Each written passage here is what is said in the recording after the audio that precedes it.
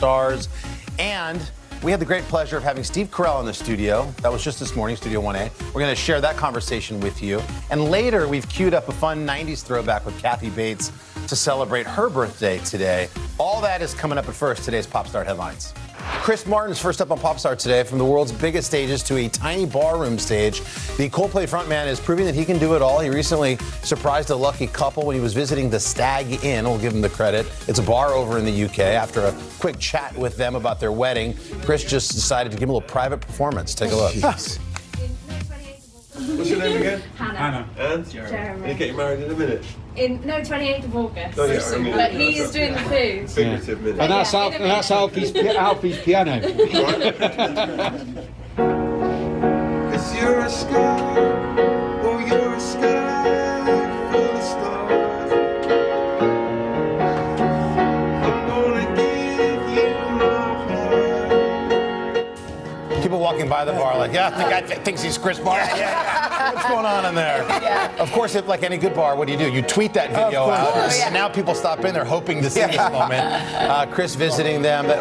They wrote he's a lovely guy. He ordered a Guinness. There you go. He's the perfect man. All right, next up, Hocus Pocus 2. Kevin Ford and Chris Martin, like the same people. Disney just dropped the first teaser trailer for the highly anticipated sequel. It's been almost 3 decades since the Halloween cult classic debuted, and all 3 of the original Sanderson sisters have returned for the next chapter. It's Bette Midler, Sarah Jessica Parker, and Kathy Najimy. They are back to terrorize Salem, get their revenge, and maybe put on one more memorable concert. Maiden, Mother, and Crone too. We call on thee with one request. Help our intentions manifest. Lock up your children! Yes, Salem, we're back!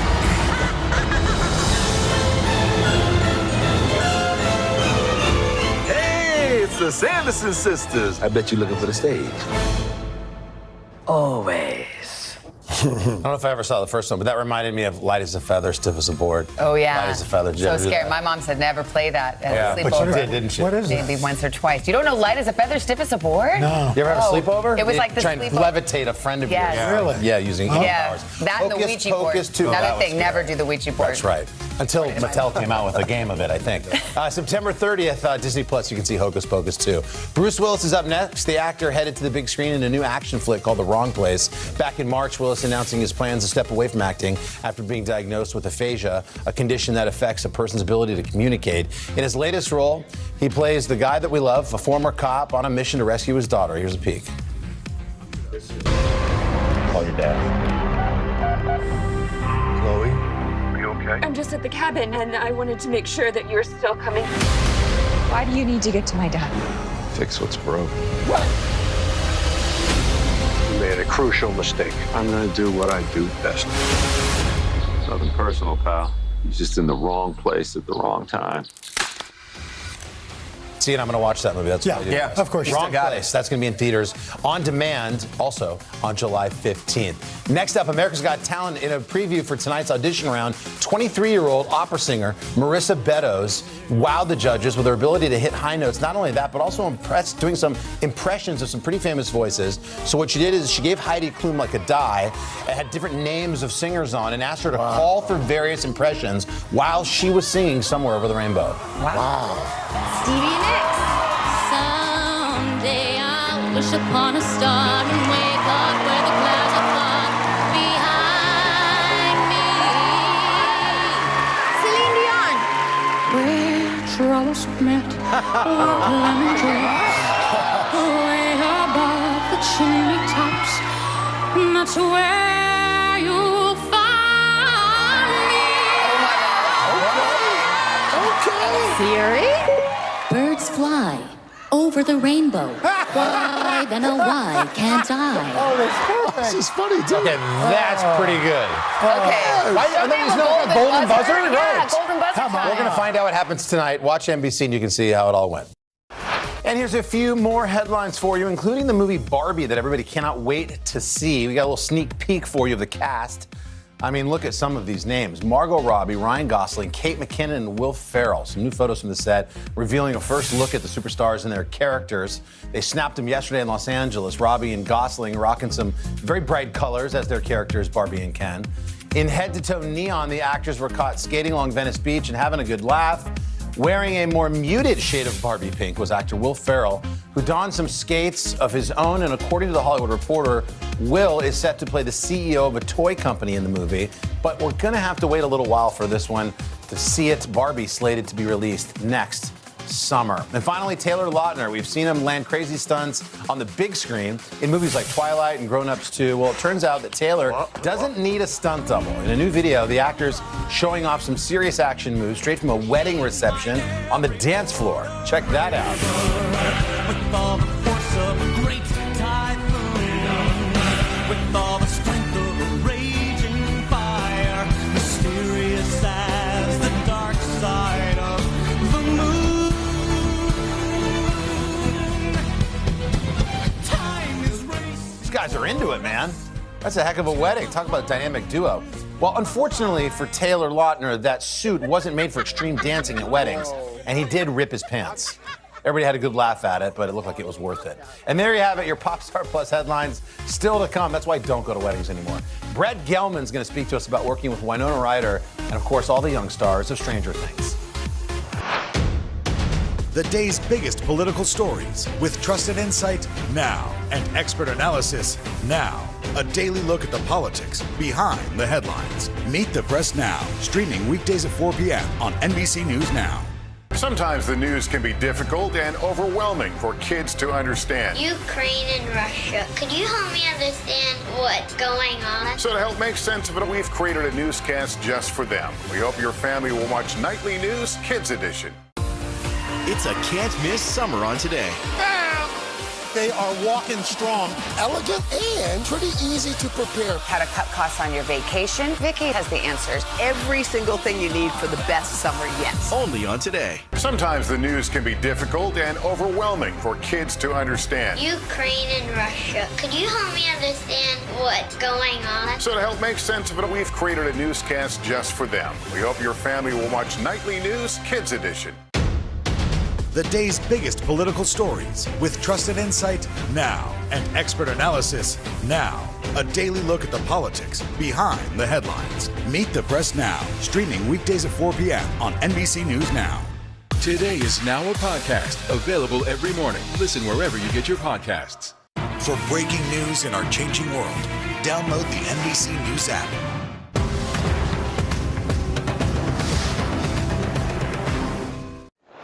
And welcome back with the final episodes of the hit show Stranger Things, set to be released on Friday. We thought we'd catch up with one of the show's stars. Brett Gelman returns as Murray and spoke to us about working with the cast on this, the final chapter.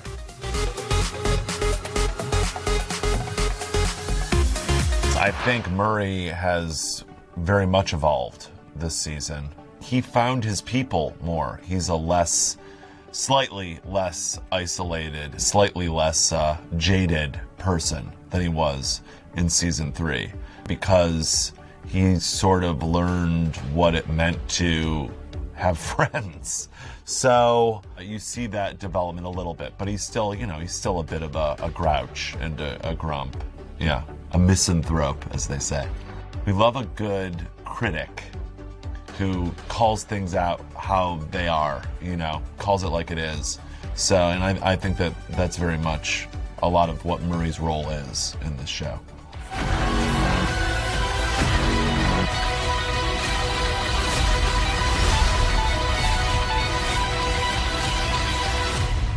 It's time. It is the darkest season. And,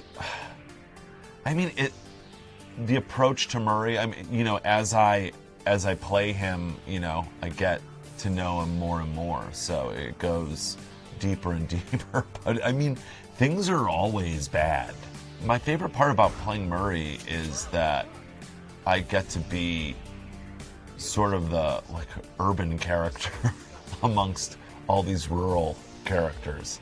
And then he sort of brings a city vibe to it. Это может лиси. А вот наручники на тебе, сволочь советская.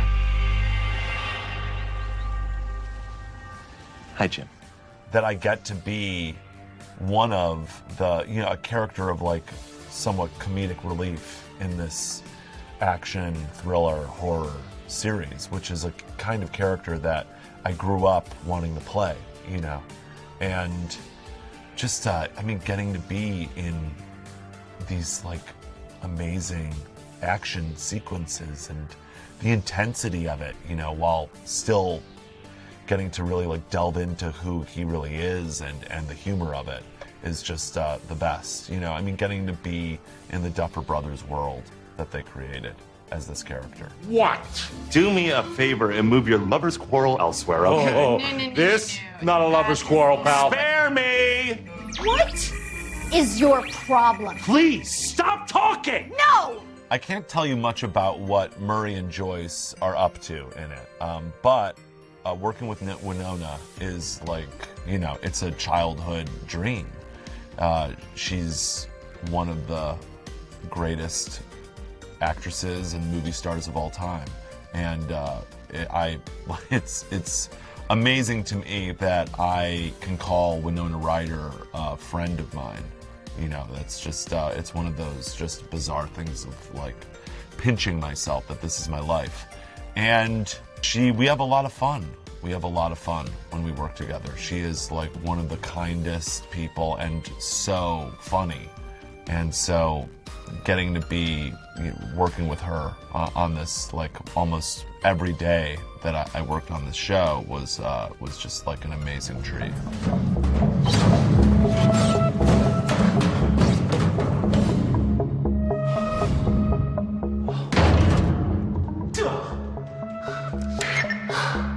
Scoops Troop, this is, Bald Eagle. I've reached another junction. This is what? The fourth junction. All right, so if memory serves, this is right after the My Little Pony thesis. We went left, so he has to go right. Fly right, Bald Eagle. Fly right. Roger that, flying right. Little Seeing the teens' growth has been amazing. They're really like just a great bunch of people. Really just so incredibly talented and nice and professional and fun to be around. So to see that they haven't become like disaster people, it's nice to see that has not happened and that they've all stayed grounded. It's amazing. I'm really grateful that the Duffer Brothers wrote me more stuff in the show, and that they made Murray's characters, Murray's involvement in the show grow. And it's insane. You forget it, because when you're working on the show, it just feels like family, that we're just all, cast and crew. It's like we're here to do a job and get it done and have a good time together. When you step away and you are reminded just how massive the show is. I am the most excited for people to see me, just do amazing acting in this season. It's really remarkable, and I think that people will really, really enjoy my performance in a way that they haven't ever before. So that's very exciting to me. I'm really excited to. I just really, this season, I think it's the best season, and I think the other 3 seasons have been amazing. But I think this is everything, like the up to the millionth degree. It is scarier, more action-packed, and funnier than previous seasons. And there is such an amazing balance of all of that. It's just like, it's really awesome. Thanks to Brett for hanging out with us. And again, Volume 2 of Stranger Things, Season 4 drops on Friday. All right, coming up, Steve Carell, a.k.a. Gru himself, fills us in on the latest word from the world of Minions. We'll meet Ukrainians who are defending their country one block at a time. When you were still in Kiev, could you hear the bombing? My name is Lester. Who's this?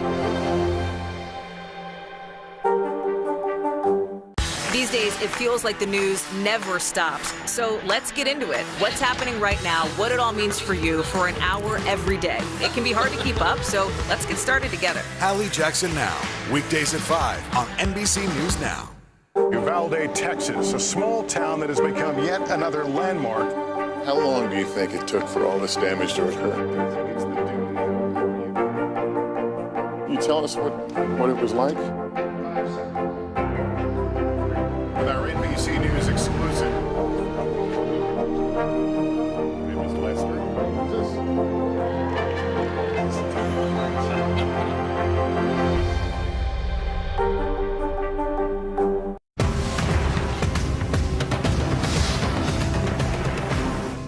For breaking news in our changing world, download the NBC News app. The day's biggest political stories with trusted insight now and expert analysis now. A daily look at the politics behind the headlines. Meet the Press Now, streaming weekdays at 4 p.m. on NBC News Now. To cover the news, you have to be in it. This is how so many towns and cities are protecting themselves. They're pushing the gates open. Was there a school officer on campus? That's what we've been told. No. Top Story with Tom Yamas, weeknights at 7 on NBC News Now. Women's basketball has been systematically held back. After 49 years of Title IX, we still have work to do. In Their Court, a podcast from NBC News and NBC Sports that goes inside the issues of inequality in women's sports. Listen now.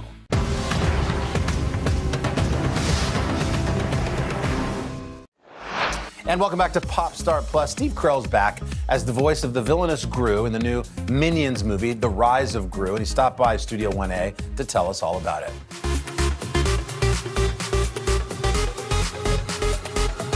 Well, we are back, and check it out. Our plaza has been taken over. We've been minionized, and we love it. But what are they without the big boss himself, Gru? And we are joined now by Steve Carell, who returns as the supervillain in Minions: The Rise of Gru. But this time, Gru is 11 3/4 years old and just meeting our yellow friends for the very first time. Take a look. When you guys tracked me down and responded to my help wanted ad, I was like, who are these tiny tater tots? And where did they get so much denim? Steve Carell, good morning. Good morning. We meet again. I know. Can you believe that this has had such staying power? It started with Despicable 1, then 2, then the Minions movie. This is, I think, is this the 5th in the franchise? Yes. Would you have ever thought this would be the one? Not until I saw the first one. Yeah. Honestly, because it takes like a year and a half, 2 years to do the voice and, you know, all the animation. They animate to the voice. And I thought it's a good script. It's really fun. I love the people involved. But then when you see the final product and what the animators and directors, producers do to it, incredible. When they first were like, we're gonna have these little yellow guys that wear denim overalls. They've like, some of them have one eye. They speak a language no one can understand, but everybody kind of understands. Were you like, oh, that's gonna be a hit? Exactly. Yeah, I was like, well, good luck. Good luck with those minions. That's an ace idea. And yeah, they were geniuses. Is it the Minions that is the secret to the success, or let's be honest, is it Gru? It's Gru. Yes. It's mostly Gru, I think. No, the Minions, and they've been described as Twinkies or tater tots, little pills. You know, it's sort of incomprehensible to me that it became what it became. But people love them, and I think it's because they're equal parts obnoxious and endearing. They are, and mischievous.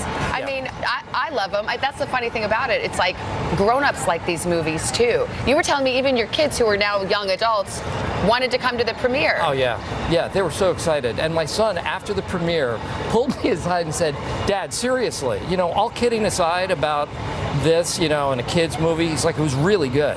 Like, and I love it because he's an aspiring film student. He's like, I love the shots, I love the composition, you know, all of the editing, the timing. Like, he really was into the movie as a movie, and it was fun to see. The first one came out when he was like 4 or 5, and now he's 18, and so he has an appreciation in a different way. That's high praise, especially from a teenager. Yeah. Like, just to say anything nice about anything a parent is involved in. Yeah. Like, good on you. So let's talk. This is Gru's origin story. Yeah. I love that it takes place in the 70s because that's just a magical template for them to work on. The outfits, the cost, the music, all of it. Yeah. Oh yeah, the music. I mean, it's all a big part of what the nostalgia of it. I think is what's going to appeal to the adults. There is one joke in it about the length of time it takes to dial a rotary phone. Yes. That's maybe one of my favorite parts of the movie. It's incredible. Gru is 11 3/4 years old, which made me think about you in the 70s at 11 3/4 years old. Yeah. What kind of kid were you? Well, I was really cool. Oh, really? Yeah. Like no nerdy, anything? No. I had it all dialed in. Were you a bully kind of too?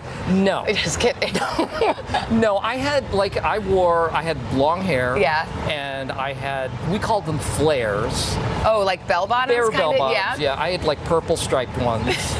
So I was kind of rocking the look. Remember Fry boots? Yeah, I I used to do. wear Fry boots. Oh, yeah. And were you like a ladies' man? Did the other fifth graders just like you? Clearly. And still am. Yeah, I know. Oh, I know. Other than you've been married for like 50 years. How many years have you been married? We've been married 50 years. I know, which is odd because you're 60. 27. I know. Oh, 27 years. I know. Your beautiful wife, your kids. I was thinking about, though, like you really got big. You were in your late 30s, almost 40. And I was just thinking about, that's a long time to be trying to make it big, to be a journeyman in this business. Well, I wasn't really trying to make it big. I just a journeyman was great for me. Yeah. I was happy making a living. That was the aspiration, just to make a living at acting, and the rest of it was just sort of gravy, really. What's the best job you ever had? We just had Kevin Ford on. He didn't miss a shift in 27 years, which is so sweet. What's of all your jobs that you've had? The worst one pops to mind. Oh, what? I worked in the produce department of a supermarket. Oh. And I had to wrap fruit in cellophane. I don't know why they did it at that point. To keep it fresh, I guess? It was the 70s. Yeah. Exactly. You were 11 3/4. Yeah, that was a tricky time. Yeah, and the boxes get all soggy there in the produce department. I know. And I was terrible at it. At one point, I was stocking popcorn on the shelves, and I accidentally poked a hole in the bag. So I took one of the labelers to put the price tags on, and I sealed up the hole with like 18 prices. And then my manager said, "What's this?" And he peeled it off and popcorn over the floor. Clean up aisle 5. Yep. That's exactly right. Thank you so much. It's good to see you. The movie is a delight. And it's because of you, Gru. It's your origin story. It's all about Gru. You're just saying that. No, I'm not. I love you, Gru. And I love the Minions. It's from our parent company, NBC Universal and Illumination. But we'd be saying this no matter what, because it's a fabulous movie and the kids will love it. Thank you. Thanks. A Day Made Better by the great Steve Carell, and having the Minions here, so much fun. Be sure and check out Minions: The Rise of Gru from our parent company, NBC Universal and Illumination. That hits theaters on Friday. Coming up, a 90s throwback with Oscar winner, honoring her birthday, the great Kathy Bates. Live from Ukraine, from Uvalde, Texas, from Mayfield, Kentucky. To cover the news, you have to be in it. This is how so many towns and cities are protecting themselves. You can actually see they're pushing the gates open. Was there a school officer on campus? That's what we've been told. No. Do you remember any tornado as bad as this one? You look at this and you're thinking, we're not going to have power for weeks, if not months. Exactly. Every night, it's your news playlist. Top Story with Tom Llamas, weeknights at 7 on NBC News Now. Women's basketball has been systematically held back. After 49 years of Title IX, we still have work to do. In Their Court, a podcast from NBC News and NBC Sports that goes inside the issues of inequality in women's sports. Listen now. Let's go. This is a critical choke point for this fire.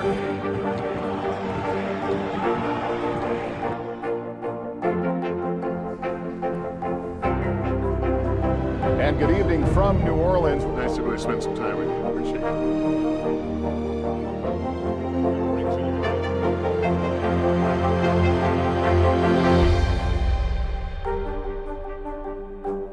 Hallie Jackson Now, weekdays at 5 on NBC News Now.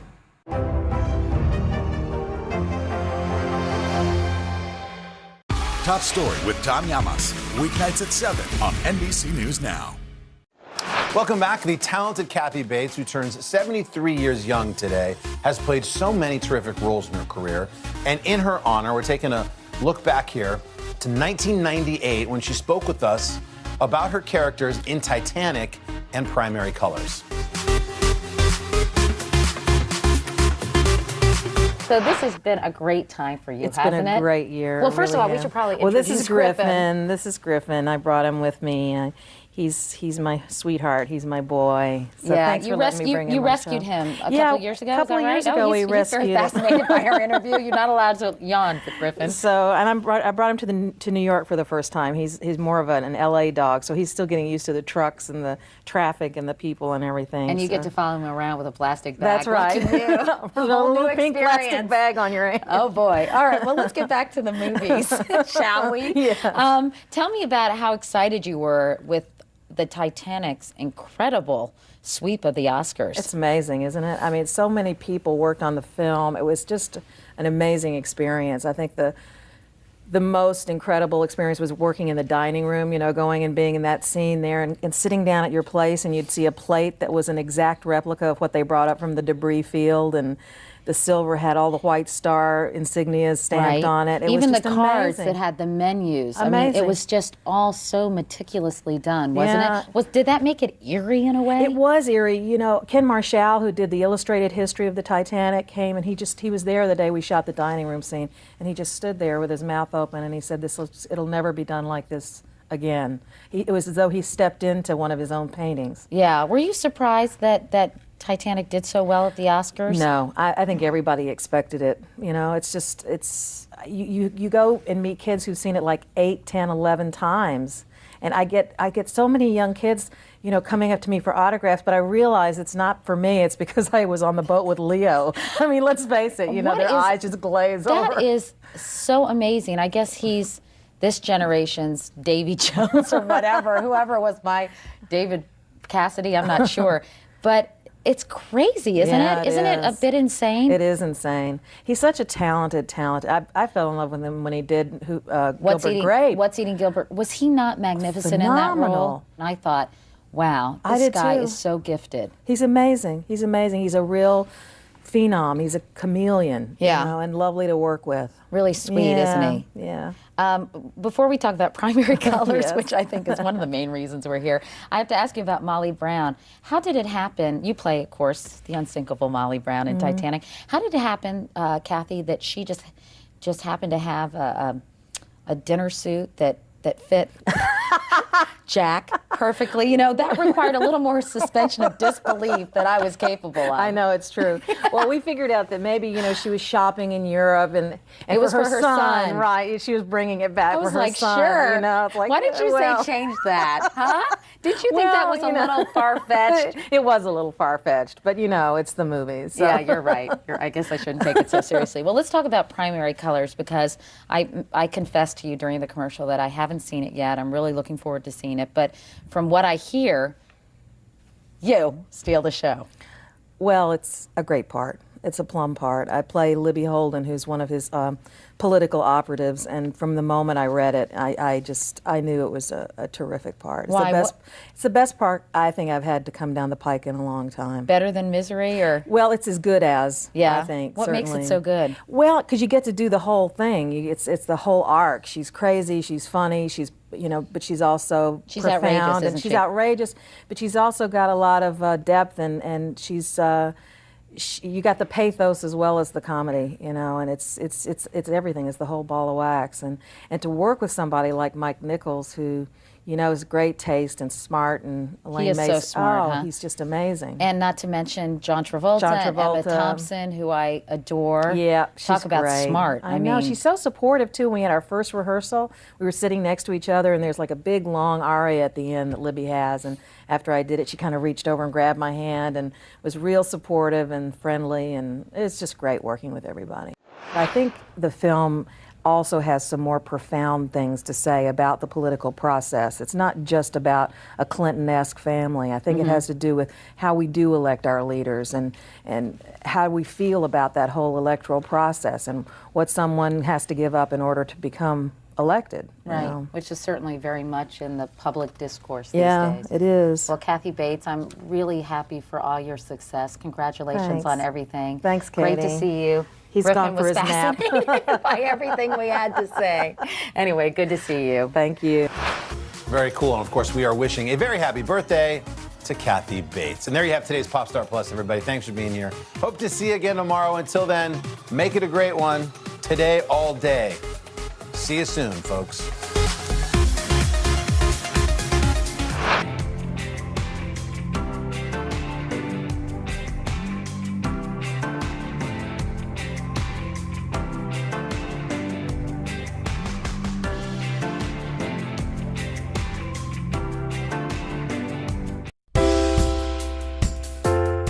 Hello and welcome to our Today All Day Pride special. Pride is universal, better together. I'm Joe Fryer. In the next half hour, we're going to highlight stories affecting the LGBTQ community. Stories of hope, healing, and inspiring individuals making this world a more inclusive place. We begin in Memphis with the story of Kayla Gore. While homelessness is a national issue, finding safe shelter can be difficult, especially for transgender individuals. Kayla's organization is hoping to change that by building houses and putting more than a roof over the heads of those in need. Take a look. It's a city known for its barbecue and blues, but just minutes from the hustle and bustle of Beale Street, Memphis, Tennessee is also home to a vibrant yet vulnerable transgender community that faces social and economic challenges. We're in the Bible Belt of the South, and it's a red state in terms of housing access and discrimination, employment access and discrimination. There's no real legal protections for trans people. Nationally, 1 in 5 trans individuals is said to have experienced homelessness at some point in their life, and nearly a third live in poverty. Those figures are even higher when you account for race. I was born and raised here in Memphis, Tennessee. When Kayla Gore was just 23 and newly transitioning, she experienced homelessness while living 1,500 miles from the city where she grew up. It was very, very scary. After returning to Memphis, she entered a transitional housing program and began working with Out Memphis, the local LGBTQ community center. During that time, Kayla says she started to see a lot of trans and queer people kicked out of their homes at the age of 18, some rejected by their families. While there are services for individuals experiencing home insecurity in Memphis, many are faith-based. There's lots of anti-LGBTQ rhetoric, and more importantly, a lot of those shelters are separated by sex assigned at birth. You're forced into a situation of either outing yourself or staying closeted in an environment where you could be incredibly unsafe. There's also a lot of trans folks of color here, so then you also kind of double down with racism. They have a lot stacked up against them. The pandemic exacerbated that. A survey by the Trevor Project found last year more than 80% of trans and non-binary youth said COVID-19 led to a more stressful living situation. Hoping to change that, Kayla, who'd been able to purchase her own home, which she shared with others who found themselves experiencing homelessness, founded My Sisters House. We wanted to provide like a space where people can thrive and they can actually start to grow and heal the trauma that they had, experienced in their youth. Originally a word-of-mouth program, My Sisters House aimed to provide emergency services and shelter to trans and queer people of color. It's for us, by us. Like, it's trans people at the helm of it, and it's from a perspective of someone who's been there. I was homeless as a youth, so I remember what it was like being vulnerable. As My Sisters House evolved, so did their mission. Now the group is aiming to build 20 homes for trans women in Memphis. It's safe to say that I did not come from a background of building houses or working with plumbing and electrical, but it is safe to say that I came from a family that had really love and compassion for the community that they live in. Originally planning to build tiny homes, they're now renovating existing homes because of the rising costs of everything, including lumber. Using a lottery of individuals they've previously helped, recipients get more than a shelter. They actually own the house. It's a different feeling when you have your own place. Jeanette Adams moved into her home just a few months ago. It's a tiny house, but it's big to me. Jeanette had been living with her mom and has a supportive family, but being able to live on her own has boosted her confidence. I felt free.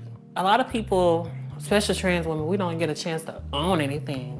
Kayla says that's exactly what she's hoping to provide those selected to receive a house. Trans people are boxed out of economics in so many different ways that we have to build our own economics.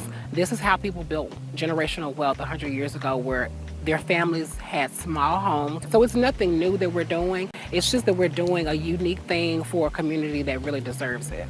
Just a couple miles from Jeanette's home, crews are replacing the electrical system at another property. This will be our 5th house that will be occupied. Modee James will soon call this 2-bedroom home her own sanctuary. I'm ecstatic about it because it would be mine. It would be my home, not my house. Modee says she does not feel safe in her current living arrangement. I've been trying to get a home on my own. They take you through the ringer, and they expensive. I see nothing, and I live nothing but poverty. I'm trying to overcome it. LGBTQ advocates in Memphis say My Sister's House is giving people more than a place to live. It also created visibility and hope and inspiration for the trans community and for trans people of color here in the South that just wasn't there before. If I had the opportunity to receive the resources that we provide today, I couldn't imagine what my life would be like. Kayla hopes to expand and replicate what My Sister's House has done in other cities. She also hopes the program has something of an expiration date. I would want the legacy of My Sister's House to be that we came, we conquered, and we disappeared because we no longer were needed. My Sister's House operates mostly through donations and grants. A GoFundMe for the group has generated more than $300,000. Kayla says they have a goal to build and renovate 20 homes by the end of next year. Coming up, Craig chats with the sole openly gay professional baseball player in the league. Plus, this cattle ranch has become a social media sensation for its grass-fed beef and the queer farmers behind the brand. Stay with us. We're here to start conversations about the big things happening in our world, because it's not my job to tell you what to think. My job is to think about what you tell me. Now Tonight with Joshua Johnson, streaming weeknights at 8 on NBC News Now. Top Story with Tom Llamas, weeknights at 7 on NBC News Now. Sometimes the news can be difficult and overwhelming for kids to understand. Ukraine and Russia. Could you help me understand what's going on? So to help make sense of it, we've created a newscast just for them. We hope your family will watch Nightly News Kids Edition. Let's go. This is a critical choke point for this fire.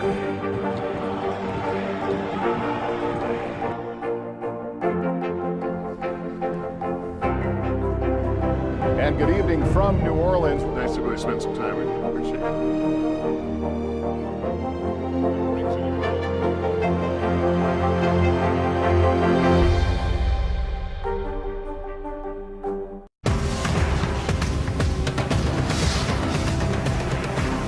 Welcome back to Today. We got a lot to celebrate on this Wednesday morning. It's good to have you along with us. You don't know when your moment's coming, but when it does, you take it. Everybody's good, and that's it. Top Story with Tom Llamas, weeknights at 7 on NBC News Now. Baseball, America's favorite pastime. We might sing Take Me Out to the Ball Game, but it's a profession that only has one out player, Brian Ruby. Craig recently caught up with Brian to hear about his experiences as a gay professional baseball player and how his dad's support has made all the difference. Take a look.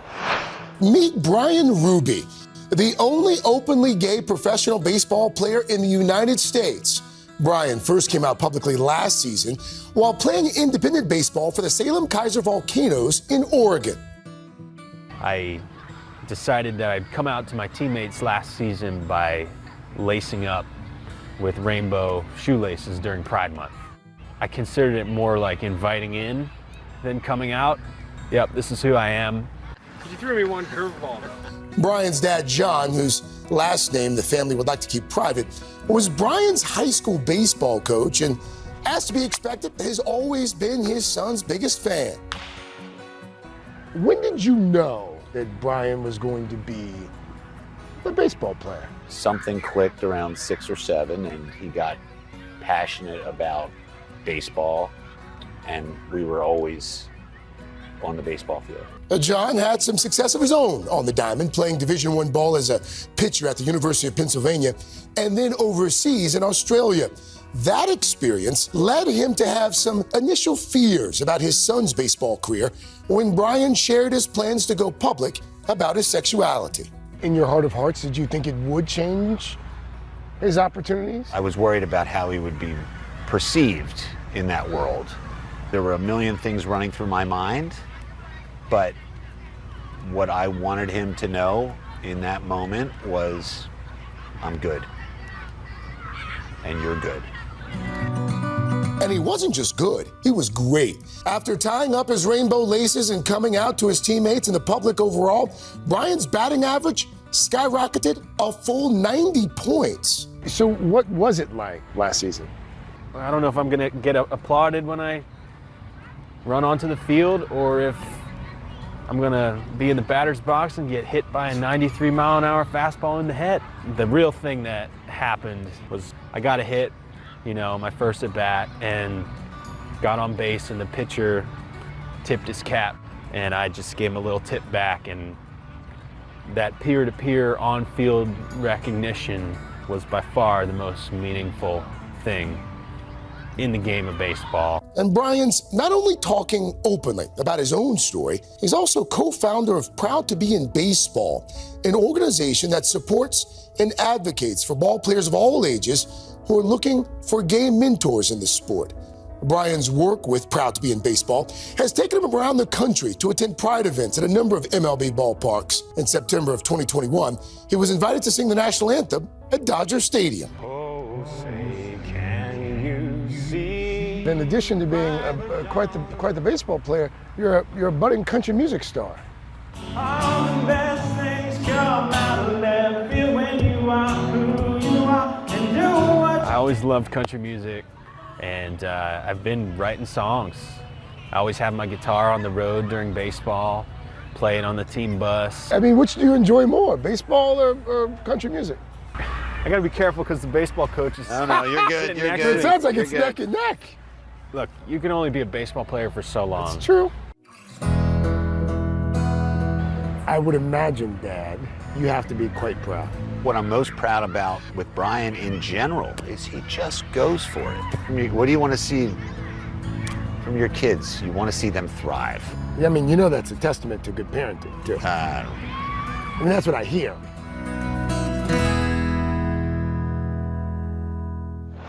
When we come back, the spotlight is on LGBTQ youth and the generational shift of coming out in this digital world. Stay with us. Now Tonight with Joshua Johnson, streaming weeknights at 8 on NBC News Now.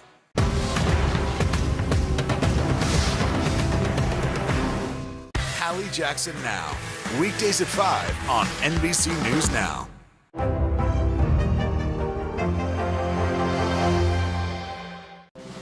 The midterms are here. It's time to plan your vote.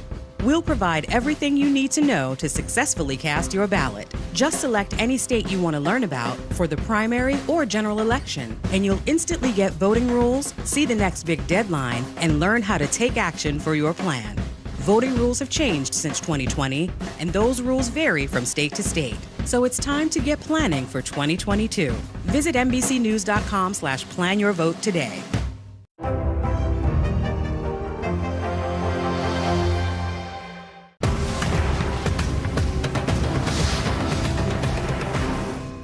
To cover the news, you have to be in it. This is how so many towns and cities are protecting themselves. They're pushing the gates open. Was there a school officer on campus? That's what we've been told. No. Top Story with Tom Yamas, weeknights at 7 on NBC News Now. Live from Ukraine, from Uvalde, Texas, from Mayfield, Kentucky. To cover the news, you have to be in it. This is how so many towns and cities are protecting themselves. You can actually see they're pushing the gates open. Was there a school officer on campus? That's what we've been told. No. Do you remember any tornado as bad as this one? You look at this and you're thinking, we're not going to have power for weeks, if not months. Exactly. Every night, it's your news playlist. Top Story with Tom Yamas, weeknights at 7 on NBC News Now. To cover the news, you have to be in it. These are families trying to board those trains to Poland. I also want to get home. You'll get home. Every night, it's your news playlist. Top Story with Tom Yamas, weeknights at 7 on NBC News Now. Welcome back. Now we focus on the future and the advances the next generation is making when it comes to coming out. I sat down with 5 students at the University of Central Florida to hear about their experiences with coming out. Take a look. They're called Gen Z, but many young adults proudly embrace 5 other letters, LGBTQ. I'm a lesbian. I'm gay. I'm bisexual. I'm transgender. I'm queer. A recent Gallup poll found that among Gen Z adults, those between the ages of 18 and 25, about 21% identify as LGBTQ. 21%. That's 1 in 5. When you heard that number, what was your reaction? I really wasn't surprised. Our generation isn't really scared to actually say that we're part of the community and we're actually proud of who we are. With the help of Campus Pride, a national group supporting LGBTQ college students, we gathered this group of Gen Zers: Eddie, Nick, Marcus, Sierra, and Mary. They go to the University of Central Florida and are part of the first generation to totally grow up in a digital world. Social media, how important was that to you when you were younger? Oh, social media, it was like everything to me because it really helped me form a sense of myself. I remember writing in my diary as a kid that I had a crush on a boy just over and over and over, just to pray that eventually I'll convince myself that I do. And I got introduced to these online communities, and I finally saw, oh wait, I'm not a freak. There are people out there who feel the same way that I do. And that realization saved my life. And I don't want to add more stress to your day, but I love you. They could also see themselves reflected in traditional media, movies, and TV shows. Growing up and seeing even the smallest bits of representation in like LGBTQ plus characters and everything of that sort is just made me feel, like not alone. And it made me feel like kind of understood. And perhaps no endorsement had a greater impact than the one delivered by the Supreme Court in 2015. Now to that historic Supreme Court decision legalizing same-sex marriage across the land. All of it creates a sense of belonging that mental health experts say is vital. The messaging that Gen Zers have is like it's okay to be who you are and to love who you love and to talk about that and celebrate that. A majority of LGBTQ Gen Zers say they're bisexual, and among those 5 letters, a growing number of young people identify as queer, which is perhaps most simply defined as not straight. I present as a boy, but I love pink or I love like feminine things, but at the same time I could also like masculine things, and I don't need to be in that set like binary. For your generation, it's easier to come out than say my generation, but it's not easy, is it? No, definitely not. For me, coming out was always sort of like bouncing off a brick wall and bouncing off the brick wall and bouncing until eventually I can make a dent. I feel like there's this huge disconnect. Oh, being queer is like a trend, but these are people's identities. These are people really putting themselves on the line and putting themselves in a place where they could be in danger. All of them grew up in more conservative communities in Florida. It's a state that's making headlines this year for passing legislation that prohibits classroom instruction on sexual orientation and gender identity for many younger students. We're going to make sure that parents are able to send their kid to kindergarten without having some of this stuff injected into their school curriculum. What critics call the Don't Say Gay law. Now you're just trying to control and minimize us and just kind of shove us back even more, but I think it only just kind of makes us push back harder. So when you look at the future, do you have optimism? Yes, definitely. We have always been here, and now we are saying we're here. We are letting the world know that we accept ourselves, we love ourselves, and we're not going to back down. One major reason it's easier for younger people to come out, society is more accepting. 70% of Americans now approve of same-sex marriage. And here's a really important stat about acceptance. LGBTQ youth who have at least one accepting adult in their lives were 40% less likely to report a suicide attempt. According to Harvard's Life in Rural America surveys, less than 5% of the rural population identifies as LGBTQ. But Bastrop Cattle Company is working to change that. The grass-fed beef brand has taken TikTok by storm, amassing millions of views and likes about their grass-fed beef while influencing a new generation of farmers within the ranching community. Take a look. The first video that I made ended up going viral for about 9 million views on TikTok, and it's just me yelling at cows. Normally me being sassy with them because some of them are just real troublemakers. Come on, girls! I did not expect that people would be so interested in just a gay man yelling at cows. That gay man is Max Kremke. He, along with husband Brandon Raisler and Patty Jacobs, own Bastrop Cattle Company. This trio is changing outdated stereotypes of cattle ranchers. Their farmhouse is even pink. I think that rural Texas gets painted with a broad brush, that it's going to be intolerant or traditional. I get the sense from a lot of people in certain areas that they don't see that many gay ranchers around.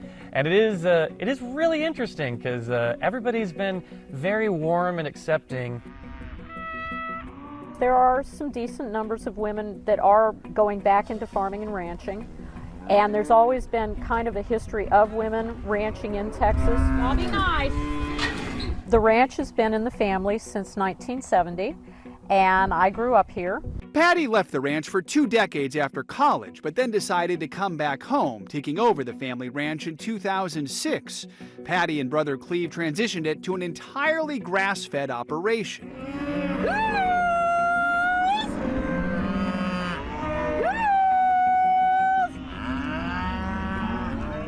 The calves are born here.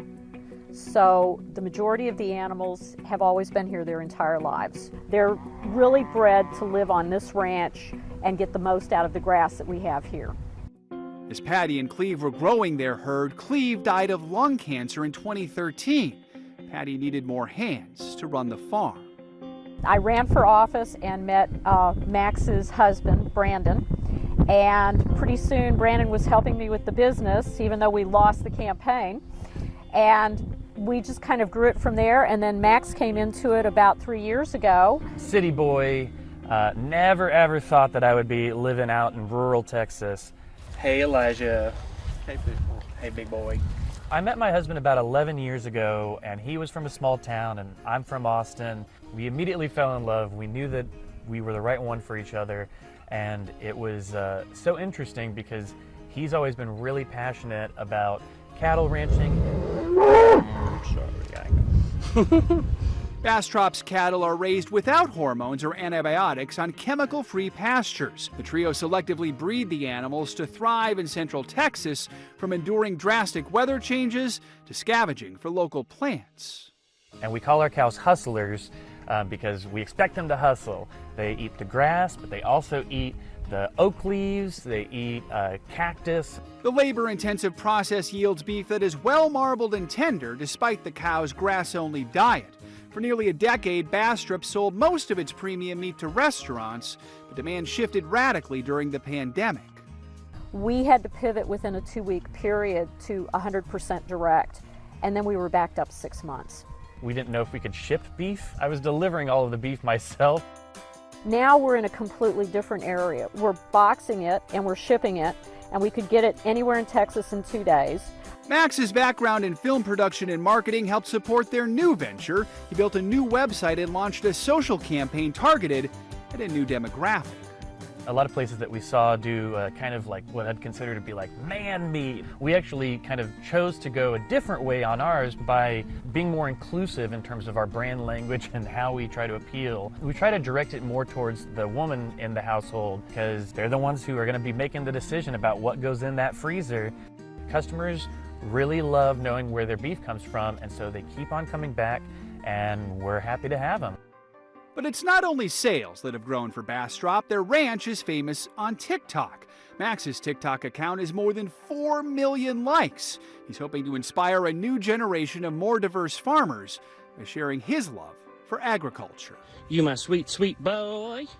You let me rub around on your horns.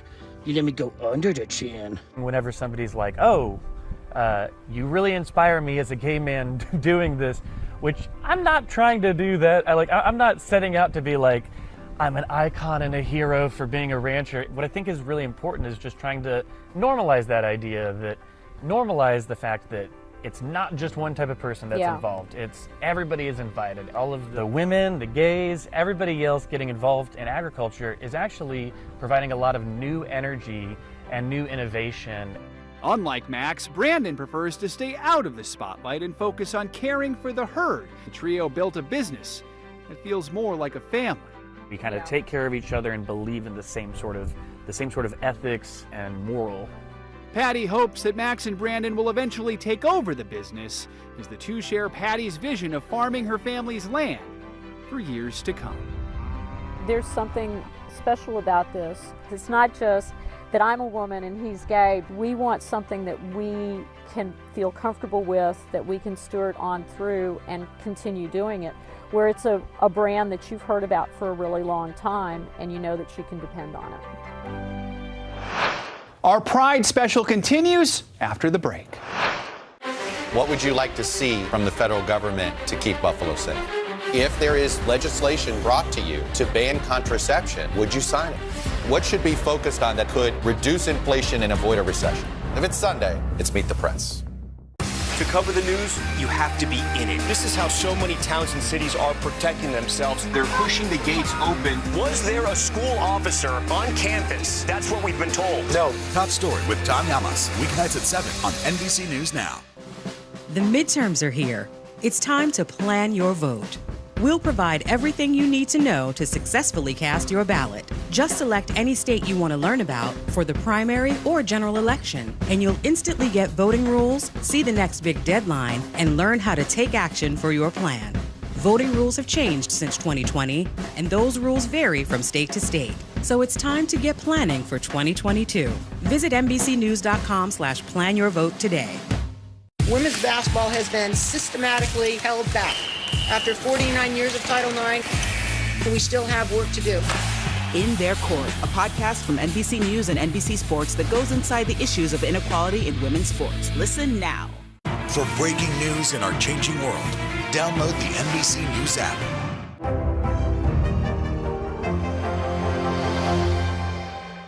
Hallie Jackson Now. Weekdays at 5 on NBC News Now. Welcome back. From lipstick to eyeshadow, beauty products allow users to feel like better versions of themselves. And now the world of beauty is more expansive with the rise of gender-inclusive beauty brands. Take a look. For years, the beauty industry has marketed products towards an exclusive audience. So how come you're putting lipstick on? A girl's always got to look her best. But now, gender-inclusive beauty brands are redefining beauty standards beyond the binary. When we speak about gender inclusivity and gender-expansive identities, what we really mean by that is that anybody can express any aspect of their self as they'd like regarding gender. Laura Kraber was inspired by her experience as a parent to create We Are Fluid in 2018. I've just been so inspired by the young people who are leading a societal shift and creating a more expansive understanding of gender identity. I just felt like now was the time to create a brand that was welcoming to people of all skin tones, all gender expressions, all gender identities. Laura was onto something. 69% of Gen Z and millennials are looking for more brands that offer gender-inclusive products, according to a report from YPulse, a youth marketing research company. Now, many are turning frustration into fuel to start their own beauty brands. I was inspired to create Dragon Beauty after being a little frustrated that the beauty industry wasn't reflecting someone like myself as a trans woman in the marketplace. I feel like beauty really needs to match the world. The world is colorful and people come in an array of a spectrum and in different sizes, shapes, ethnicities, you name it. Patrick Starr created One Size to encourage kindness and expression. It's important for me to share the voices of the unseen and the unheard in my community because once upon a time, I was one of those customers. I was scared to buy makeup. I felt like I was going to be judged. I felt like no one was going to accept me. The One Size brand mission is to represent everyone through beauty. Makeup is a one-size-fits-all. To keep up with high demand, these brands are shifting their focus to incorporate inclusivity and representation, from products to marketing and beyond. We really need to champion those that are unconventional and different. I think we're all tired of seeing the same type of model again and again. I think we're living through a moment where that is really changing, and I think in 10 years we'll see even more change. For me, it's so important to have trans models, to have models of color, to have a workspace that reflects the room that I want to be in. For these founders, personal experience led to products that are changing the world of beauty for the better. I was wanting to look in the mirror and see the woman that I felt inside. These beauty products really helped me find who I was and have always been my protective armor in facing the world. I wasn't born like this. I didn't get to wake up like this.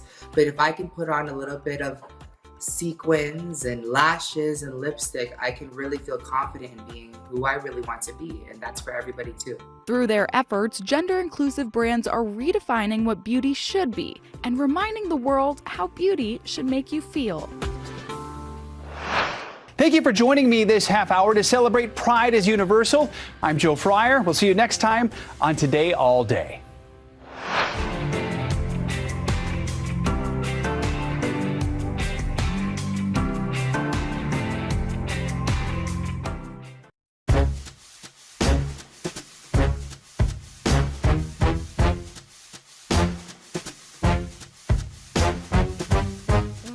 I scream, you scream. Okay, I'm going to stop right there because I know you know how it goes.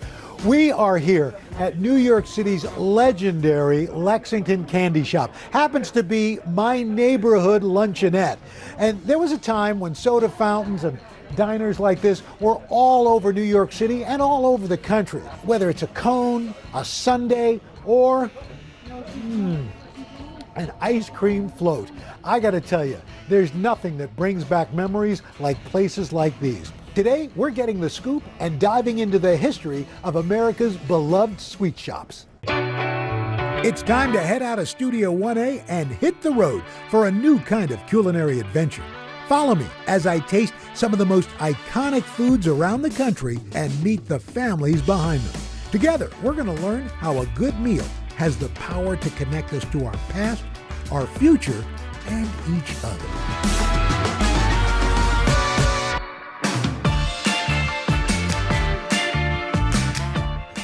It's no coincidence that here at the Lexington Candy Shop, one of New York City's most iconic soda fountains, they serve ice cream from the city of brotherly love. It's Bassett's, the oldest ice cream company in America.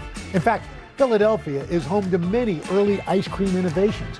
And at the Franklin Fountain, we've got two brothers who have recreated a turn-of-the-century fountain that celebrates Philadelphia's unique contribution to American ice cream history. We're very proud to be called soda jerks. In the heyday of soda fountains, being called a jerk was a good thing. A soda jerk is someone that jerks the handle on the soda fountain.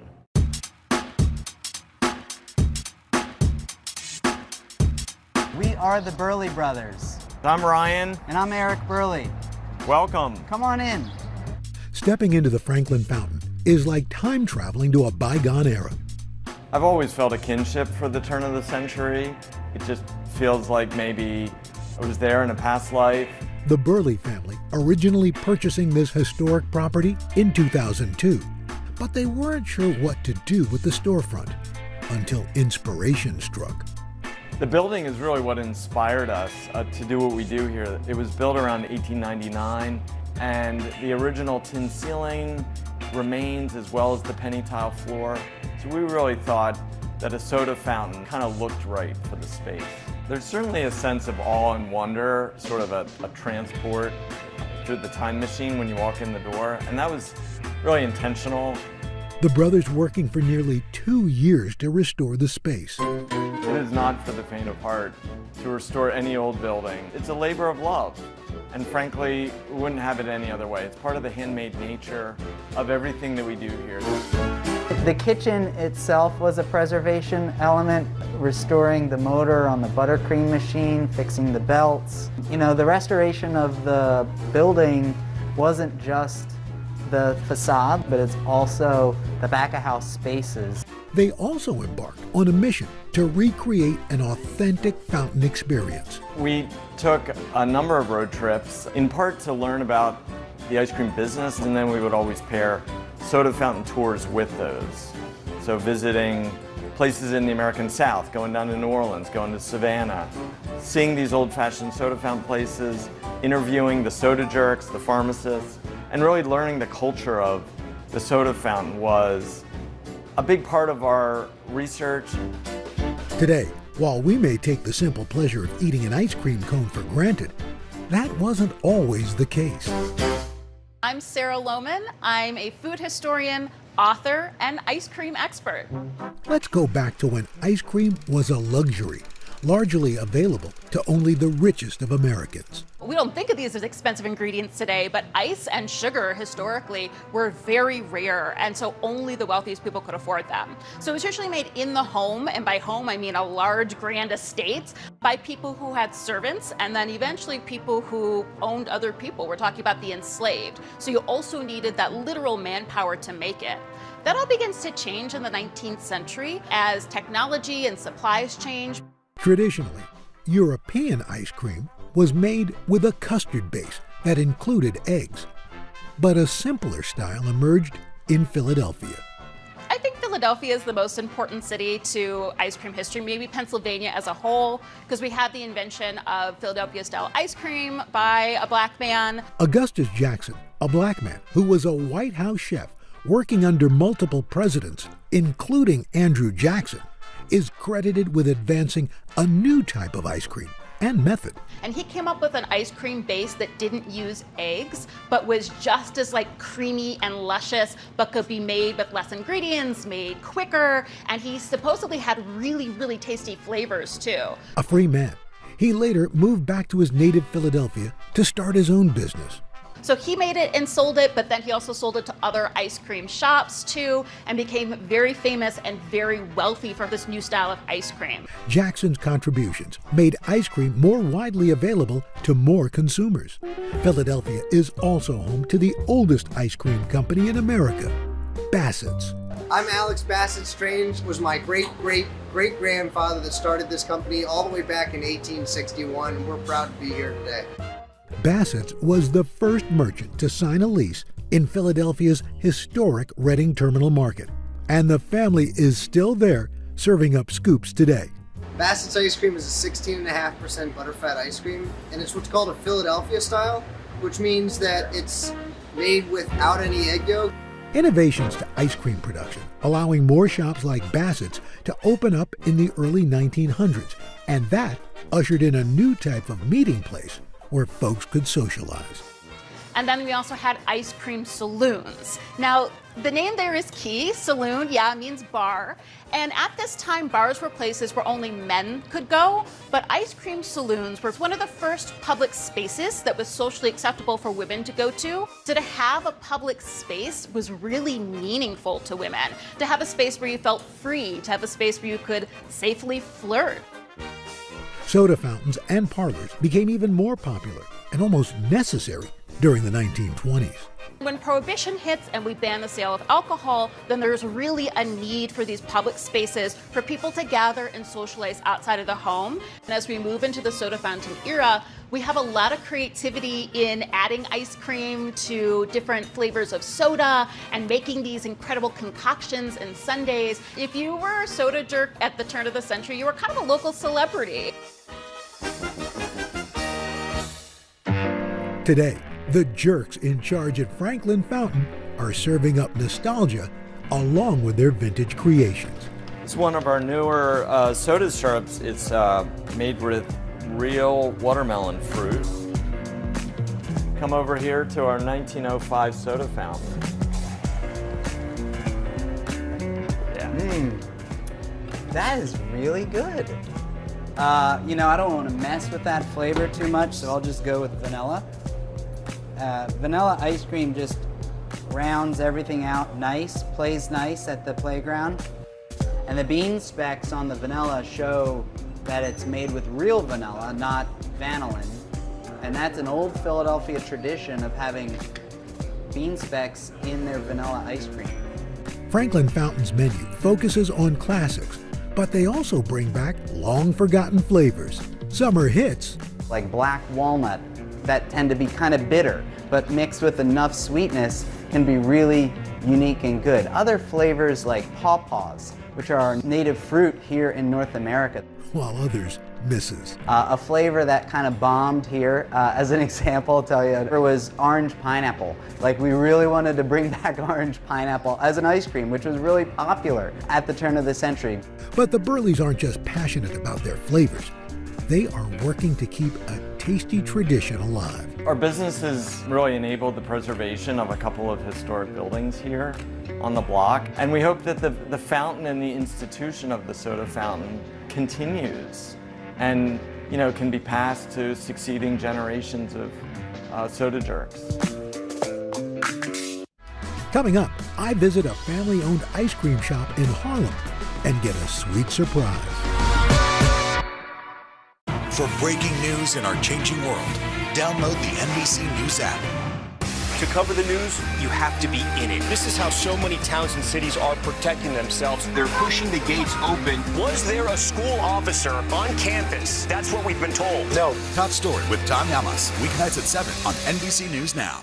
Live from Ukraine, from Uvalde, Texas, from Mayfield, Kentucky. To cover the news, you have to be in it. This is how so many towns and cities are protecting themselves. You can actually see they're pushing the gates open. Was there a school officer on campus? That's what we've been told. No. Do you remember any tornado as bad as this one? You look at this and you're thinking, we're not going to have power for weeks, if not months. Exactly. Every night, it's your news playlist. Top Story with Tom Yamas, weeknights at 7 on NBC News Now. Top Story with Tom Yamas, weeknights at 7 on NBC News Now. To cover the news, you have to be in it. These are families trying to board those trains to Poland. I also want to get home. You'll get home. Every night, it's your news playlist. Top Story with Tom Yamas, weeknights at 7 on NBC News Now.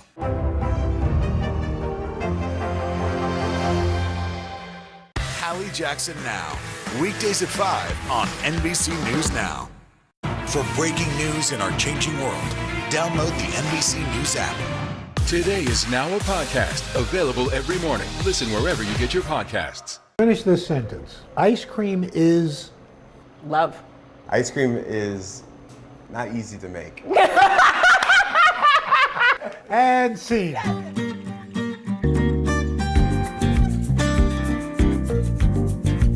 We're up here in Harlem, where the forecast is partly cloudy with a 100% chance of sprinkles.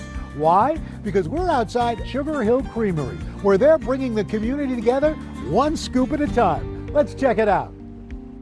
Hey guys, nice to meet you. Hi, it's nice to meet you. That's Nick and Petrushka Larson, husband and wife, and parents to Isla, Zadie, and Nico. So let's talk ice cream. They're also the owners of Harlem's Sugar Hill Creamery, which the couple opened in their beloved neighborhood in 2017. We're gonna give you the scoop, Al. Bam! For the couple, that bam moment came after meeting up with friends in DC for some premium scoops. We had small batch delicious ice cream, and that is when it hit us that this was not an experience that we could have in our own neighborhood. The realization that they couldn't do this in Harlem was the beginning of their sweet journey. When Nick and I started dating, he always said he wanted to own a food establishment of some sort. And then this, moment in life kind of presented the opportunity. Petrushka oversees the shop's marketing and business, while Nick, he develops their artisanal flavors, often looking to the neighborhood for inspiration. The great thing about having a small shop, you see in real time, oh yeah, they don't like this, right? And our friends from Harlem, they are not shy to being like, yo, no, this is no good. So your flavors are nods to Harlem. Nods to Harlem, nods to our respective cultures as well. So I'm Black, African American, and from the Caribbean. And Nick is from the Midwest and was raised on a farm. We're channeling Harlem, we're channeling childhood memories, we're channeling the way that we were raised, what we were eating. I think this is the best example of channeling our neighborhood. So we have a flavor called Cafe Tuba. And where the first location is, it's like a few blocks from Little Senegal. The flavor Cafe Tuba uses coffee from Senegal. We incorporate peanut brittle and Celine pepper brownies. So it's a bit of a twist on a classic, which we like to say we make, twists on classics and then all their flavors that you wouldn't expect. Many features of the Scoop Shop pay homage to Harlem, starting with the name.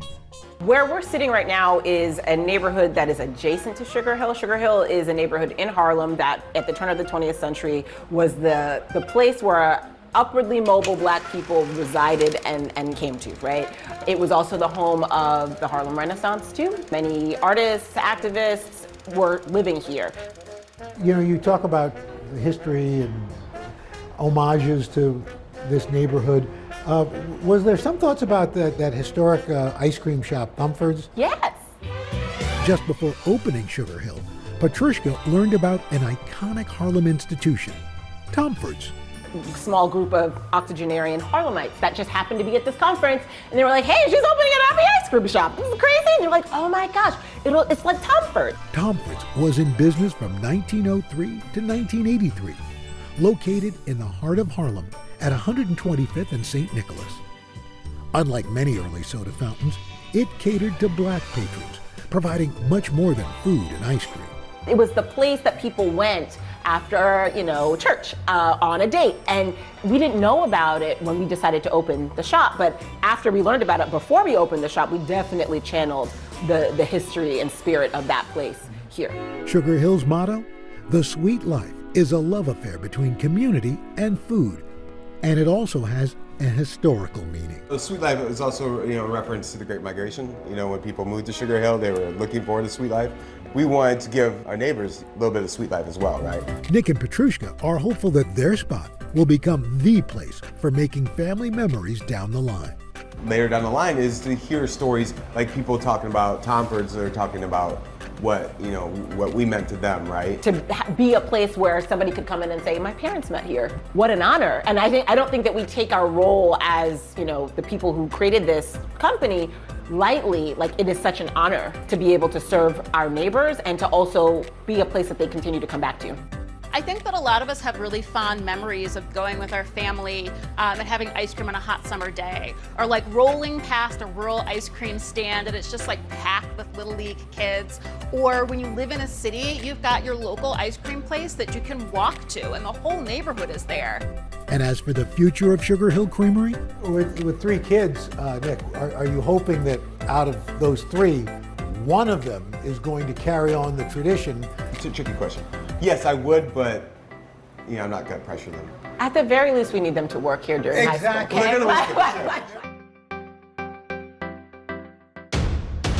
The day's biggest political stories with trusted insight now and expert analysis now. A daily look at the politics behind the headlines. Meet the Press Now, streaming weekdays at 4 p.m. on NBC News Now. For breaking news in our changing world, download the NBC News app. The day's biggest political stories with trusted insight now and expert analysis now. A daily look at the politics behind the headlines. Meet the Press Now, streaming weekdays at 4 p.m. on NBC News Now. Live from Ukraine, from Uvalde, Texas, from Mayfield, Kentucky. To cover the news, you have to be in it. This is how so many towns and cities are protecting themselves. You can actually see they're pushing the gates open. Was there a school officer on campus? That's what we've been told. No, do you remember any tornado as bad as this one? You look at this and you're thinking, we're not going to have power for weeks, if not months. Exactly. Every night, it's your news playlist. Top Story with Tom Llamas, weeknights at 7 on NBC News Now. Sometimes the news can be difficult and overwhelming for kids to understand. Ukraine and Russia. Could you help me understand what's going on? So to help make sense of it, we've created a newscast just for them. We hope your family will watch Nightly News Kids Edition. We're here to start conversations about the big things happening in our world, because it's not my job to tell you what to think. My job is to think about what you tell me. Now Tonight with Joshua Johnson, streaming weeknights at 8 on NBC News Now. It's a can't-miss summer on Today. They are walking strong, elegant, and pretty easy to prepare. How to cut costs on your vacation? Vicky has the answers. Every single thing you need for the best summer yet. Only on Today.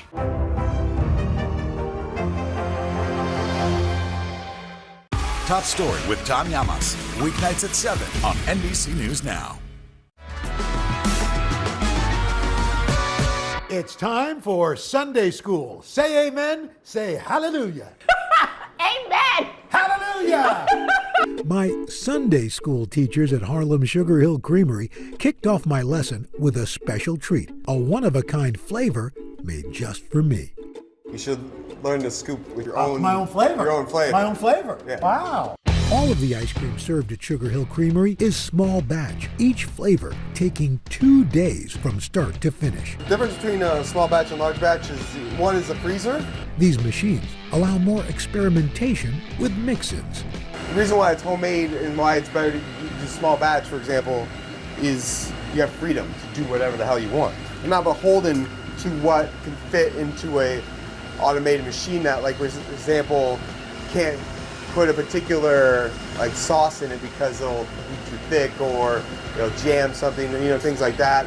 And now, back to Sunday school. So what's my flavor? So your flavor. So we've heard from around the way that you're a fan of cookies and cream. I am. Also, that you like sweet potato pie. I do. Okay, so this is a combination. And pecans. Well, the pecan element is a part of the sweet potato pie. But yes. I can tell you guys are married.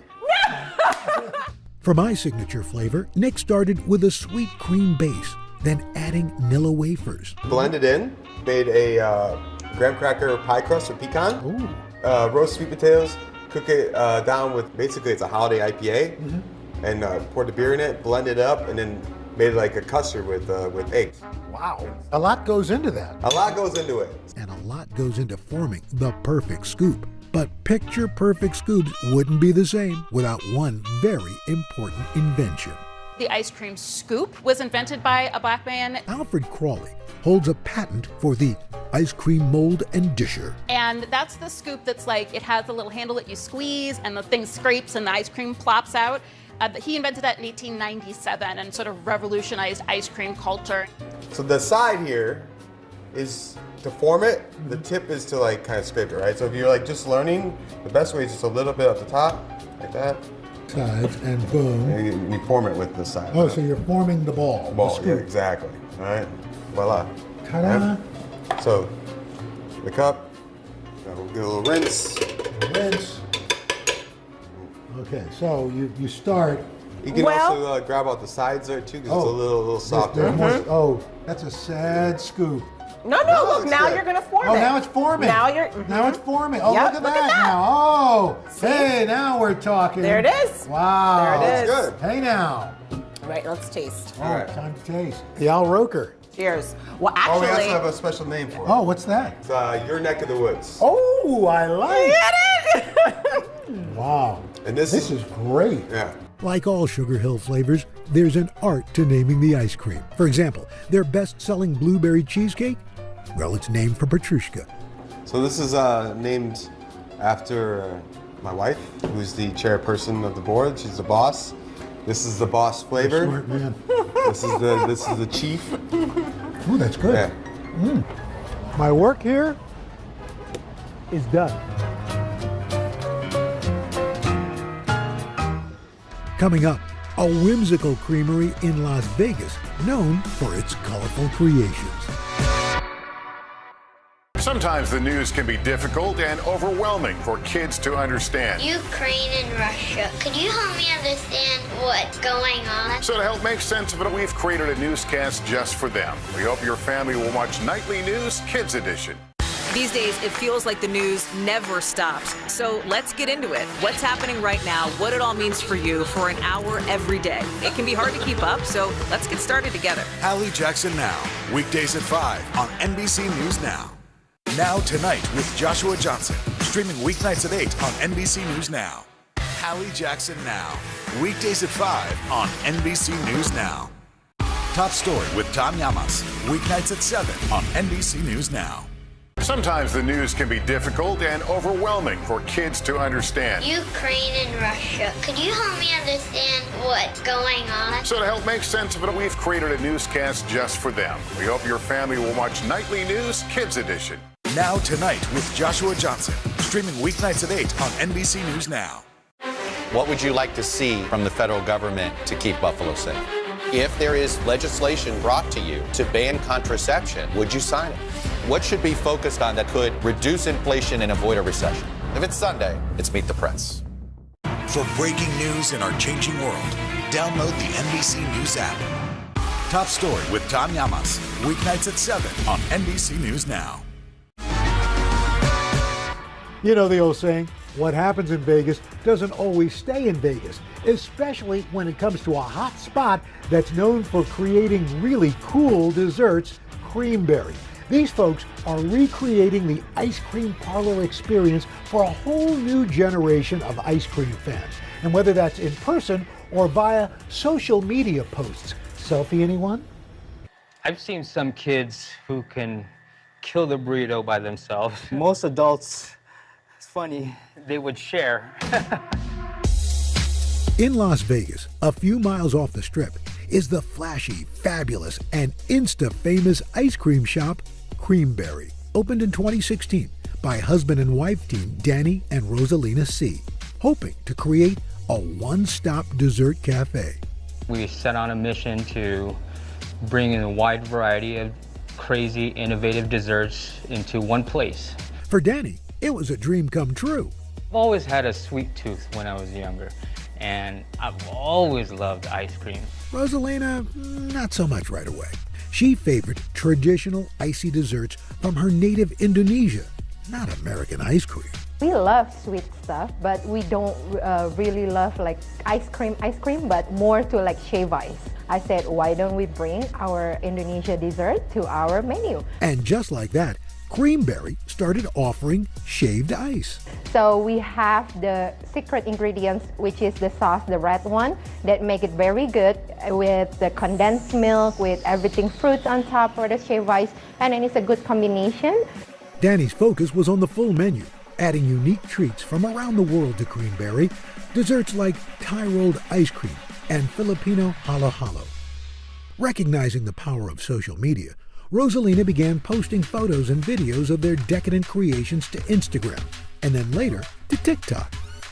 It's a practice that keeps modern ice cream parlors relevant, according to food historian Sarah Lohmann. I think social media is important because, I mean, there's people out there who are following ice cream places that maybe they'll go to, maybe they'll never go to, but it's like the visual appeal. Most people who buy cookbooks don't actually cook the recipes. It's like they flip through the pages to go on a journey. I think like social media and like ice cream social media lets us do that as well. One of their most eye-catching treats, the legendary cotton candy burrito, a social media and IRL favorite. Another one, maybe, ooh, look at this, the giant burrito. Oh, the birthday burrito. Yeah, the birthday burrito. I think that should be perfect for today. #genius. The cotton candy burrito proves that something savory can be the sweetest inspiration. I was having Mexican dinner one night, and of course eating burritos and tacos. That's where it gave me the idea, hey, why don't I try to experiment this into a dessert? And long behold, it actually worked. Rosalina was immediately impressed. I was like, man, that's a good idea. Creamery was one of the first shops in the U.S. to offer the viral treat, but it took a few tries to perfect. As everybody knows, cotton candy is very fragile, and any type of moisture or it would just ruin the cotton candy. The first step in the process isn't posted on social media. Spinning the cotton candy is one of our trade secrets for our cotton candy burrito. So we usually spin it in the back in the kitchen. The couple's young sons also deserve a shout out for their love of cotton candy and its impact on their business. Our kids love cotton candy, so that's why that's the first time that we bring the cotton candy to our shop. So what's more important, how their desserts look or how they taste? Both. Both. If customers come in and they're visually attracted to it and they try it and it doesn't taste good, they're not going to come back and get the same dessert. So we eat with our eyes, right? So there's always been effort and consideration into the appearance of food, but the more photographs we can take and the wider they get spread, like with the spread of Instagram and social media, I think there's been even more of a sort of focus on how our food looks on camera. And ice cream is sort of the perfect medium for that. Like you can have a really wild color. You can have this like a really elaborate sundae, or you can have something that's just like really bold and beautiful. Luckily, because it's ice cream, it all still tastes good while looking good at the same time. Other Insta and TikTok-worthy finds include their made-to-order ice cream tacos and wild milkshakes. For Rosalina, the more social interaction, the better. We really love to see the comments, how many likes we got, and then, you know, like a lot of people repost it too. And those comments, good and bad, help the duo refine their creations. Sometimes people say, oh, don't put too much sprinkled candy or whatever it is. And then sometimes we take it like, oh yeah, maybe not too much, just maybe only a little bit. Yeah, it's very helpful for us as well, because then at least we can adjust what is necessary and to accommodate the customers. The virtual shares are sweet, but it's even sweeter when followers from around the world get to try Creamery. We can never get enough of seeing all the smiles when the customers get their orders. Just the facial expressions that they give us. In an era when we're bombarded with options, the simple joy of heading out for ice cream has withstood the test of time. I think that ice cream shops, spaces, parlors, ice creameries have survived because they've always fulfilled that community space and that family space. It's something that everybody can come together around. And families behind the counter will keep scooping up sweet memories for years to come.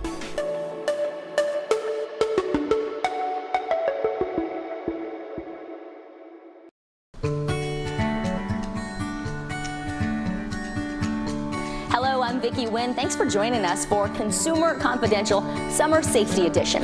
Now we're going to talk about keeping safe this summer, but we're also going to tell you how to save on summer essentials. With inflation reaching record levels, we'll give you some tips to make your money work. But first, the Consumer Product Safety Commission says drownings usually spike during the summer, but these accidents are preventable. Here are some simple reminders. The unmistakable sound of summer. Kids playing in the pool. But without proper attention, fun can quickly take a tragic turn. On average, more than 900 kids die each year from drowning in the U.S.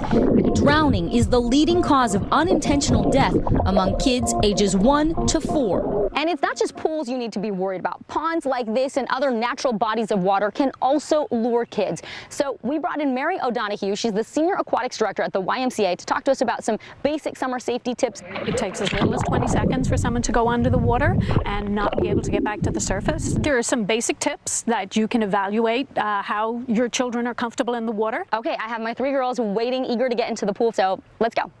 We are all suited up, ready to go.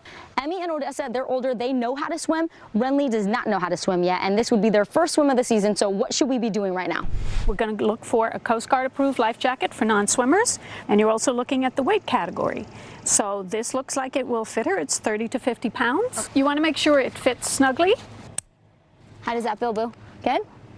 Next, the big girls are up for a quick water competency check. You want to make sure that they can independently submerge in the water.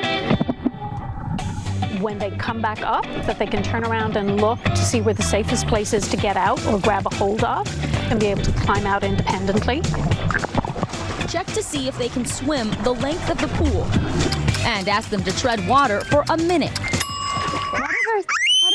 Okay, lay down. Okay. So Mary, what if you have a child that's not really into being in the pool? And that's fine. Just let them be comfortable in how they are. Sometimes it's just sitting on the wall, putting their feet in. Having the Coast Guard approved life jacket on will ensure that if they do get into the water, they're going to be safe. Pool toys are fun, but they can also be dangerous because they block your view of who's in the water. It doesn't look like there are any kids in the water right now, but there are. So make sure you take the pool toys out when you're not using them. It's also important to have a sturdy gate with openings that don't allow little ones to slip through, and you want to make sure the gate is self-locking. And don't forget kiddie pools and above-ground pools. Experts say children can drown in as little as 1.5 inches of water. So empty those smaller pools after using them and remove the latter from larger pools. And no matter what kind of water the kids are in, always designate a water watcher, an adult assigned to watch the kids at all times. Tips to keep your family safe while swimming this summer. Now, even if your child is a good swimmer, fatigue can kick in. So set a timer to remind everyone to take a break and, importantly, hydrate. With more on summer safety, NBC News medical contributor Dr. Natalie Azar joins us now. Thank you so much for being here. Thanks for having me, Vic. So, Dr. Azar, let's talk about heat exhaustion. Yes. Let's get an idea of, what are some of the warning signs we should be watching out for? So the number one thing, Vicki, is that people can either pass out or they have a core body temperature of 104 degrees Fahrenheit. Most of us don't have a digital thermometer on board, so other signs and symptoms to look for would be confusion, headache, lightheadedness. dry skin. People think a lot, well, if you're overheated, you're going to be sweating a lot. No, people who have heat exhaustion will actually have very red, very hot, very dry skin. That's a very good clue. Okay, so if you see someone who is experiencing that, what should you do? So the first thing to do is move them into a cool area. So a shady area under a tree, air conditioning if you can. We have some props with us here. Yeah. If you have the, if you're near ice packs, let's say you're at a picnic or something like that, the places to put them under the neck, under the arm, in the groin. Those are areas where a lot of blood vessels that can start to cool the temperature down.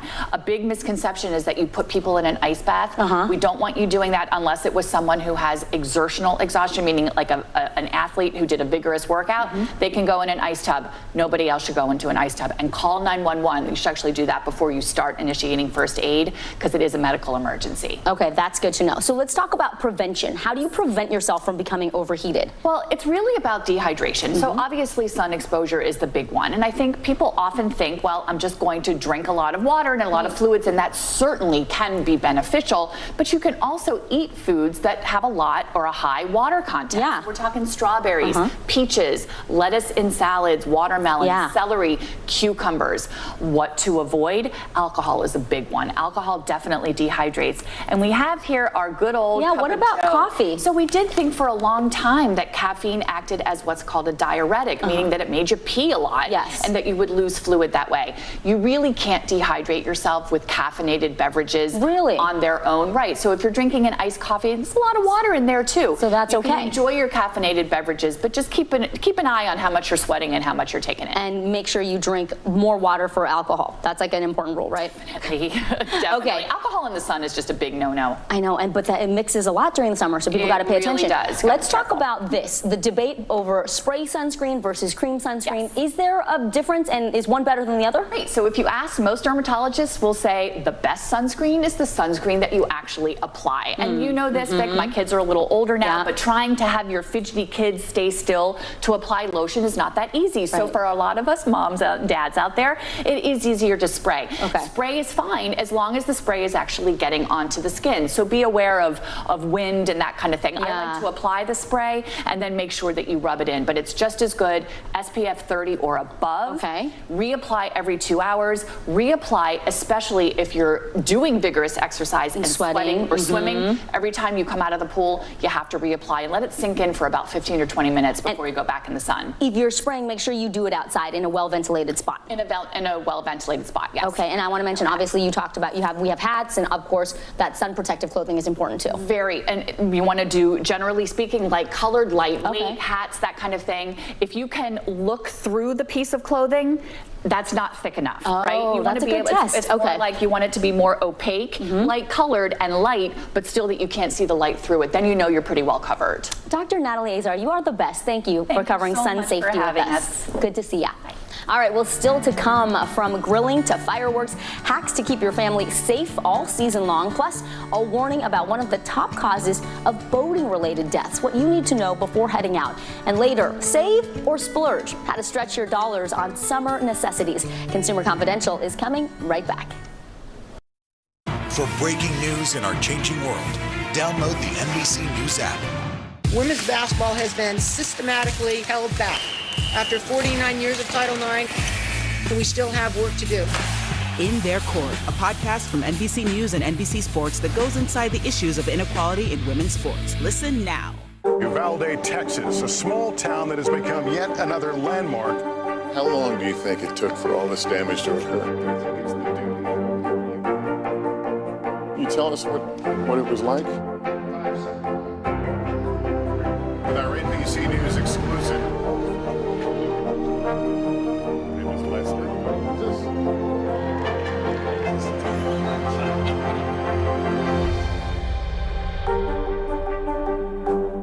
We're here to start conversations about the big things happening in our world, because it's not my job to tell you what to think. My job is to think about what you tell me. Now Tonight with Joshua Johnson, streaming weeknights at 8 on NBC News Now. What would you like to see from the federal government to keep Buffalo safe? If there is legislation brought to you to ban contraception, would you sign it? What should be focused on that could reduce inflation and avoid a recession? If it's Sunday, it's Meet the Press. Top Story with Tom Llamas. Weeknights at 7 on NBC News Now. Now Tonight with Joshua Johnson. Streaming weeknights at 8 on NBC News Now.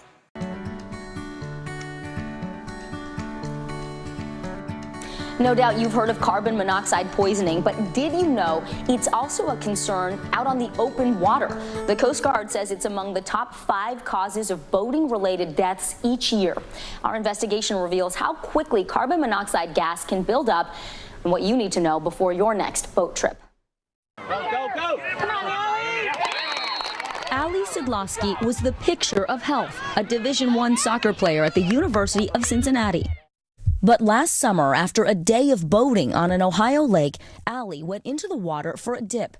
She never resurfaced. 911, where is your emergency? We're on East Fork Lake. A girl jumped in. She did not have a life jacket on. And she's not surfaced yet? No. The boat was running, and we think the carbon monoxide made her pass out. The coroner later confirmed the suspicion. Allie's cause of death was drowning, with a contributing cause of carbon monoxide intoxication. There's still part of us thinking that she's coming home. It doesn't feel real. It doesn't feel real. For the first time, Allie's parents, Dave and Tracy Sidlaski, shared their story. When you got the call and they told you your daughter had drowned, so what did you think? Well, I was confused because Allie knew how to swim. It didn't make sense. Her parents say Allie grew up swimming in their backyard pool. Did you have any concept that this was a possibility, that someone could die of carbon monoxide poisoning on a boat? 100% no. The U.S. Coast Guard reports 41 incidents of boat-related carbon monoxide poisoning and 5 deaths in 2020. Experts say carbon monoxide from a boat's engine can build up, especially while the boat is idling or moving at slow speeds, creating an invisible cloud. That toxic gas can cause lethargy, headaches, nausea. Too much, and it's lethal, which is why people should avoid breathing in the exhaust expelled from the engine, usually located in the back. The Sidlaski family attorney rented this boat, similar to the one Allie was riding, for our demonstration. Allie's friends on the boat that day say she was sitting in the back in an area called the swimming deck. You can see these look like seats. There are cushions, even a cup holder for drinks. But according to the boat maker, this is not a designated seating area. At the time, the Yamaha owner's manual said passengers must always sit in a designated seating area. This diagram highlights these seats as safe, but not the swimming deck. Yamaha also warns, stay away from the swim platform area while the engines are running. Exhaust gases coming from underneath it contain carbon monoxide. This is not a problem to be solved in the owner's manual, okay? There should not be seats in the danger zone. Attorney John Ustel filed a lawsuit on behalf of Allie's family. To understand how quickly carbon monoxide can build up, I used this special meter. Anything above 200 parts per million and an alarm goes off. With the engine idling, it only took a few minutes. Wow, we're over 400, 500, 600, up to 700 now, climbing quickly. We're at more than 400, 500. This alarm is going off. Dr. Bill Benda is a professor of emergency medicine at Florida Atlantic University and an avid boater. He was with me for the readings. We were getting readings above 500, 600, 700 parts per million. What does that tell you about that area of the boat? That is definitely a danger zone, and you should remove yourselves and your children from that area of the boat immediately. Do you think carbon monoxide poisoning incidents are underreported? Absolutely. And why is that?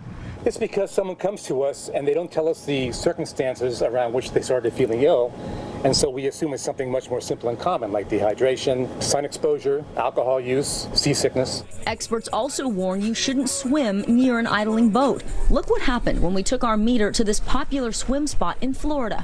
What are you seeing? 300 parts per million. Our producer, Joe Enoch, collected readings from the air around the Yamaha and other boats. Joe, I hear it going off. What are you getting? I'm getting 100 up to 400 parts per million. He even measured the air near these boaters who were stunned by the readings. We're getting readings of 300 and up. You see how far away we are from the boat engine? Did you know that this is something that could happen? I had no idea. That is crazy because every time we go to the sandbar, we leave the boat motor running so it could keep speakers running and stuff. Yamaha declined to be interviewed, writing, "We do not make comments regarding current, pending, or possible litigation." After our story first aired, Yamaha updated their website with this graphic adding, "Warning, do not occupy the stern of the boat when engines are running due to the possibility of carbon monoxide poisoning and falling." As for the Sidlaski family, they hope Allie's legacy is one that saves lives. We can't bring our daughter back, but if we can try to save other people from having to go through this, we want to do our best to do that. It is preventable. Our thanks to the Sidlaski family for speaking to us. The CDC, Coast Guard, and Marine Manufacturers Association say swimming decks can be particularly dangerous when the engine is on because you're on top of where the engine vents and the exhaust. So this is a potential danger for any boat. You really want to pay attention to where you sit and whether you start feeling symptoms like nausea, headache, or sleepiness. And we should mention, while shooting this story, we took multiple breaks away from the engines to keep ourselves and our crew safe. Well, one of my favorite holidays, 4th of July, but before you do anything, some must-see safety tips and hacks to make sure everyone has a great time while staying safe. It's the 4th of July, and that means summer. Time to head outside and enjoy the weather. And if you're like me, there will be a lot of grilling happening in your house, but are you using one of these to clean your grates? Well, the metal bristles work great for cleaning, but they can also come out of the brush and get stuck in your food. So here is a fantastic alternative. An onion. Yeah, an onion. Check it out. It works really well to get all that gunk off of the grates. And if you don't have an onion, another quick, easy trick, aluminum foil. Just take a ball and get to scrubbing.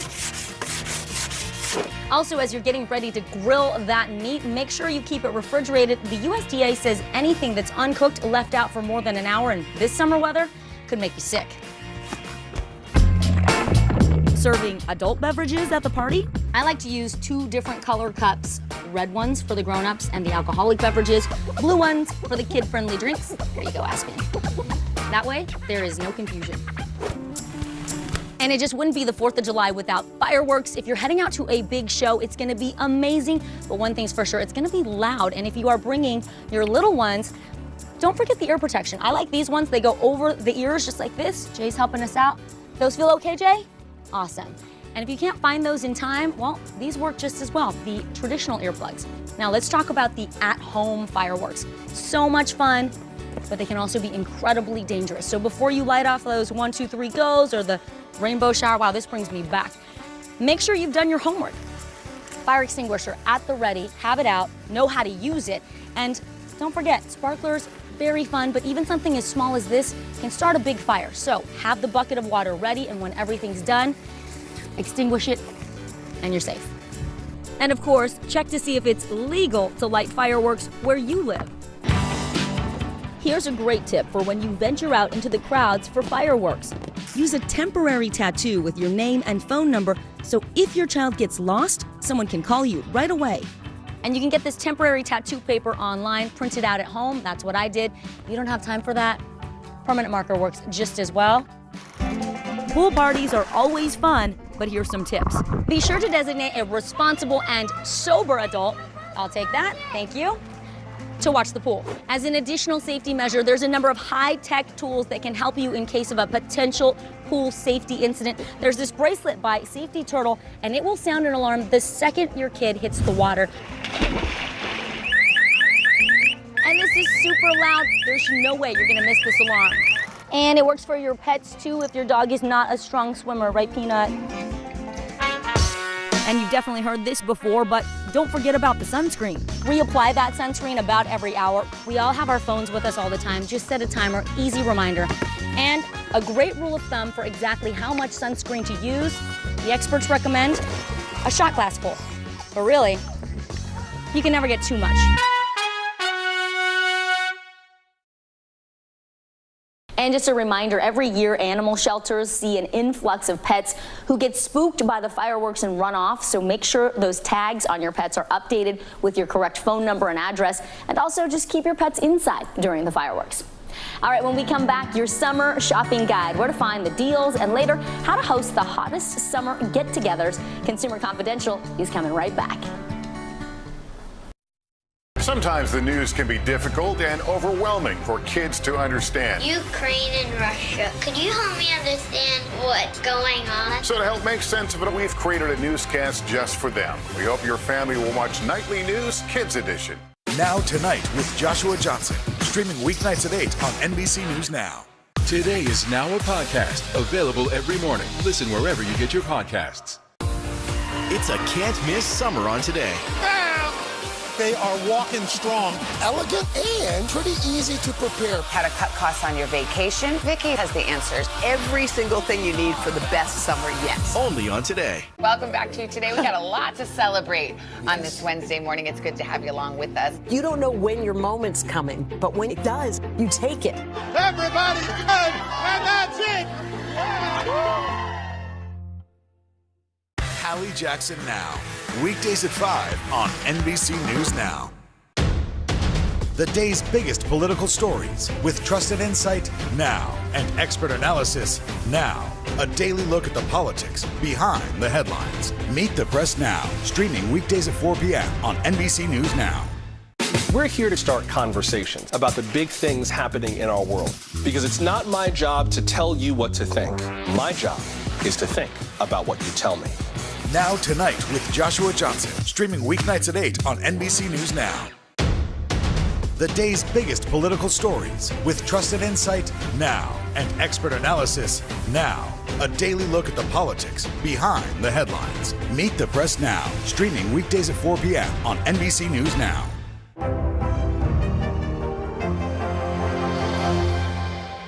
Today is now a podcast, available every morning. Listen wherever you get your podcasts. Hallie Jackson Now, weekdays at 5 on NBC News Now. As you know, consumers are facing record levels of inflation, but with a new season comes a need for certain items. So what should you buy now and what should you hold off on? Here with our summer shopping guide is Mary Beth Quirk. She's a shopping editor at Consumer Reports. Welcome, Mary Beth. Thanks for being here. So you and your team at Consumer Reports, you look at what's on sale all year round, and you're here to tell me what we should maybe be buying right now. What's on sale? Yeah, so our experts at Consumer Reports track prices on products, again, all year long. So June, some deep discounts we're expecting to see.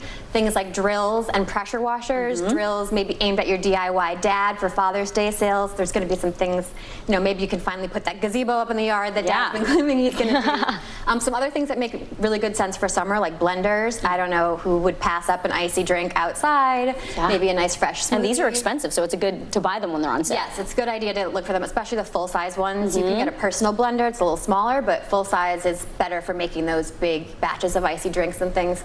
Smart speakers is a good one, and popular.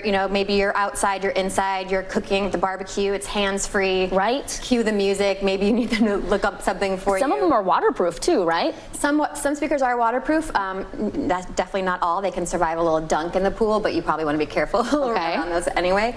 And then some other, big essentials. We don't have a stroller, but strollers are it's a good time to buy those in June. Maybe your kid's grown up a little bit, or you want to get out and enjoy the weather.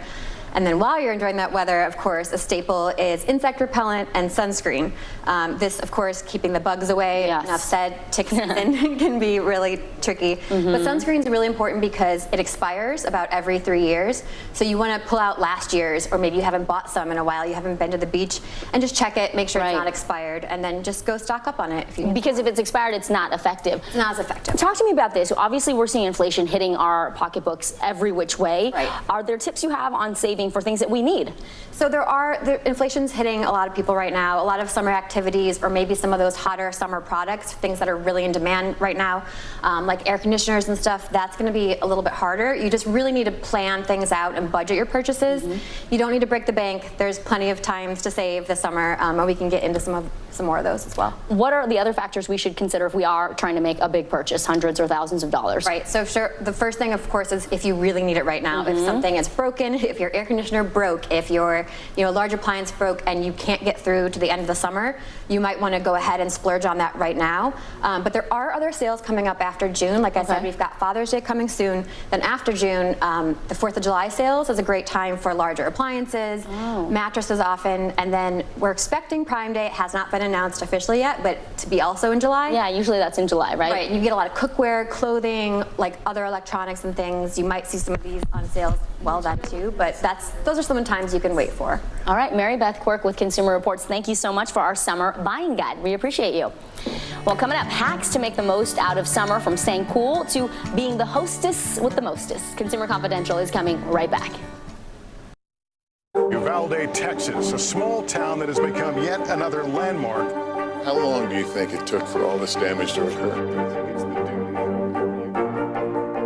Can you tell us what it was like? With our NBC News exclusive.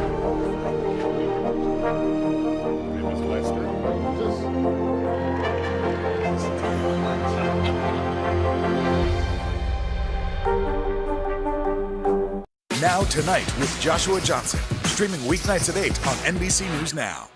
For breaking news in our changing world, download the NBC News app.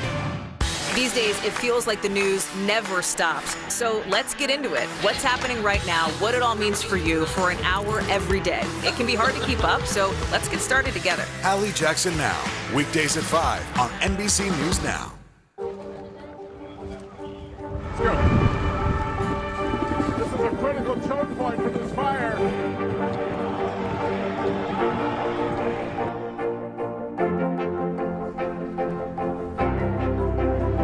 And good evening from New Orleans. Nice to really spend some time with you. Appreciate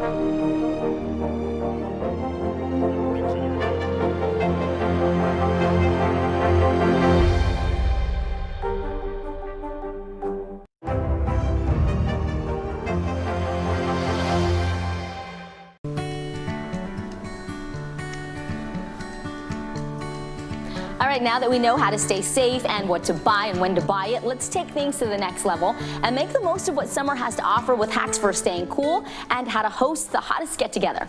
Melanie Burlier, the Spruce Group General Manager, she's here now to help us maximize our summer. Okay, welcome, Melanie. I'm going to bring us over here. Start off with talking to us about these products and how can they help us with our summer plans. There are so many underrated ways to beat the heat this summer. When it comes to energy efficiency, one of the simplest things you can do is swap out all of your old bulbs for the newer ones because they're more energy efficient and they're not going to emit any heat throughout your home. Nice, so you save money on the bill and they're cooler. What about these devices here? So the dehumidifier comes in handy because your air conditioning unit is working really, really hard to cool the air and remove moisture from the air. But if you have a dehumidifier on site, the air conditioner isn't going to have to work as hard. Nice. Oh, I love that. Okay, and then finally talk to us about the pillow and sheets here. Sure. So bedding is super important when it comes to your temperature control, which impacts your quality of sleep. Yes. With a cooling pillow, you're actually going to remove heat from your body and get a better night's rest during the summer. That. Yeah, it's so important to sleep with a cool pillow. And at the Spruce, we recommend really lightweight 100% cotton sheets for the summer months. Okay, excellent. All right, my family loves to be outside. We can't wait to get out there, use our backyard. Tell us about different things that we can do to stay cool, stay hydrated, and have a good time. Sure. So a DIY bar cart is one of our favorite things. Oh, that's a great idea. So easy to do, and it's a fan favorite. So you just need, in addition to the bar cart, you need a beverage dispenser to display your batch cocktail of choice. You need super durable tumblers. Forget glass outdoors, please. Yeah. It's much safer to go with a durable plastic. And then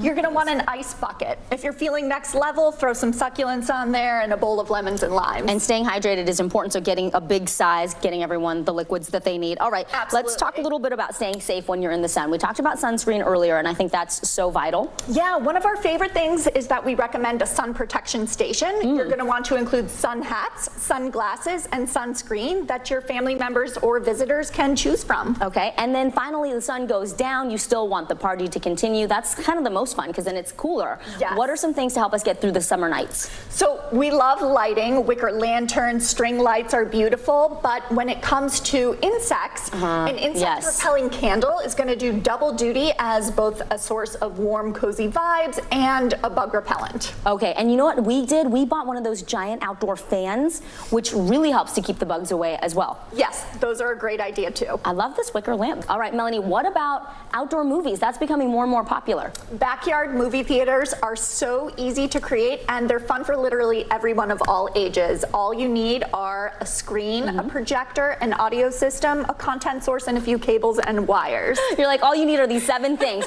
But they're pretty affordable these days, yes? They really are, and aside from the technical aspects, all you want to think about are food, seating, and maybe some mosquito netting. But definitely, everyone has fun in a backyard movie theater moment. Melanie Burly, I thank you so much. So appreciate you. Thank you for having me. All right, well, that is our time. For all of us here at NBC News, I'm Vicki Nguyen. Be sure to join me for another edition of Consumer Confidential right here on Today All Day.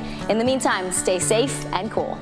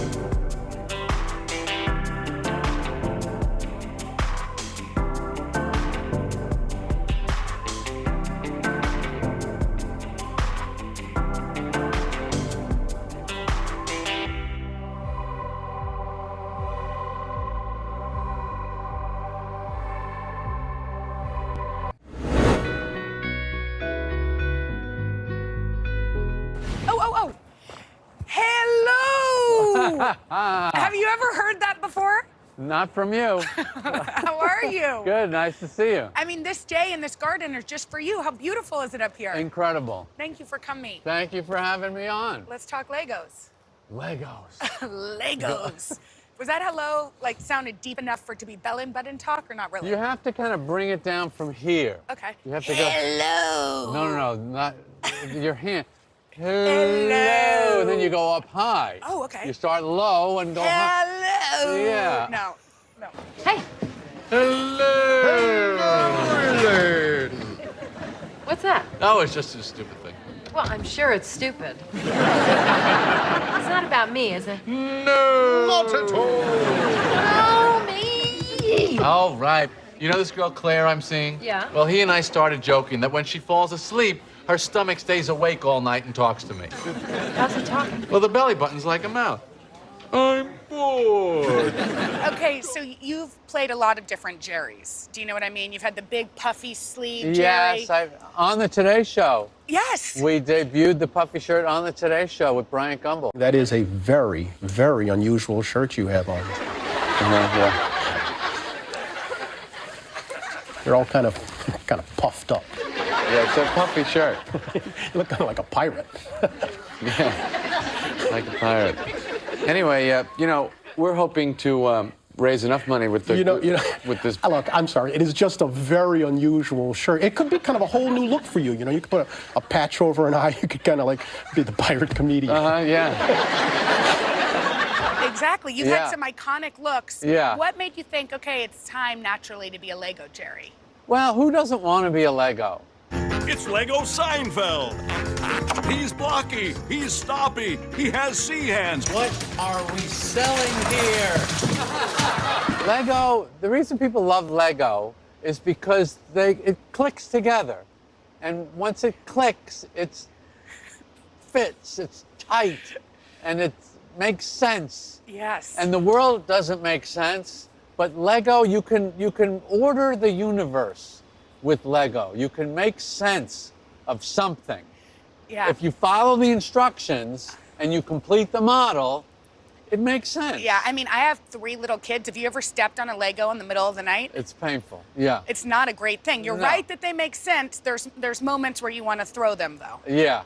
They're fun to throw, too. Is that sort of you? You know, they're like, Jerry, you make sense, but there's moments where you're like, I've never stepped on a Lego, but that does seem like a killer.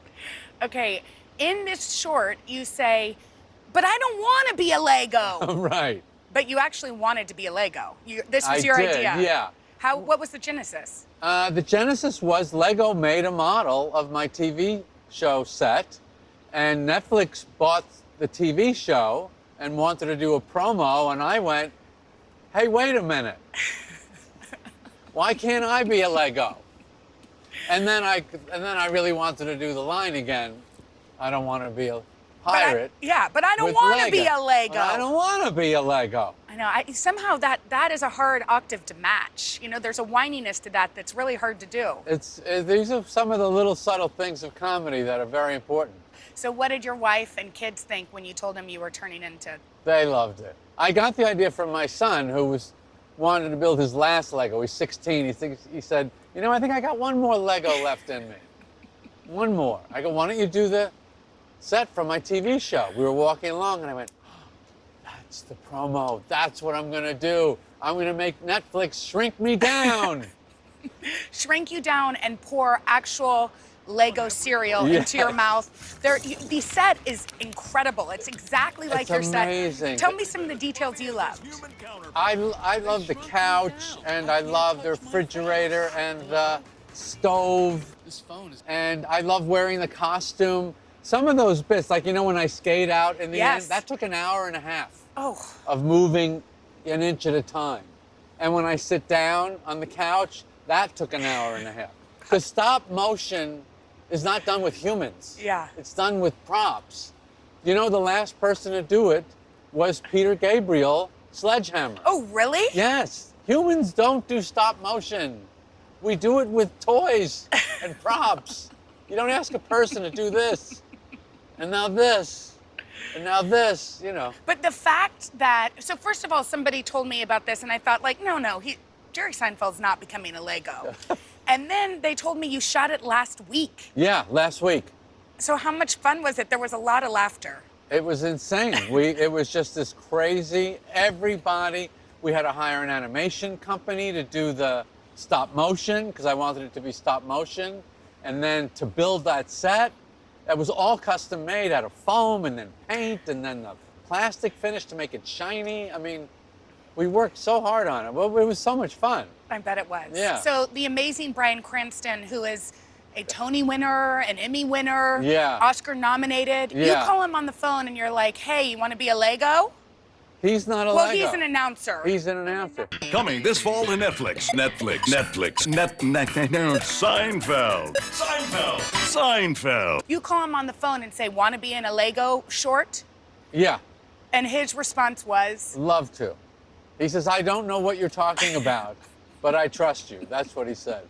Did you notice the little dentist chair at the end? I sure did. Was that a nod to him? I think that's a cookie, what we call a cookie. A cookie. Okay, I thought maybe that would have been a stranger conversation, but it was just pretty basic. Want to be in a Lego short? Let's do it. If you're a comedy person, which Bryan is, even though he's done a lot of drama, and someone gives you a crazy idea, you go, yeah, that sounds crazy. This is a critical choke point for this fire.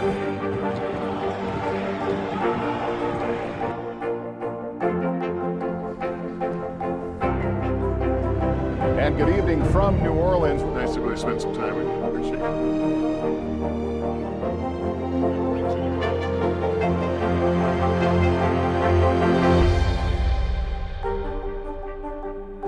Welcome back to Today. We got a lot to celebrate on this Wednesday morning. It's good to have you along with us. You don't know when your moment's coming, but when it does, you take it. Everybody's good, and that's it. Sometimes the news can be difficult and overwhelming for kids to understand. Ukraine and Russia. Could you help me understand what's going on? So to help make sense of it, we've created a newscast just for them. We hope your family will watch Nightly News Kids Edition. Today is now a podcast available every morning. Listen wherever you get your podcasts. For breaking news in our changing world, download the NBC News app. To cover the news, you have to be in it. This is how so many towns and cities are protecting themselves. They're pushing the gates open. Was there a school officer on campus? That's what we've been told. No. Top Story with Tom Yamas. Weeknights at 7 on NBC News Now.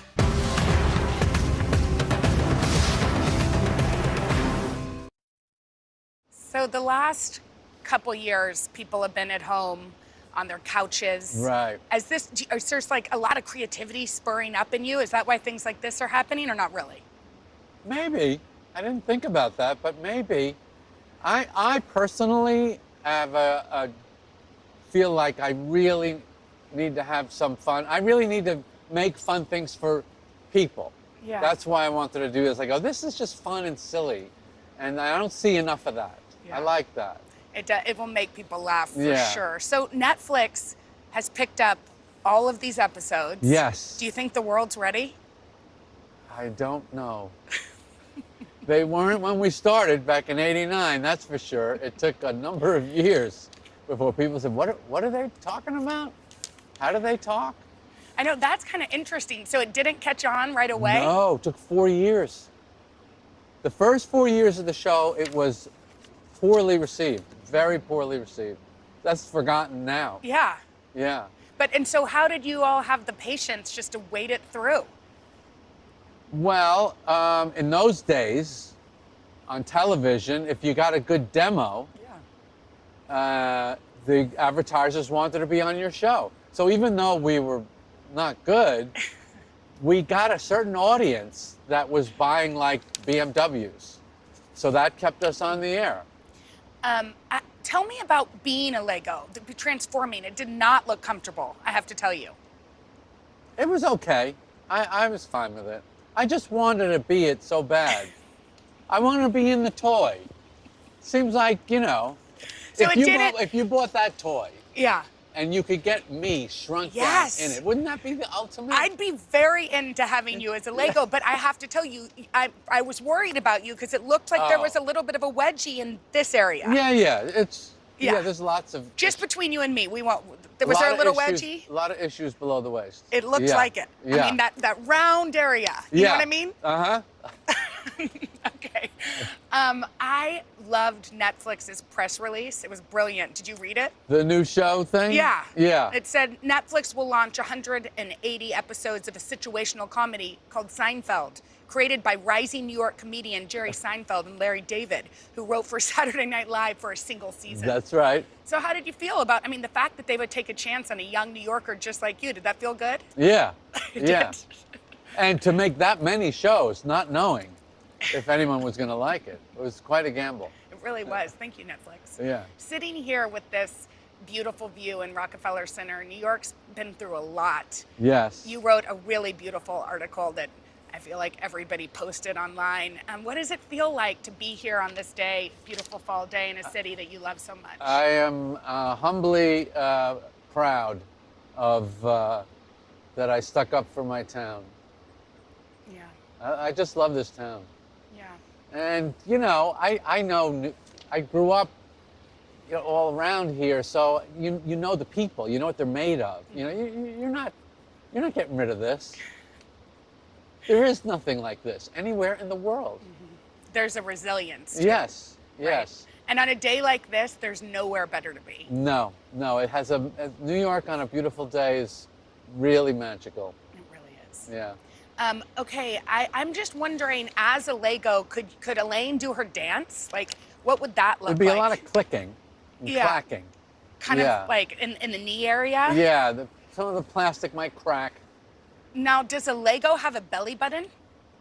No, So, just shirt buttons. How would you talk from your belly button? That'd be a really hard thing. Well, we're not going to do the whole series. I have to tell you the truth.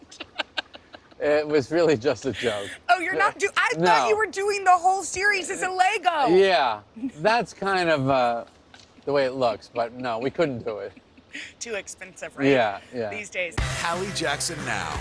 Weekdays at 5 on NBC News Now. Uvalde, Texas, a small town that has become yet another landmark. How long do you think it took for all this damage to occur? Can you tell us what it was like? NBC News exclusive.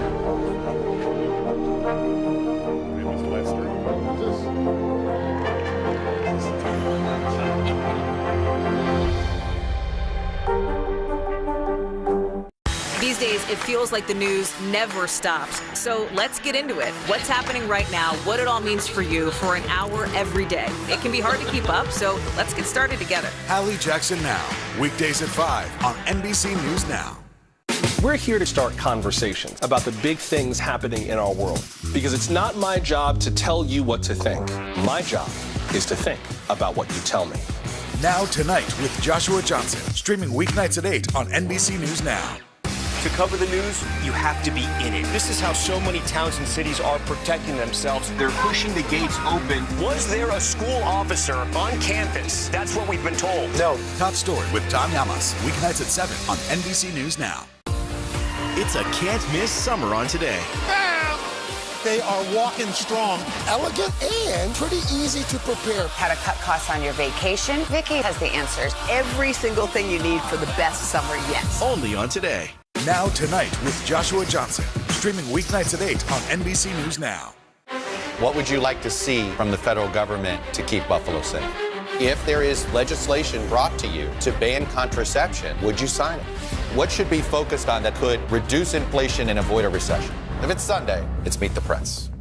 Today is now a podcast available every morning. Listen wherever you get your podcasts.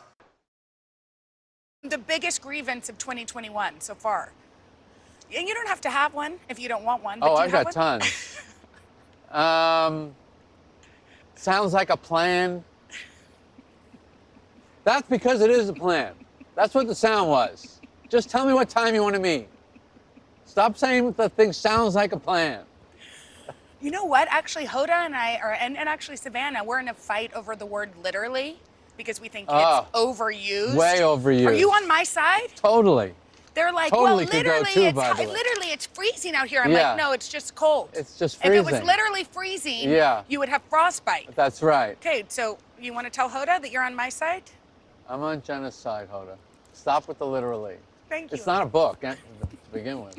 Yeah, if we want to talk literal, Yeah. let's go to talk Jane Austen. You know Yeah. what I mean? You go away from New York for a couple months. What's the first thing you do when you come back? Just walk.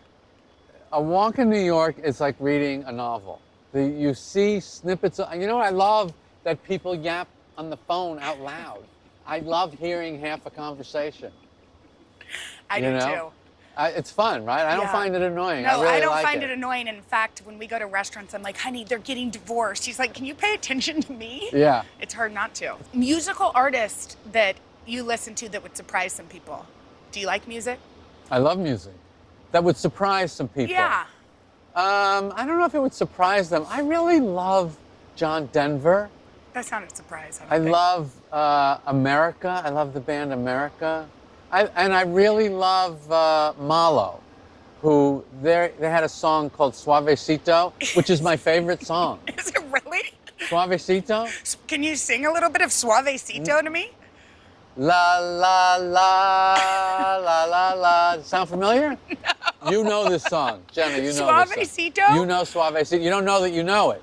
It's one of the greatest Latin. Suavecito. Yeah. Is that it? No. I'm thinking Despacito. It's not Despacito. Do you know Despacito by yes, the Bieber? Despacito no es suavecito. Okay. Es diferente. So I felt like I needed to say hello. Is that better? Right. No. Is it what? Was that better? Hello. Hello. Okay. What's the number one Seinfeld line that people yell at you when you're walking the streets? They yell, where's Kramer? A lot. I don't know why I'm expected to be with him at all times. They yell, where's Kramer? What do you say? I go, he's not real. He's not real. This is sort of a strange one, but last picture you took on your iPhone. I hope only if it's not appropriate. It's always, of course, I don't do anything not appropriate. Okay, the good. last picture I took, well, it's a small story. Okay, we've got the time as long as you do. I watch a lot of YouTube. I like funny pet stuff. Yeah. And I saw know you do. a There's your bulldog wife. riding a skateboard. And it was so cute, and I was so fascinated. And I just thought that they just showed how this bulldog, he just loves his skateboard. He loves it. And I go, that explains so much of life right there. He just loves it. And there's no reason why. No one will ever understand why. He loves that skateboard. So later on that day, I was walking from 69th in New York to Columbus and 81st. And as I was getting up to Columbus and 81st, I saw a bulldog and a woman, same day, a woman carrying his skateboard. Was it the same bulldog? No. And did you take a picture of it? Yes. And did you send it to your wife? No. Okay. I thought maybe you'd share it. I know she likes funny pet videos I told the too. story. The picture wasn't great. A little blurry. Yeah, but it was amazing. So I just have to go back to the fact that you like funny pet videos. Do you find comfort in them, humor? What is it? I don't really have a pet. I know. You do have a pet. You have Javier. I'm not. It's not. He and I have no real relationship. Wait, your wife is going to take real offense to this. No, it's her thing. You don't like cats? They're okay. But Javier is marrying my sister's cat. That's fine. You're not going to be at the wedding? I guess I will. You don't really like a cat. I like that my wife enjoys it. Okay. And when he gets lost, I go looking for him. Well, Javier does not go outside on the streets of New York, does he? No, but we have a house on Long Island, and sometimes he will escape. Okay, well, that's nice. So you do secretly love the cat? Okay, secretly. Okay, I thought Let's keep it a secret. All right, don't tell anybody. Welcome back to you today. We got a lot to celebrate on this Wednesday morning. It's good to have you along with us. You don't know when your moment's coming, but when it does, you take it. Everybody's good, and that's it. Now Tonight with Joshua Johnson, streaming weeknights at 8 on NBC News Now. We'll meet Ukrainians who are defending their country one block at a time. When you were still in Kiev, could you hear the bombing? My name is Lester. Who's this? We're here to start conversations about the big things happening in our world. Because it's not my job to tell you what to think. My job is to think about what you tell me. Now Tonight with Joshua Johnson, streaming weeknights at 8 on NBC News Now. Women's basketball has been systematically held back. After 49 years of Title IX, we still have work to do. In Their Court, a podcast from NBC News and NBC Sports that goes inside the issues of inequality in women's sports. Listen now. Now Tonight with Joshua Johnson, streaming weeknights at 8 on NBC News Now. Top Story with Tom Llamas, weeknights at 7 on NBC News Now. To cover the news, you have to be in it. These are families trying to board those trains to Poland. I also want to get home. You'll get home. Every night, it's your news playlist. Top Story with Tom Llamas, weeknights at 7 on NBC News Now. Excuse me, I think you forgot my bread. Bread, $2 extra. $2, but everyone in front of me got free bread. You want bread? Yes, please. $3! What? No soup for you. You want bread? $3! No soup for you. How would I describe the soup Nazi? I just thought he was a very militant food vendor who didn't take crap from anybody and ruled his soup station with an iron fist. And I even went into the original audition in an army uniform with a beret, so I looked like Saddam Hussein. You're pushing your luck, little man. Sheila! Hey! Uh-oh. What is this? You're kissing in my line? Nobody kisses in my line! My favorite line is the kissing line, and I was doing a thing for Sony once called the Seinfeld Food Truck, where we were going to different locations, and for 2 hours people would line up and get treats. And I very seldom get the chance to say that line, and there was one couple in Albuquerque, New Mexico, who were brave enough to stand there and start making out in front of me, and I finally got to say, like, "You're kissing in my line? Nobody kisses in my line!" The main thing is to keep the line moving. So you hold out your money, speak your soup in a loud, clear voice, step to the left and receive. So right. The step to the left part, it's been made fun of so often. I've had people come up to me and like stand like that and step to the left. And going to the actual real soup stand, I finally found out that the reason you step to the left is the menu board is to your right. So if you order and stay there, no one else could see the menu. So there actually is method to the madness. I actually say no soup for you a lot these days, but in the first 3 years after the episode, I refused to say it. I wouldn't say it for anybody. When I was nominated for the Emmy, I had interviews with a few big TV shows, and I refused to say it for them because I just thought I'd sound like a bad water cooler impression of myself out of context.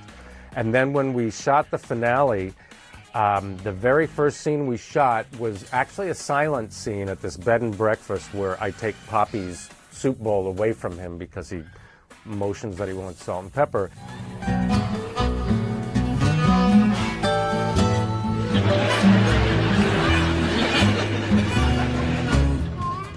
And Jerry and Larry David decided that I should say No Soup for You out loud, even though you weren't going to hear it in the show, which absolutely terrorized me. But I said it, and as we walked away from that scene, Larry David walked over to me. He goes, "Hey man, you say it the same way you said it 3 years ago."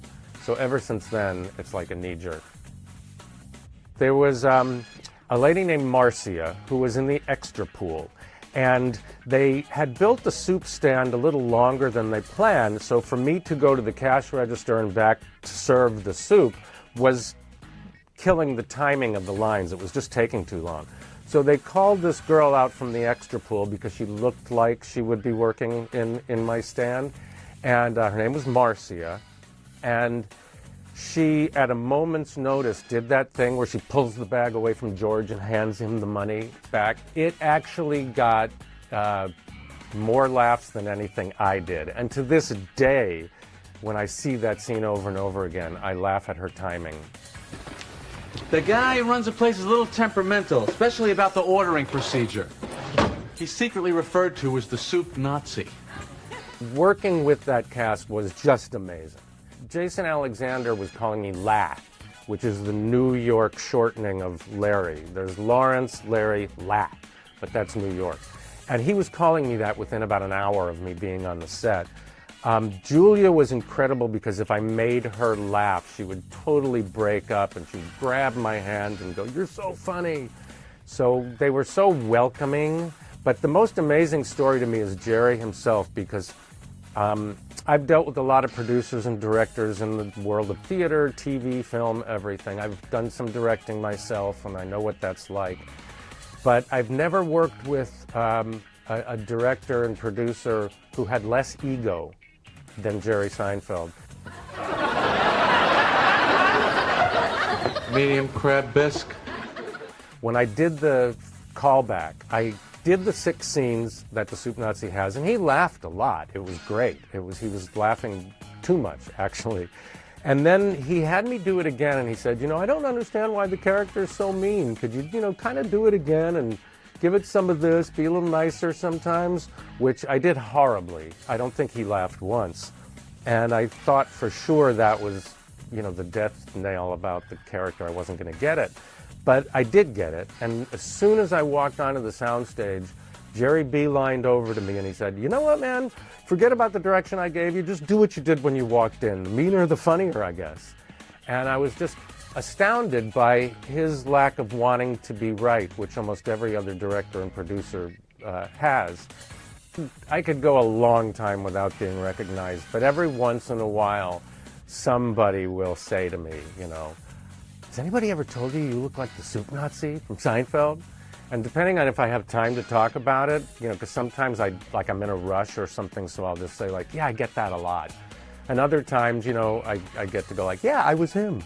And it's always fun because Seinfeld fans range from 13 years old to 83 years old, A couple of times I've been somewhere, like on the subway or somewhere where it's crowded and people can't really see me, and I will actually hear somebody say to somebody else, "No soup for you."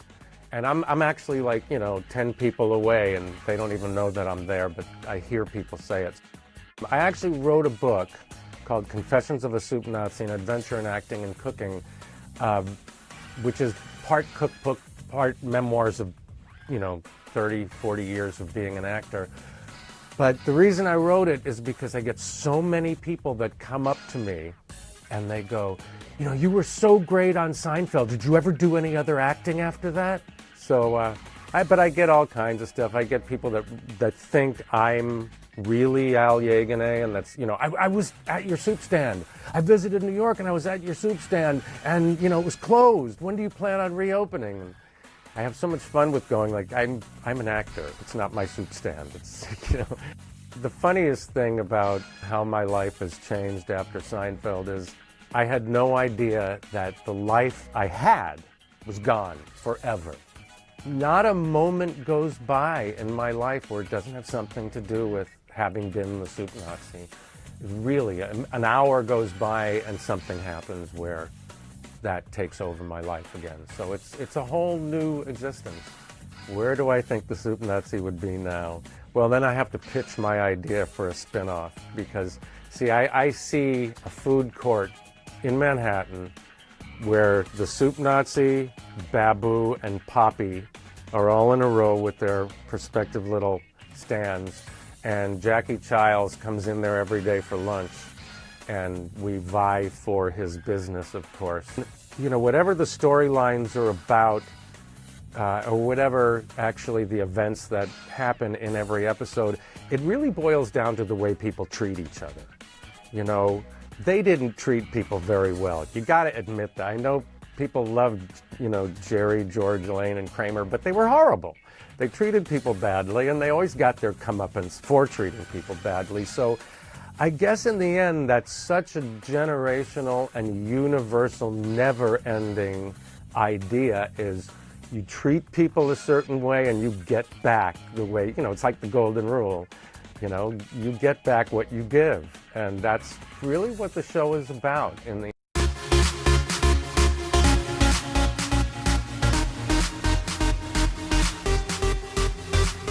Hey everyone, I'm Joe Fryer. I'm glad you're joining me for a very special Pride Month edition of Pop Start Plus. Coming up, we'll have everything to watch as we round out the month. Our friend Chris Witherspoon stops by to highlight some strong LGBTQ plus storytelling in movies and TV. We'll also hear from one of the stars of the Mindy Kaling created show Never Have I Ever and how the show rightly tackles representation.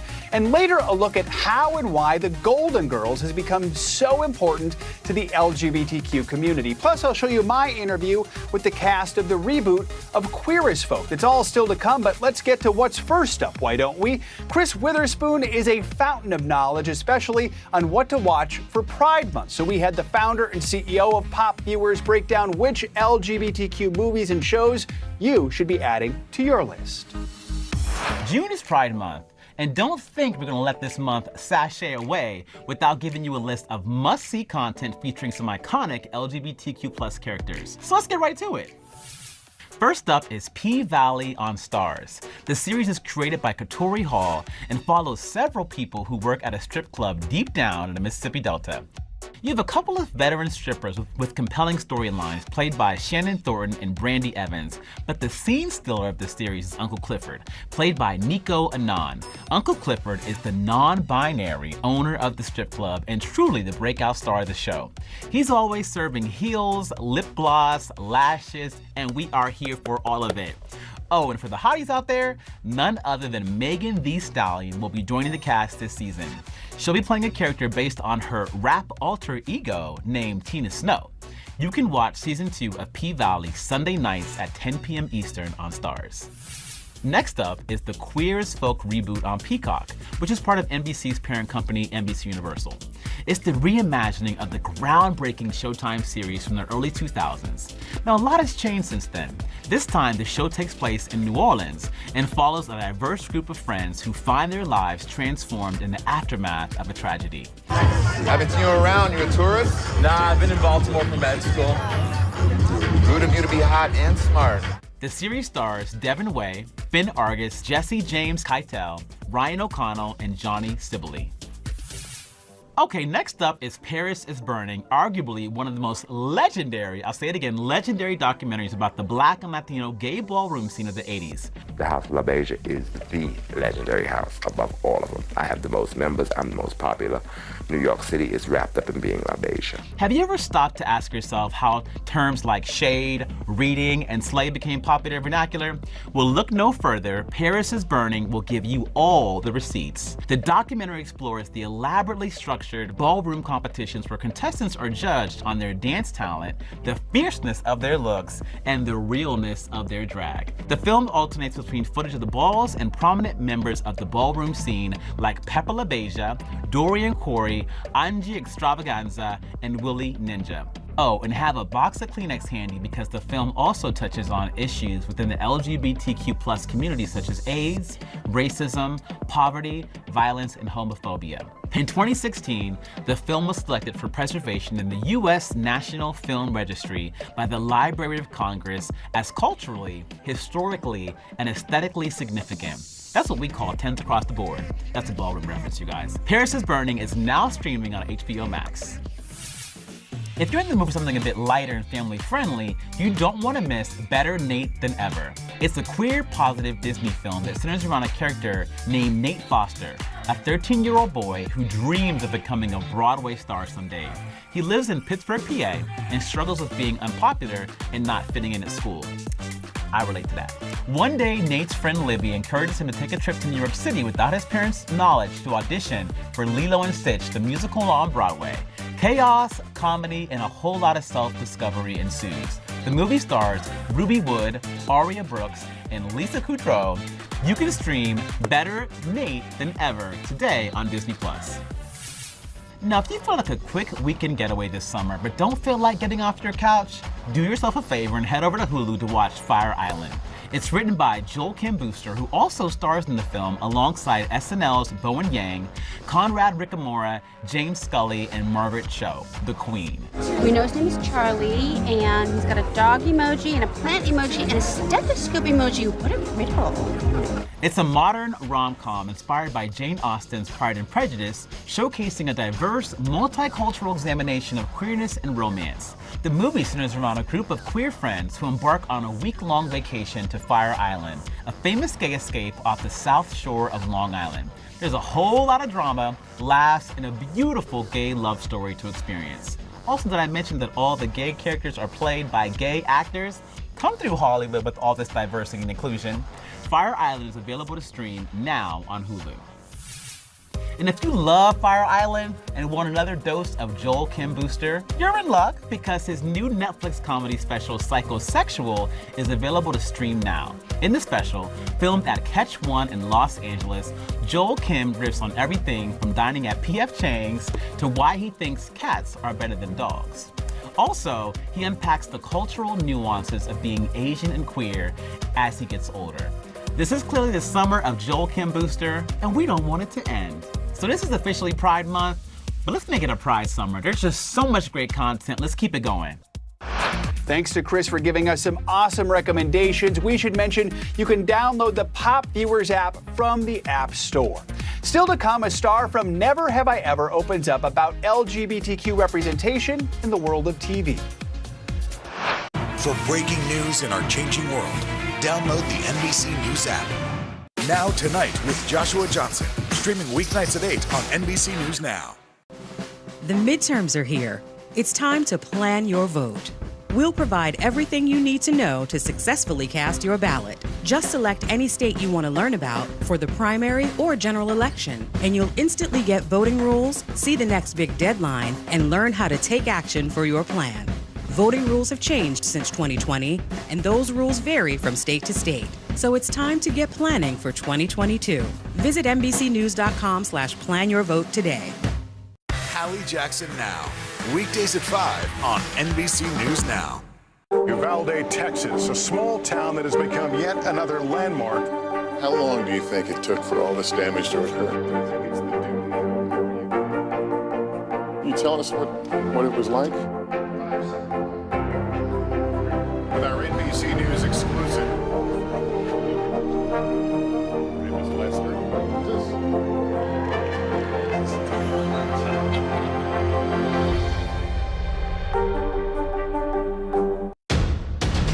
day's biggest political stories with trusted insight now and expert analysis now. A daily look at the politics behind the headlines. Meet the Press Now, streaming weekdays at 4 p.m. on NBC News Now.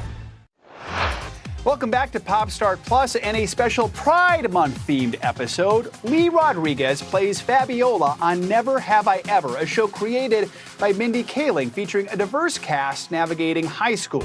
Rodriguez spoke to us about what the show's storytelling gets right about the coming of age experience. What do I think Never Have I Ever gets right?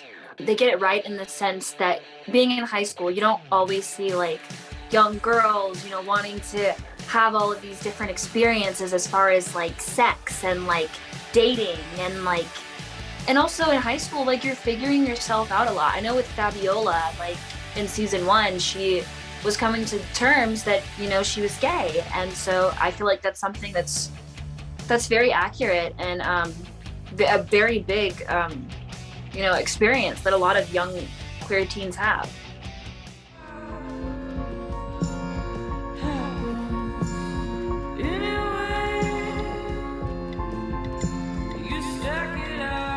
I'm gay.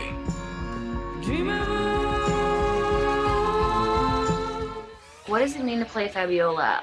For me, it means a lot because I see a lot of myself in her. Like she's just like, she's got a lot of layers. She's got the whole awkward teen going on.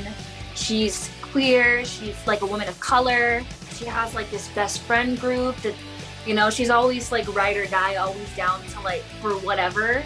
But playing her, I feel like there was this one experience that I had.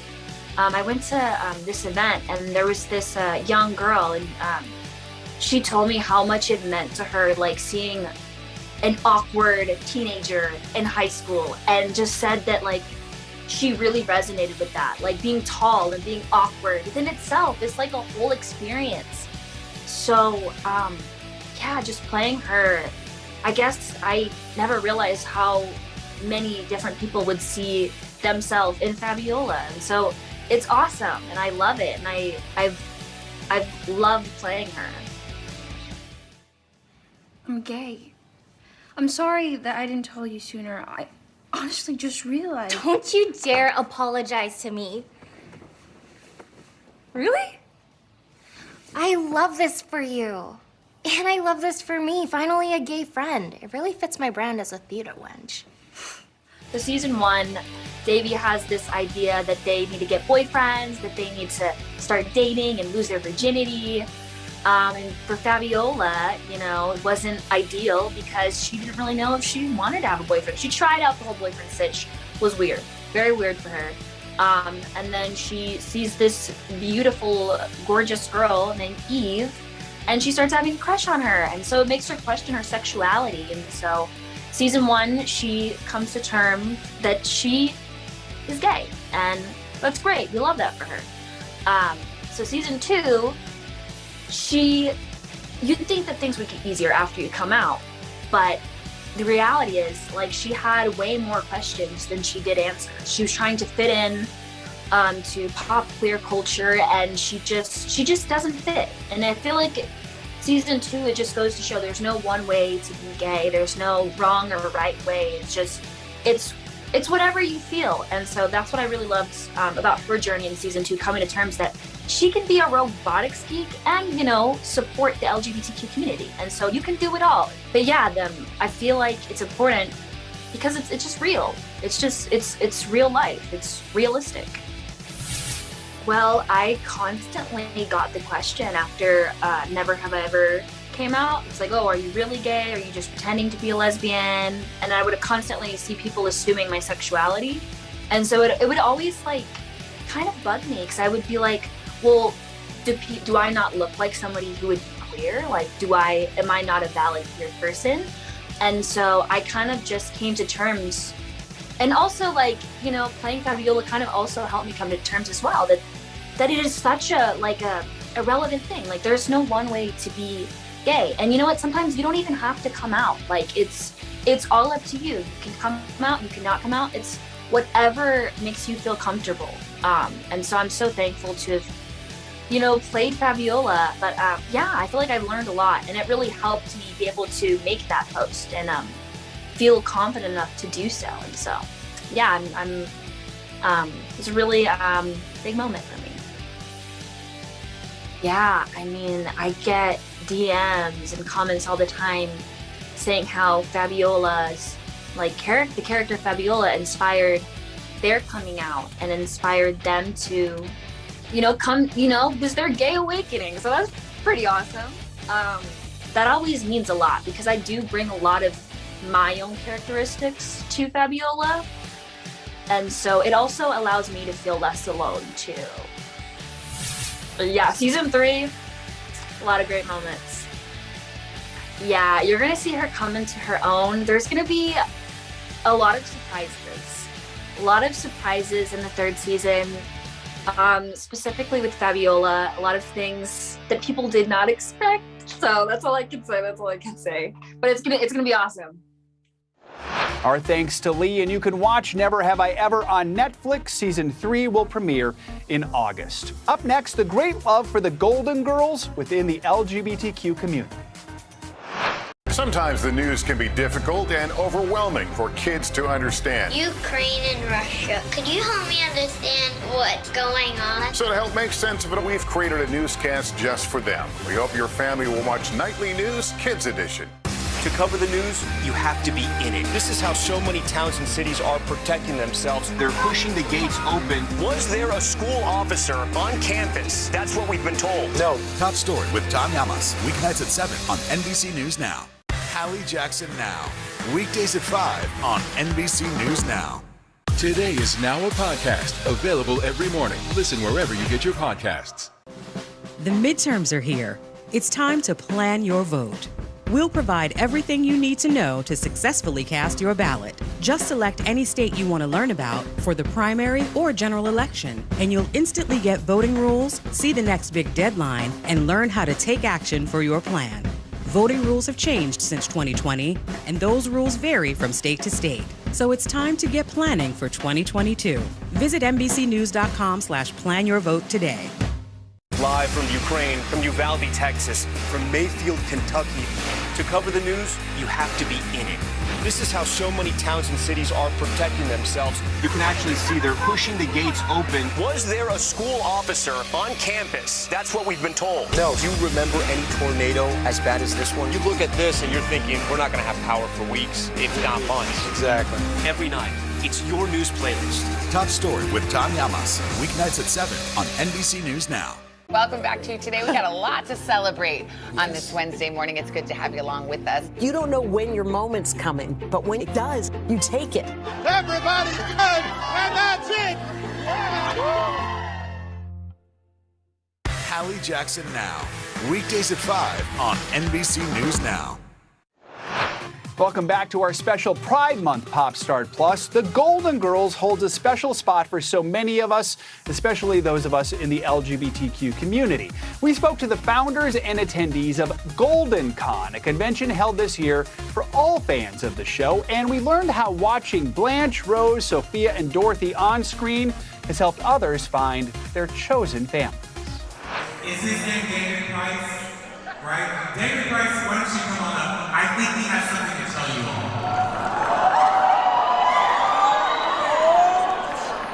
all. Well, I decided back in, I want to say December or January I was going to propose, and I wasn't sure exactly when I was going to do it.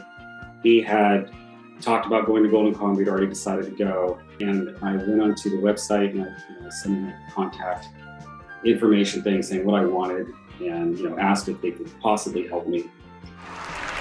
Yes. As you know, you were born when I was first watching the Golden Globes. And I never dreamed that all these years later you would pop up and love the show as much as I did. Yes. So we've talked a lot about walking down that house someday. I hope someday we will. Yes. So in the meantime.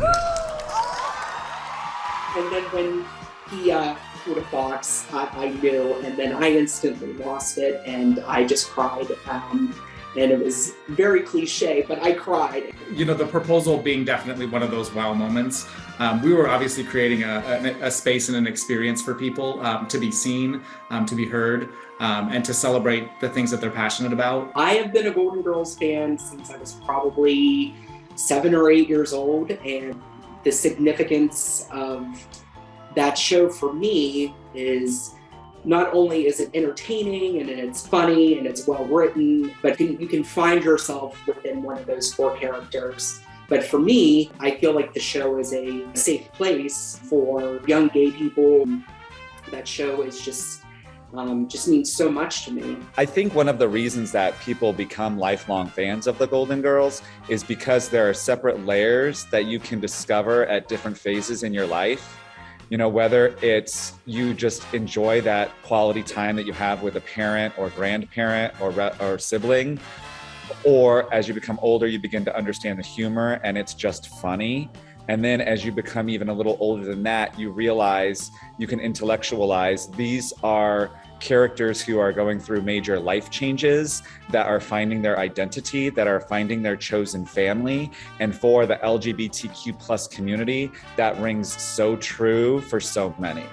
I think Golden Girls has lasted so many years because it's touched a chord with LGBTQ plus members, and myself being one of them, because it's a family that's created, not blood relatives. And I think we can relate to all of that. There were no positive gay role models on TV. The only gay people on TV were people dying of AIDS, or we were, stigmatized as being these awful, degenerate people. So that was a really big deal to me to see something positive on TV, in the late 80s. I think what stands out to me the most about the episodes of the Golden Girls with these LGBTQ issues is you can love who you love, no matter if it's a man or a woman, and always be true to yourself. And that's what they did. Oh, look, I can accept the fact that he's gay, but why does he have to slip a ring on this guy's finger so the whole world will know? Why did you marry George?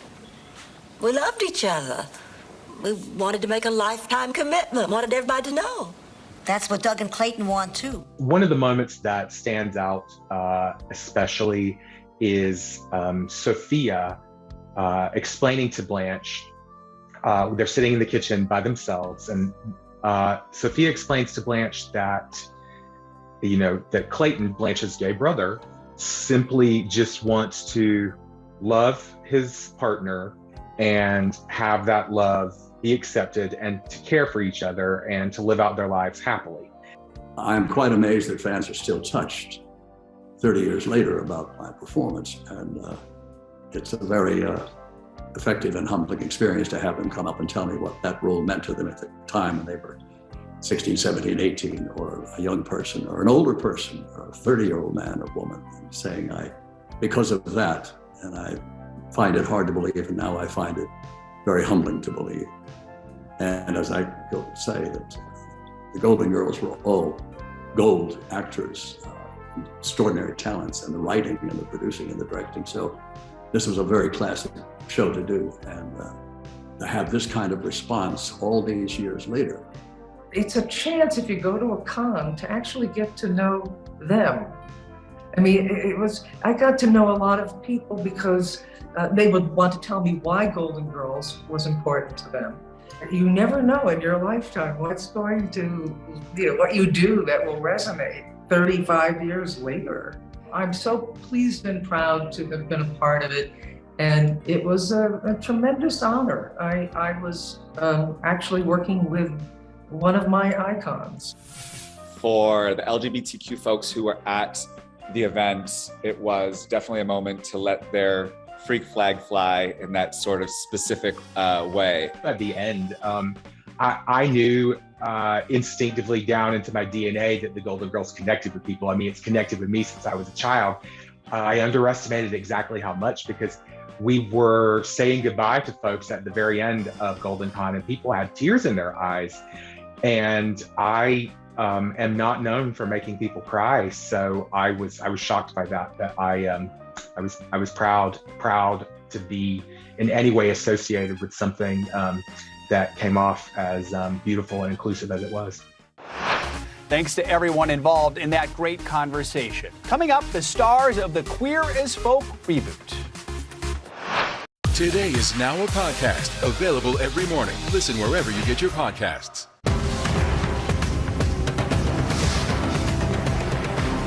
Uvalde, Texas, a small town that has become yet another landmark. How long do you think it took for all this damage to occur? Can you tell us what it was like? With our NBC News exclusive.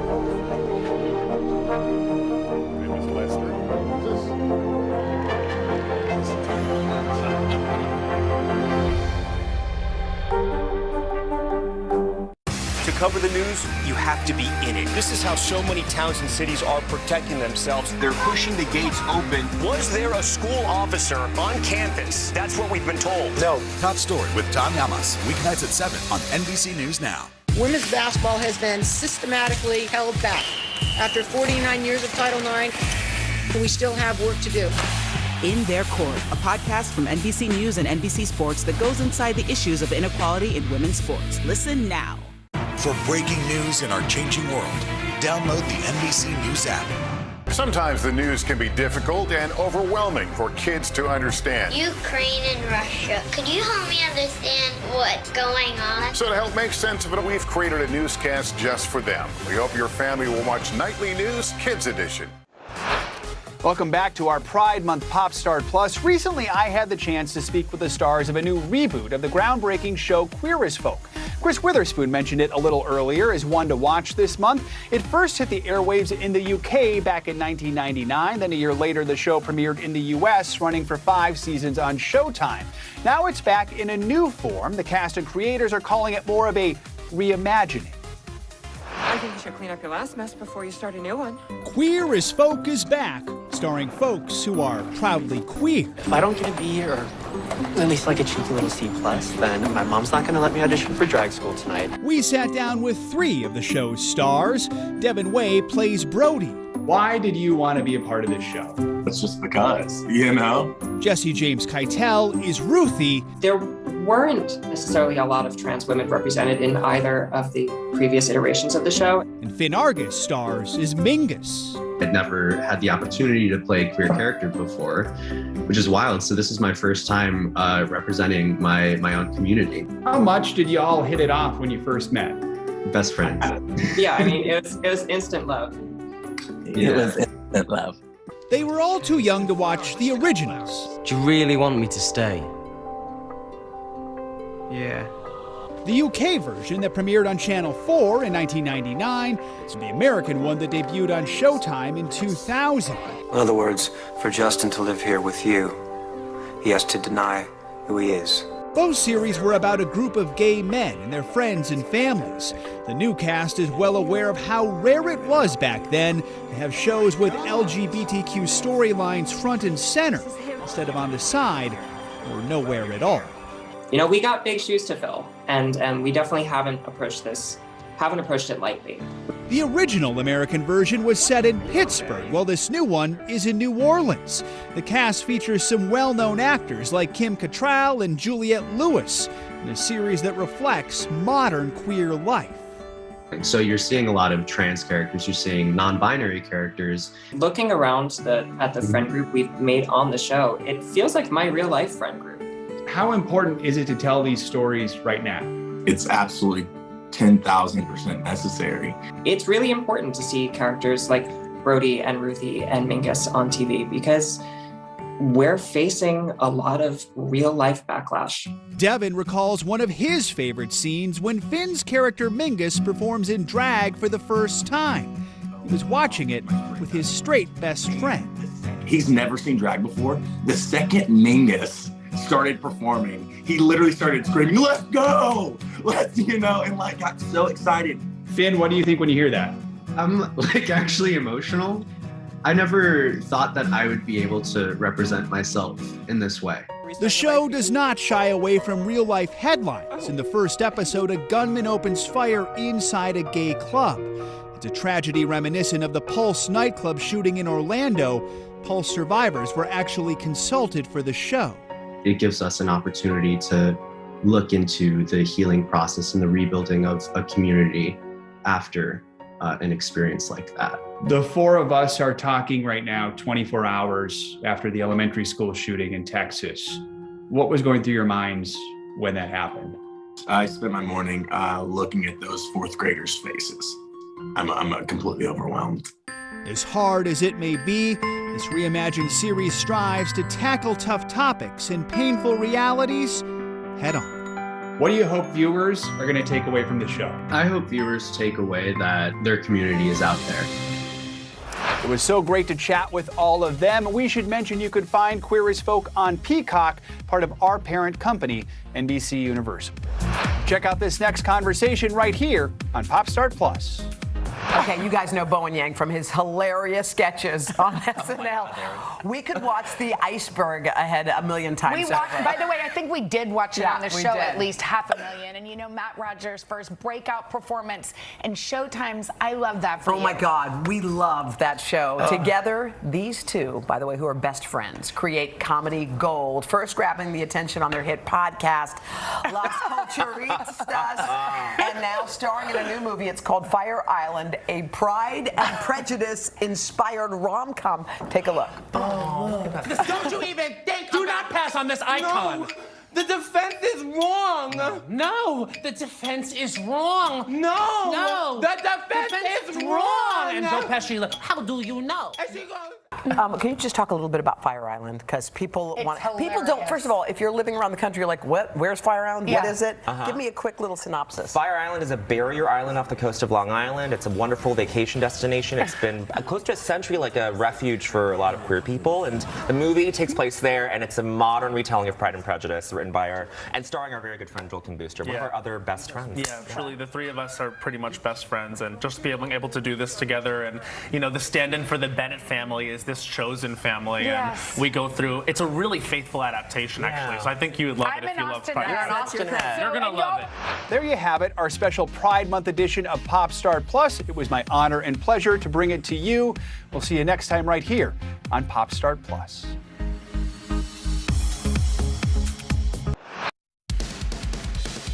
Hello, friends watching Today All Day. Glad to have you with us. This is Today in 30 for a Wednesday. We're halfway to the weekend. Busy morning here, though, starting, of course, with the fallout from yesterday's January 6th hearing. A former White House aide giving her account of then President Trump's words and actions during the riot. We've got a full report from Washington, including how Mr. Trump and the Secret Service is reacting. All right, then, Craig, I have a question for you. Have you stocked up on your kids' back-to-school supplies? I have not. Have you done your Christmas shopping? Heck no. Okay, well, stores are rolling out bargains earlier than ever. They're really hoping to attract your business, yes, even for Christmas deals and back-to-school, even though it is in July. But we'll tell you where you can find those big savings. And then one of our absolute favorites, Martha Stewart, stopping by 1A. She had some fun ideas to sweeten up your 4th of July celebrations. And, of course, always an adventure when Martha's here in the studio. So stay tuned, because all of that and more coming up right now on Today in 30. We'll start with NBC's Peter Alexander in Washington. Peter, good morning.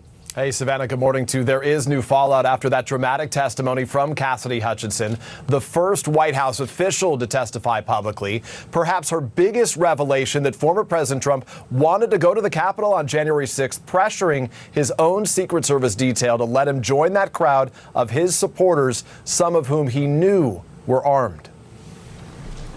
In person and under oath, Cassidy Hutchinson, a trusted aide of former Trump Chief of Staff Mark Meadows, testified Tuesday that before his speech on January 6th, Mr. Trump knew about the potential for violence at the Capitol, but was unfazed, even after learning some of his supporters were armed and would not get through security. I overheard the president say something to the effect of, you know, I don't effing care that they have weapons. They're not here to hurt me. But another explosive moment now being disputed by some close to the Secret Service after those allegations from Hutchinson that Mr. Trump, furious he was not being driven to the Capitol, tried to grab the steering wheel and lunge toward his lead agent, Bobby Engel. A source close to the Secret Service tells NBC News both Engel and the SUV driver are prepared to testify under oath, disputing that Mr. Trump ever assaulted any agent or tried to grab the wheel. Hutchinson's lawyer says she testified under oath recounting what she was told, and that those with knowledge of that episode should do the same. Hutchinson says she first heard of plans for President Trump to make an unannounced trip to the Capitol from Rudy Giuliani days before January 6th. Plans, she says, alarmed White House counsel Pat Cipollone. Mr. Cipollone said something to the effect of, please make sure we don't go up to the Capitol, Cassidy. Keep in touch with me. We're going to get charged with every crime imaginable if it happen. Hutchinson also recounted a conversation between White House counsel Pat Cipollone and Meadows as the rioters advanced on the Capitol, some chanting "Hang Mike Pence."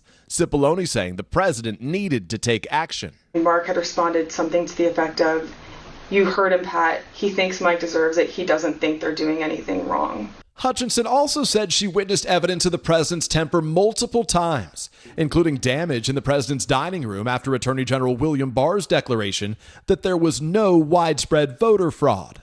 I first noticed there was ketchup dripping down the wall, and there's a shattered porcelain plate on the floor.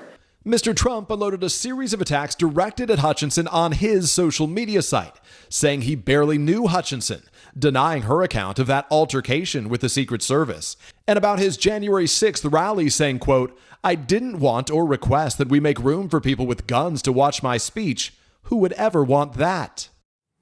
And what may have been one of the most significant moments from a legal standpoint, the committee's top Republican Liz Cheney closed the hearing with accusations of witness tampering, which she called a serious concern. Efforts that Cheney said from those close to the former President Trump were to pressure witnesses to give false testimony through an intimidation campaign. She shared how one witness described calls they've received, basically saying that Mr. Trump knows you're loyal and you're going to do the right thing in your deposition. Savannah. All right, Peter. You talked about the Secret Service agents who apparently are willing to testify under oath. We'll see if the committee takes them up on that offer. There are also calls for the White House counsel, Pat Cipollone, to come and testify, as this young lady, Cassidy Hutchinson, did. Where does that stand? Yeah, that's right. The committee certainly wants to hear from Cipollone. Just this morning, we heard from Liz Cheney. She tweeted repeating her call for him to testify on the record about his significant concerns, she says, regarding Mr. Trump's activities on the 6th of January.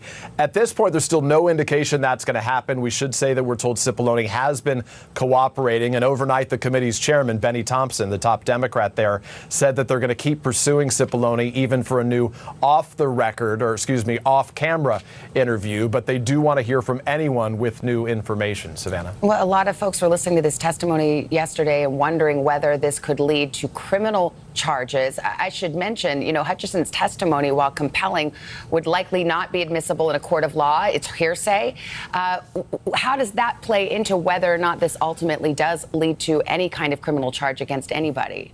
Yeah, Savannah, you know this best. Legal experts agree that some of her testimony would be admissible, some would not be. In court, witnesses are generally allowed to testify to what they saw or what they heard firsthand, not things that you hear from other people. Prosecutors, obviously, they rely on lots of witnesses to build, to corroborate a case. Hutchinson is just one witness, so no case would rise or fall on her testimony alone. But the bottom line here is it still remains an open question whether the Justice Department is going to bring any indictments against the former president or any of those inside his inner circle. We heard from Mr. Trump's former Attorney General Bill Barr, by the way. He said that yesterday's hearing gave investigators, quote, a lot to chew on. Savannah? Quite an afternoon on Capitol Hill, Peter. Thank you. We'll meet Ukrainians who are defending their country one block at a time. When you were still in Kiev, could you hear the bombing? My name is Lester. And who's this?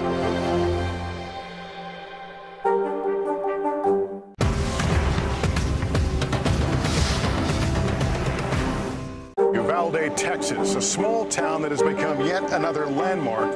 How long do you think it took for all this damage to occur? Can you tell us what it was like?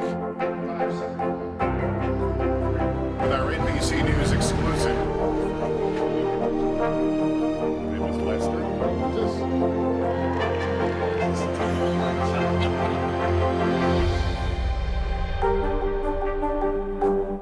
Top Story with Tom Llamas, weeknights at 7 on NBC News Now.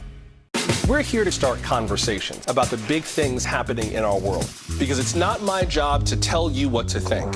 My job is to think about what you tell me. Now Tonight with Joshua Johnson, streaming weeknights at 8 on NBC News Now. Hallie Jackson Now, weekdays at 5 on NBC News Now.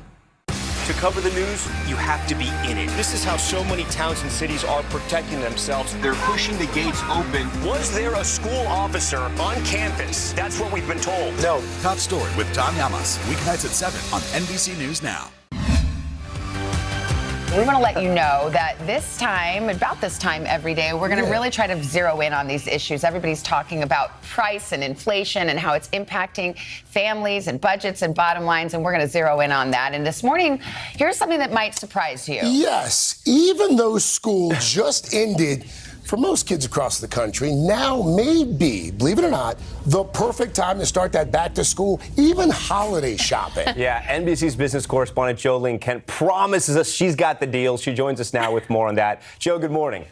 Hey guys, good morning. I know this sounds absolutely crazy, but summer vacation, it's just getting started, but shoppers are already zeroing in on snagging holiday deals because of rising inflation, putting all that stress on our budgets. As consumer sentiment fell to a record low last month, major retailers are fighting for your spending, and that's good news for shoppers. It may be sweltering outside, but bargain shoppers already have their eyes on the holiday season, giving new meaning to Christmas in July. Have you ever shopped this early before? Never. Never. I'm just kind of getting nervous. With budgets tightening thanks to rising interest rates, soaring food prices, and pain at the pump, the hunt for back-to-school deals, and yes, even the winter holidays, is kicking off a whole lot earlier this year.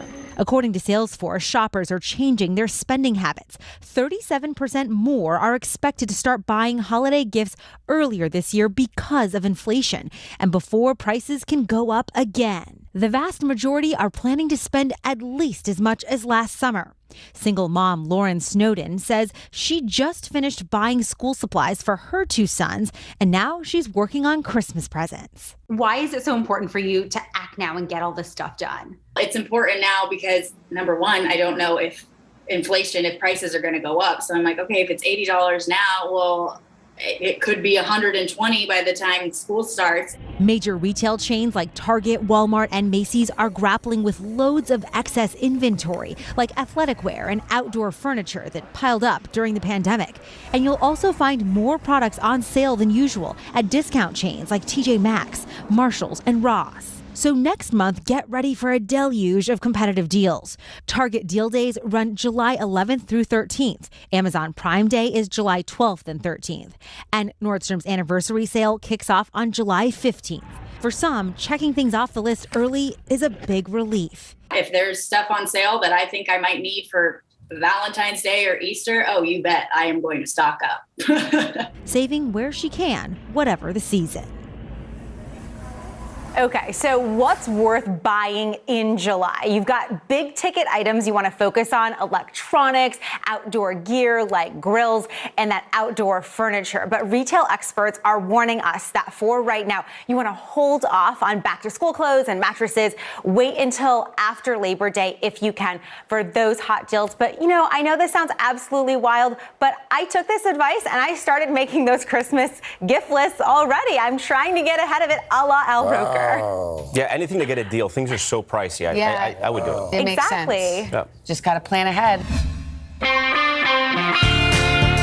An internet communicator, an iPod, a phone. Are you getting it? Oh, we got it, Steve. We got it. Steve Jobs there introducing the very first iPhone back in 2007 at Moment Carson Daily that changed all of our lives. I'm not sure for the better yet. It changed my bank account, that's for sure. Today marks 15 years to the day since the iPhone went on sale. People lined up for days to get there, to be the first ones to get their hands on it. It all, of course, led to where we are today. That is more than 2 billion models sold. And if you think about it, at the time, the iPhone was around $500, which seemed like $1 million. Yeah. Now they're $1,000. And then now there have always been these other copycat generations of other smartphones. You kind of start wondering, like, if not for the iPhone, would social media have been as big? You know? And do you remember the fight with BlackBerry? It was like, I was so loyal to Oh, BlackBerry. so was I was like, I love this device. And then, or if you were texting on a Nokia phone, or I had a Sidekick, a T-Mobile Sidekick. The flip. Oh my gosh, that was the cool Me and Fred Durst had those. You're fancy. Boy, you think about an iPhone now, and it's just like it's a computer, it's an iPad, it's just so many things. It loves you back. And Does it though? To cover the news, you have to be in it. These are families trying to board those trains to Poland. I also want to get home. You'll get home. Every night, it's your news playlist. Top Story with Tom Llamas, weeknights at 7 on NBC News Now. Sometimes the news can be difficult and overwhelming for kids to understand. Ukraine and Russia. Could you help me understand what's going on? So to help make sense of it, we've created a newscast just for them. We hope your family will watch Nightly News Kids Edition. Live from Ukraine, from Uvalde, Texas, from Mayfield, Kentucky. To cover the news, you have to be in it. This is how so many towns and cities are protecting themselves. You can actually see they're pushing the gates open. Was there a school officer on campus? That's what we've been told. No. Do you remember any tornado as bad as this one? You look at this and you're thinking, we're not going to have power for weeks, if not months. Exactly. Every night, it's your news playlist. Top Story with Tom Llamas, weeknights at 7 on NBC News Now. It's a can't-miss summer on Today.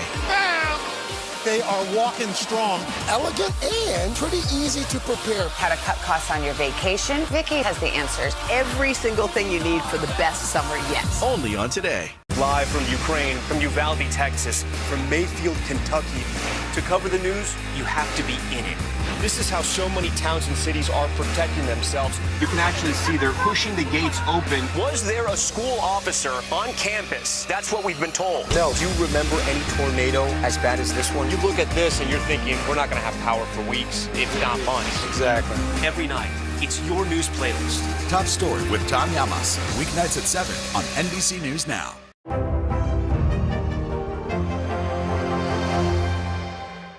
For breaking news in our changing world, download the NBC News app.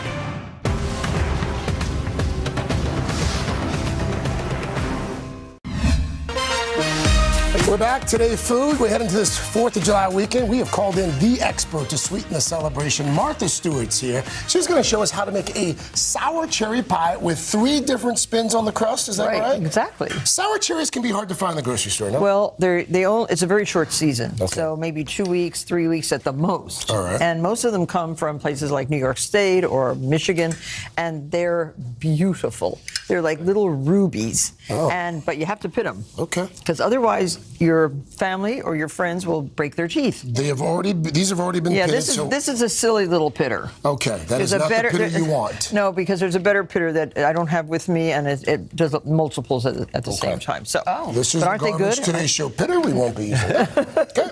And so here is it's the pits, exactly. So this is the first crust with a nice fluted edge. Always make your pastry cold. Cold butter, cold flour, cold water, and then roll it out, keep it chilled. Fill it with the filling, which is sugar, a little bit of flour, a little bit of butter, and this is the crumb topping. Is this the easiest of the toppings, Martha, the crumb topping? Yeah, very easy. It's just butter, flour, brown sugar, and a pinch of salt. And so you just crumble the crumble over the top of the pie, bake it hot, like in a 400-degree oven. It is so good. I love a crumble. Yeah, isn't it great? Crust in general. Yeah, crumble, crisp, whatever you want to call it. But put a lot on because it really does enhance the sourness of those delicious cherries. Okay. Now, here is a very cute topping. This is the solid crust pie. Okay. And this is, you cut the little, if you have a round cookie cutter, you can do that. But you can also use a pastry cutter like that to cut the rounds. This lets the steam escape. And your crust will get nice and crispy. Do you have a favorite top, a favorite crust top? No, I make all of these. Okay, All you're of these. agnostic when it and comes now to this is the most complicated. You roll out your dough and you lattice top. The lattice top. Lattice top. That looks So intimidating. you can fake it and just put it over, put them one way and then the other way. But if you're very particular, you can actually weave the lattice, see? What's the hardest part about it? The weaving or getting the pieces to be Rolling it uniform? out, and then cutting it with a little pastry wheel like this. Oh, yeah. How's that? Would you like that pastry wheel? No, no. No, why'd you ask? I love you, Martha. You knew what she was going to say. Martha and I have been together a long time. There are better pastry I'm wheels. just stirring the pot. But it works. It works. Don't you know? And so now remember, this one has to go way under here, so because you're going to weave it. And do you bake the pies all for the same amount of time, regardless of the crust topping? No, some of them take a little longer than others. Like the solid crust will take a little longer than the lattice. But look how pretty when you really weave it. I want to talk about this lemonade as well. Well, this is sour cherry lemonade. Oh, so you can put your sour cherries, make a syrup of the sour cherries. Well, that's good. And That's you mix it refreshing. with lemon and orange and a little bit of mint, and that is so good. Sour cherries are just one of my favorite fruits. Martha Stewart, you're one of our favorite people. And here, this is for you. Oh, Martha made me cherry pie, y'all. Martha, these cute napkins. Did you make these too? Yes, these are bandanas, and then you can stencil the names on them. That is so You've got your cute. Martha, Savannah. thank you. Before you go, can you teach us how to Recipes-today.com/food. Also want to mention Have you ever made a Savannah Martha's sandwich? very first podcast. Well, this week we have been helping you stay cool for the summer, and we are keeping that whole party theme going with some DIY decor. So here to help is Lindsay Piers, owner of Craft Studio right here in New York City. Good morning, Lindsay. Good morning. So excited to be here. Summer's here. I'm ready to party. My kids are ready to party. You guys ready to party? We are. Yes. Absolutely. And I think these first two are perfect for kids. It kind of keeps them involved. It keeps them active. And this first one is sort of like a do-it-yourself pool cabana style. Exactly. Your guests will feel like you are on a private island. It's really cute. All you need is like an inflatable child's-sized pool. Put some throw pillows in there. Towels or indoor-outdoor blankets, really a tray. cute. I mean, who wouldn't want to It just lounge in looks there, fancy. right? My kids like to make forts and stuff with the sheets. Like my little dude would be in there all day. Feels so cool and a good little break from the swim. This one I love. Okay, I took an old yoga mat, I painted some fun lines, I filled all my recycled juice bottles with sand, but you can also use rocks or, rice, beans, whatever you have. I took a ball and I filled it with a little bit of water. I don't know, Dylan, you gotta give it a shot. It's so much fun. Okay. We So got this a way little it doesn't pool like just noodle float off. bowling. You use Okay. toothpicks to kind of put the noodles together. And way to I'm go, gonna help you Dylan. out. Ready? Great job, Yay. D. Yay! You got one. Okay. I didn't know I had to like it hard. I like it. Oh, wow. Happening. There's water in this thing. I know, it's hard. There you I love it. Okay, this is cute. Are these centerpieces? These are. I love an ice cream social. Who doesn't love ice cream? We just talked about ice Summer, cream. right? Yeah. I know you just did. So carnations have a moment. I love when a carnation has a moment. Pink carnations. Then you take 3 little white ones and put them in the middle to be the whipped cream. Oh, that's You want to try? Stick them I in. see. Feel free. And then this is my favorite part. You take a little, and then you make a little. Oh, yep. this is You take a cute. little maraschino cherry and you put it on top. How And cute so they are look these? like little ice cream. Right? So You can use cute. any old glass. Love That's it. really, really cute. Okay. All right. Every Craig's party turn. needs a little breakup in the energy. I'm all about games, even if it's only adults. Yes. This take on Pin the Tail on the Donkey, Pin the Cherry on the Ice Cream. I took an old pillowcase. I made ice cream flavored bandanas. That's really Look cute. at, here we That's go. actually- that's really I have blue dots. Here we can, Al's is not really here. cute. Chanel, I'll do it. Pretend to spin around, Okay, pretend you have a blindfold I gotta- on. no, we can put a Yeah, you got to blindfold. do Let the me full put- I'll face. put it on you. This All has right. got the strawberry blindfold. Let's see how close you Sorry, get. I mean, Don't mess up my hair now. Sorry, Watch I know. out. Oh, no, your hair making fun of looks me with gorgeous. my- Ready? Your hair Okay. looks gorgeous. Okay, Go here we for it. Go, Go for it. go. Let's Go. see. I'm going to guide you a little. There you go. And amazing. Oh, you cheated. Amazing. She can't not at Cheater. all. Not at all. You saw through. Not at all, right? Oh my gosh! You did great. Yeah. What do we- Okay. what do we have? in the right I direction. know. Middle, yeah. So, Craig, I'm still not over the toilet paper crafts. I know, pandemic, we all got into repurposing them. How cute are these little rocket pop garlands to hang, right? Oh, that's all cute. you do, if anyone wants to try, take a glue stick. You just wrap it around, red, white, and blue. Punch a hole, some twine, and there you go. Bada bing, bada boom. Yeah, and this Easy one is peasy. my favorite. I this found is these cute. sticks in the park playing with my kids. Got some red, white, and blue ribbon, and all you do is tie knots. Ribbon flags. Right? Those are cute. I'm from the sparkler generation, and those aren't as, people don't like to give kids flaming sticks anymore. So this could be a good alternative, right? I like We did that last summer, and now I see why we don't like to give know. Right? So this year you can find a stick and make your own ribbon I love it. dancer. Lindsay, these are always Thank you great. so much. This is so fun. I that's love my being favorite. here, and I hope you guys have an awesome 4th of July. I love it.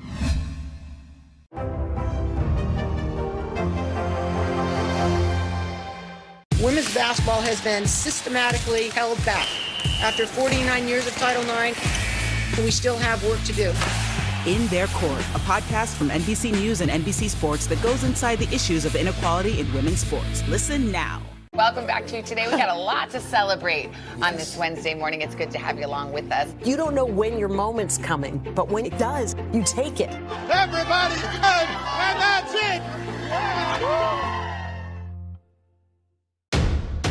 The day's biggest political stories with trusted insight now and expert analysis now. A daily look at the politics behind the headlines. Meet the Press Now, streaming weekdays at 4 p.m. on NBC News Now. Women's basketball has been systematically held back. After 49 years of Title IX, we still have work to do. In Their Court, a podcast from NBC News and NBC Sports that goes inside the issues of inequality in women's sports. Listen now. Top Story with Tom Llamas, weeknights at 7 on NBC News Now. To cover the news, you have to be in it. This is how so many towns and cities are protecting themselves. They're pushing the gates open. Was there a school officer on campus? That's what we've been told. No. Top Story with Tom Llamas, weeknights at 7 on NBC News Now. Top Story with Tom Llamas, weeknights at 7 on NBC News Now. For more than 2 decades, we've watched Mira Sorvino star in dozens of movies and TV shows, winning an Oscar along the way. But a fan favorite film will always be the comedy classic, Romy and Michelle's High School Reunion, which just celebrated, how is this possible, its 25th anniversary this year. My goodness, I wasn't even born yet, just kidding. Now Mira is back starring in a new summer rom-com. Check out the title, Most Guys Are Losers. She plays a mom whose daughter is bringing home a new guy for the holidays. Take a look-see. She's bringing the guy home? So it's officially serious then. How long have they been dating? How long have they been dating? Ask her. Are they sleeping in here together? What were you and I doing when we were their age? Yeah, when we were their age at your parents' house, I slept on the couch. And did that succeed in keeping us apart? Ooh, yeah, juicy. Love the idea of this. You play this mom, and the dad does not want the daughter to bring home this boyfriend. Tell us a little bit about this role. Okay, well, Andy Buckley, as you saw in the clip, you know, everybody knows him from The Office. Yes. But he's so wonderful as this super protective dad who literally, it's based on a true story about this guy named Mark Berzins, who wrote a book for his daughter, a how-to manual to sift through all the guys out there because he owned bars and watched guys hit on girls. And he wrote this book called Most Guys Are Losers. It's not my opinion that most guys are losers. It's the name of the book. Yes. And when the daughter brings home this wonderful boy, he just can't see it. He can't see that she actually got it right. And he puts him through all these tests, and I'm sort of rooting for the kids to make it. And I'm kind of this feisty mom who's very mama bearish, but also sort of free-spirited and kind of. I love that. Are you still like a mom? Are you a mama bear when you take care of your kids? I am a mama bear. Are you also feisty and free-spirited too? Well, I think this character's a little more free-spirited. I might be a little bit more like worrisome or something. I mean, 4 kids. Your oldest just graduated from high school. She did, yeah. What does that feel like? We have little ones. That's her, Matea. She's my firstborn, and I'm so proud of her. And she worked so hard, and she was, you know, she was in the pandemic. Yeah. She was an online student for a year, and just they really persevered. Like her whole class, her friend group, they're just really hardworking, smart, wonderful kids. Like somehow they found the balance between being smart and being fun. And you know, in my school, you were either, you know, nerdy and bookish, or you were the fun. And they're like both and wonderful, and you know, give back. And so I couldn't be prouder of my daughter Matea. Couldn't, but all of them, Johnny, Holden, Lucia, they're all amazing. Like I'm so proud of them all. To have 4 kids, and like for one to be flying the coop, like, do you give her advice about the world? And Yes. Yes. Are you meddling in her love life too? She has a very nice boyfriend. I'm happy that he seems to treat her very well. Yes. But, the most important thing is that they be treated well and that they're happy. And, someone once told me when I was dating, like, if you're not happy like 75, 80% of the time, it's not worth it. Yeah. And I was like, what? Like, I'm at like a 52, 53. And they're like, no. If you're crying every day, it's not worth it. Or, if it's not right, it's wrong kind of thing. But, both my, older kids have, they're very happy in their dating relationships. And, we just watch from the sidelines and we're like, okay, because you can't wrap your kids in bubble wrap, but you can try and give them good advice. And that's what our characters in Most Guys Are Losers are trying to do. We're trying to help them on their way into their foray into like romance and love, We are having so much fun watching your career right now. You have, you just did 2 Ryan Murphy shows. You have a Star series. You have this film. Bookless and busy. Huh? Yeah, and it feels like, does it feel extra awesome to do it at this stage? I'm super grateful to be working on such wonderful projects. Obviously, both Hollywood and Impeachment were amazing to work on. Yeah. Shining Vale, I have never had so much fun. My show on Stars with Courtney Cox and Greg Kinnear. I play this 50s ghost. I've never had so much fun. Yeah, it is super fun. And next season, which we start shooting in like a month and a half, it promises to be wild, like beyond. I mean, if people thought that this was like an incredible sort of horror comedy like ride, next season will like blow the tops of their heads off. So I'm loving life. I'm loving my family. I'm loving getting to do what I love. And comedy is my favorite genre. Yes. So I'm really happy to be able to be working in things that make people laugh. Yes. Oh, my goodness. Well, speaking of comedy. I mean, are we mall cops? Because we got segues. Yeah, we do. Is it going to be? Oh, I like that you're just going straight in. I know, We need to know. We love Romy and Michelle so Yes. much. Everybody Me too. loves seeing the two of y'all kind of get together on the stage again. Please just look, here y'all are. Oh, my goodness. We know that those suits were a nod. Yes, we planned it. And then my husband, as I was in the car on the way to the SAG Awards, was like, you should bring Post-its to the stage, like to announce the nominees. And I was like, called my publicist, like, can you find some Post-its? And like, I don't have any, but I'll look backstage. And then she found them. And so I was just like, and the nominees are, and so good. But so is there, come on, tell us. Yes. Reunion, please. What's the or juice? 2. Give me a little scoop. Okay, so there's nothing official to report, but I can unofficially hint that we are closer than we've ever been to getting something to happen. Closer than we've ever been. Yeah. We will take closer than we've ever been and ride with it a long Every way. other time I've appeared, I would be like, "Come on, please, let's do something." And now I'm like, "Okay, we're getting closer." So very excited. I can't say anything yet, but something might be in the works. something might be in the works. Guess what? Legal, sorry. Might feels good. Might feels really good. Yeah. Mira, you're the best. Thank you for being here. Thank you.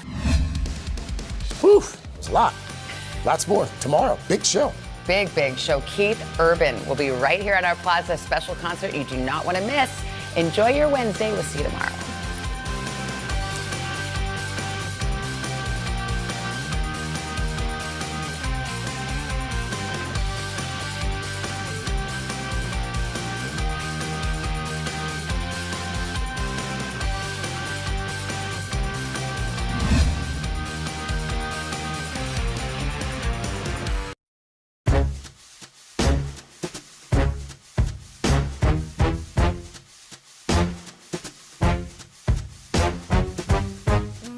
I scream, you scream. Okay, I'm going to stop right there because I know you know how it goes.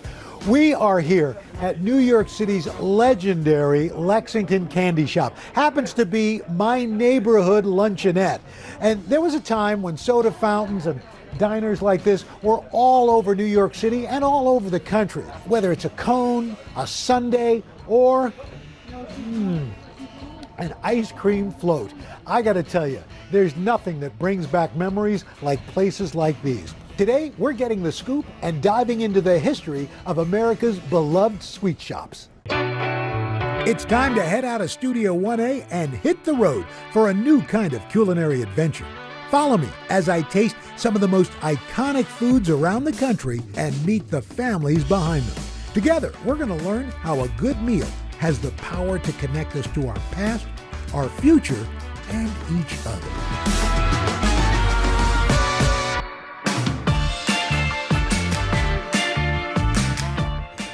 It's no coincidence that here at the Lexington Candy Shop, one of New York City's most iconic soda fountains, they serve ice cream from the city of brotherly love. It's Bassett's, the oldest ice cream company in America. In fact, Philadelphia is home to many early ice cream innovations. And at the Franklin Fountain, we've got two brothers who have recreated a turn-of-the-century fountain that celebrates Philadelphia's unique contribution to American ice cream history. We're very proud to be called soda jerks. In the heyday of soda fountains, being called a jerk was a good thing. A soda jerk is someone that jerks the handle on the soda fountain.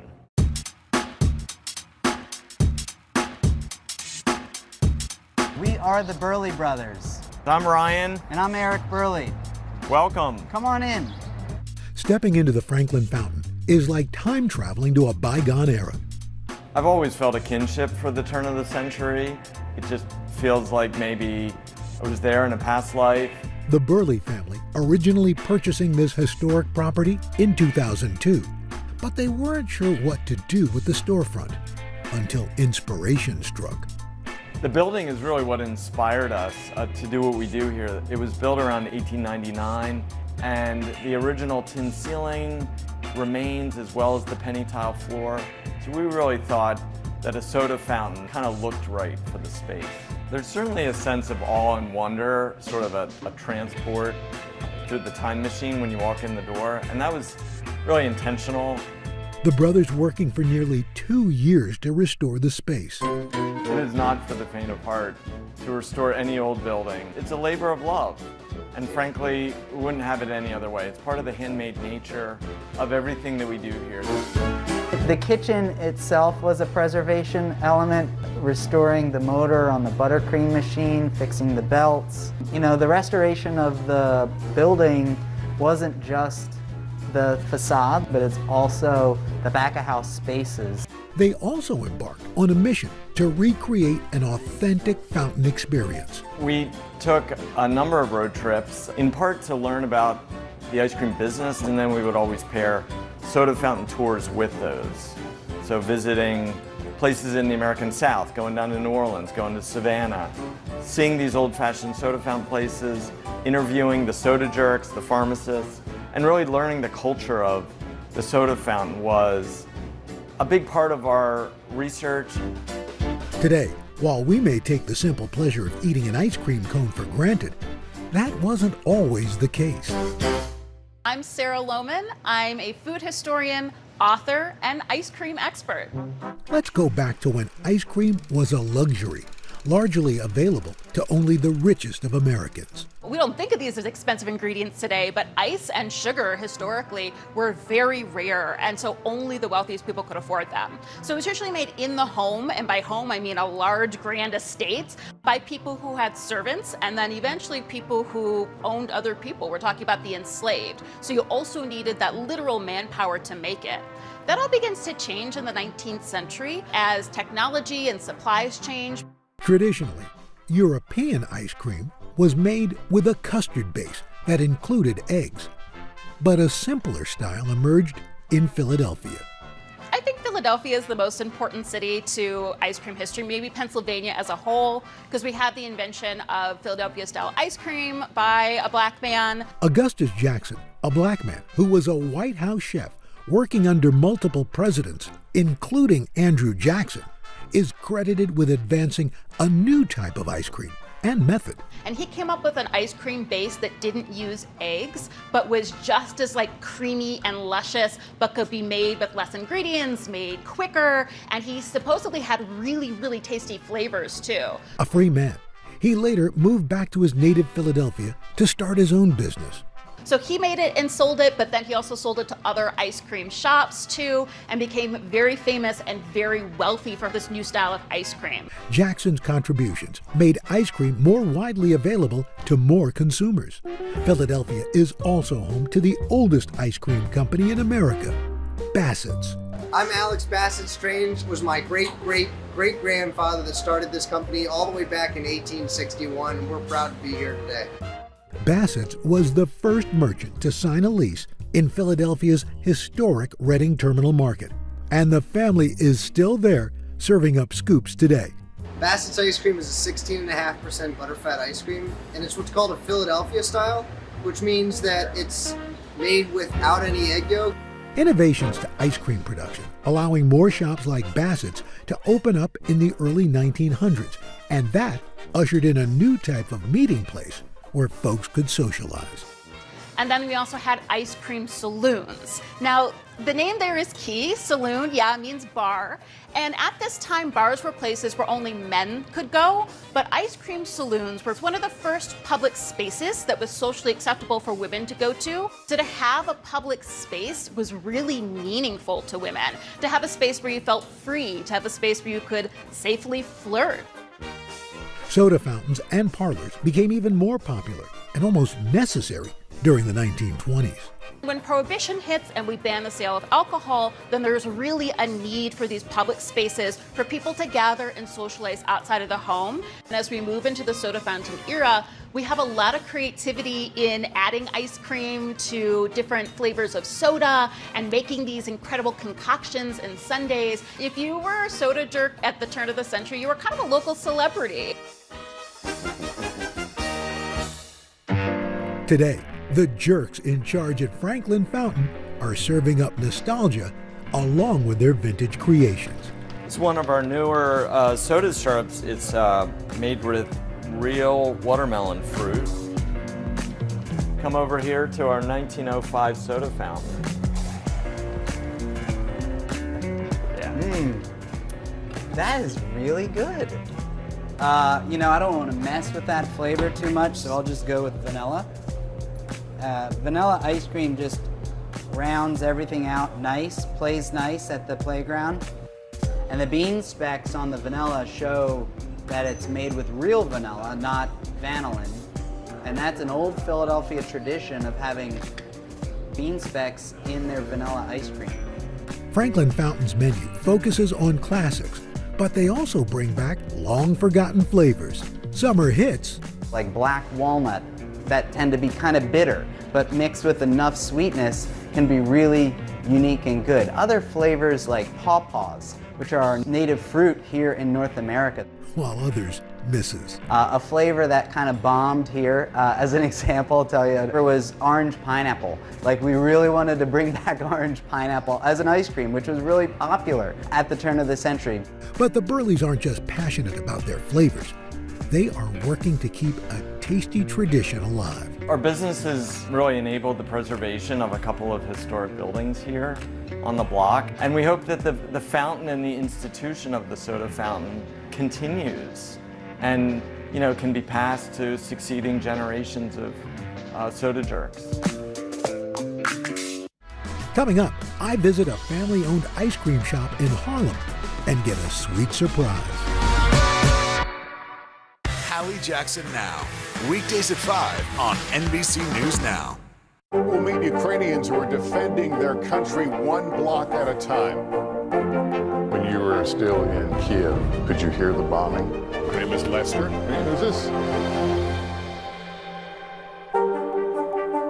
Welcome back to Today. We got a lot to celebrate on this Wednesday morning. It's good to have you along with us. You don't know when your moment's coming, but when it does, you take it. Everybody's good, and that's it. These days, it feels like the news never stops. So let's get into it. What's happening right now, what it all means for you for an hour every day. It can be hard to keep up, so let's get started together. Hallie Jackson Now, weekdays at 5 on NBC News Now.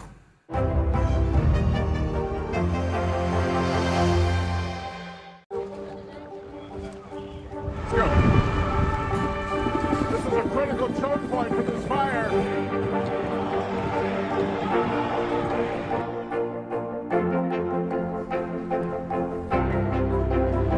And good evening from New Orleans. Nice to really spend some time with you. Appreciate it.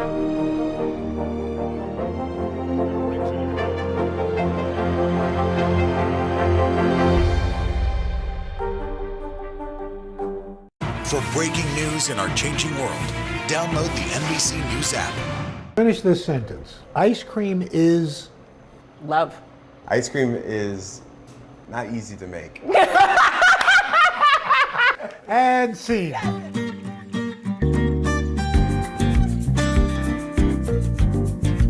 We're up here in Harlem, where the forecast is partly cloudy with a 100% chance of sprinkles.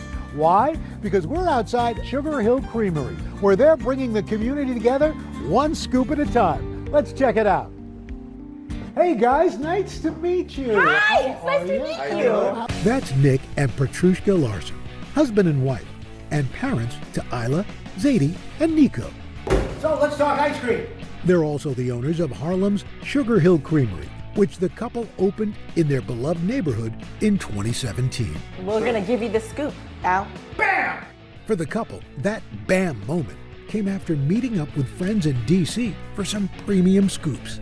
We had small batch delicious ice cream, and that is when it hit us that this was not an experience that we could have in our own neighborhood. The realization that they couldn't do this in Harlem was the beginning of their sweet journey. When Nick and I started dating, he always said he wanted to own a food establishment of some sort.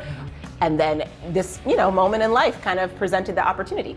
Petrushka oversees the shop's marketing and business, while Nick, he develops their artisanal flavors, often looking to the neighborhood for inspiration. The great thing about having a small shop, you see in real time, oh yeah, they don't like this, right? And our friends from Harlem, they are not shy to being like, yo, no, this is no good. So your flavors are nods to Harlem. Nods to Harlem, nods to our respective cultures as well. So I'm Black, African American, and from the Caribbean. And Nick is from the Midwest and was raised on a farm. We're channeling Harlem, we're channeling childhood memories, we're channeling the way that we were raised, what we were eating. I think this is the best example of channeling our neighborhood. So we have a flavor called Cafe Tuba. And where the first location is, it's like a few blocks from Little Senegal. The flavor Cafe Tuba uses coffee from Senegal. We incorporate peanut brittle and Celine pepper brownies. So it's a bit of a twist on a classic, which we like to say we make, twists on classics and then all their flavors that you wouldn't expect. Many features of the Scoop Shop pay homage to Harlem, starting with the name. Where we're sitting right now is a neighborhood that is adjacent to Sugar Hill. Sugar Hill is a neighborhood in Harlem that at the turn of the 20th century was the place where upwardly mobile Black people resided and came to, right? It was also the home of the Harlem Renaissance too. Many artists, activists were living here. You talk about the history and homages to this neighborhood. Was there some thoughts about that historic ice cream shop, Mumford's? Yes. Just before opening Sugar Hill, Petrushka learned about an iconic Harlem institution, Mumford's. Small group of octogenarian Harlemites that just happened to be at this conference, and they were like, hey, she's opening an happy ice cream shop. This is crazy. And they're like, oh my gosh, it's like Mumford. Mumford's was in business from 1903 to 1983, located in the heart of Harlem at 125th and St. Nicholas. Unlike many early soda fountains, it catered to Black patrons, providing much more than food and ice cream. It was the place that people went after, church on a date. And we didn't know about it when we decided to open the shop, but after we learned about it before we opened the shop, we definitely channeled the history and spirit of that place here. Sugar Hill's motto, the sweet life is a love affair between community and food. And it also has a historical meaning. The sweet life is also, a reference to the Great Migration. When people moved to Sugar Hill, they were looking for the sweet life. We wanted to give our neighbors a little bit of sweet life as well, right? Nick and Petrushka are hopeful that their spot will become the place for making family memories down the line.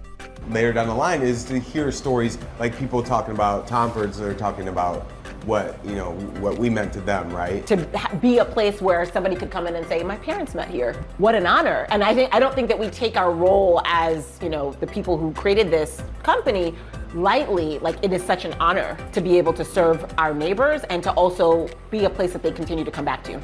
I think that a lot of us have really fond memories of going with our family and having ice cream on a hot summer day, or like rolling past a rural ice cream stand and it's just like packed with Little League kids.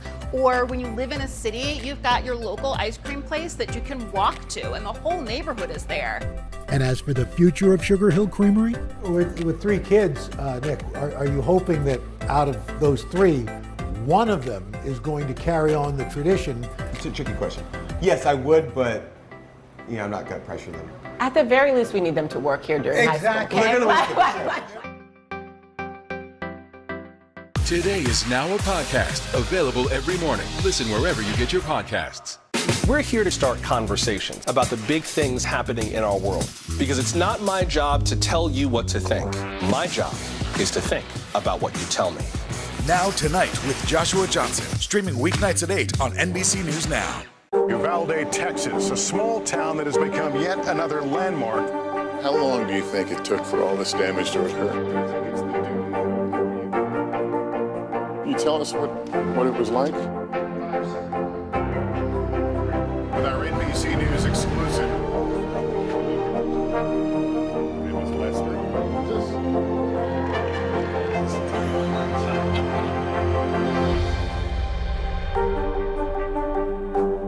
Hallie Jackson Now, weekdays at 5 on NBC News Now.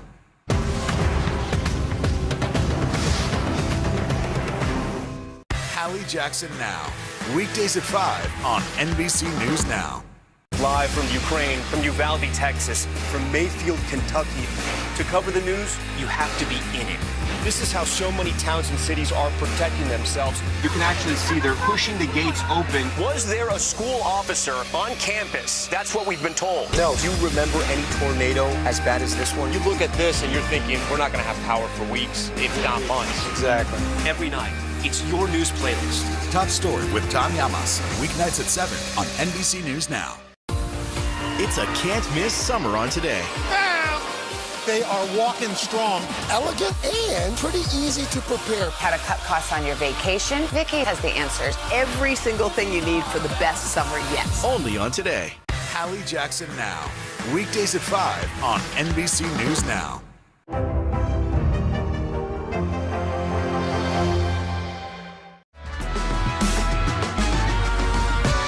It's time for Sunday School. Say amen, say hallelujah. Amen. Hallelujah! My Sunday school teachers at Harlem Sugar Hill Creamery kicked off my lesson with a special treat, a one-of-a-kind flavor made just for me. You should learn to scoop with your own. My own flavor. Your own flavor. My own flavor. Yeah. Wow. All of the ice cream served at Sugar Hill Creamery is small batch, each flavor taking 2 days from start to finish. The difference between a small batch and large batch is one is a freezer. These machines allow more experimentation with mix-ins.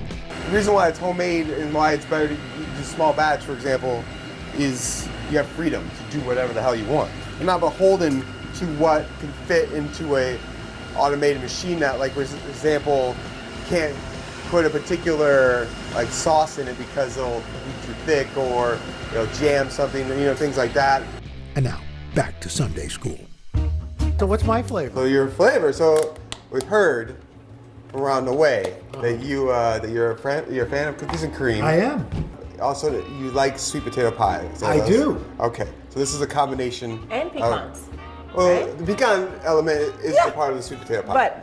But yeah. Yes. I can tell you guys are married.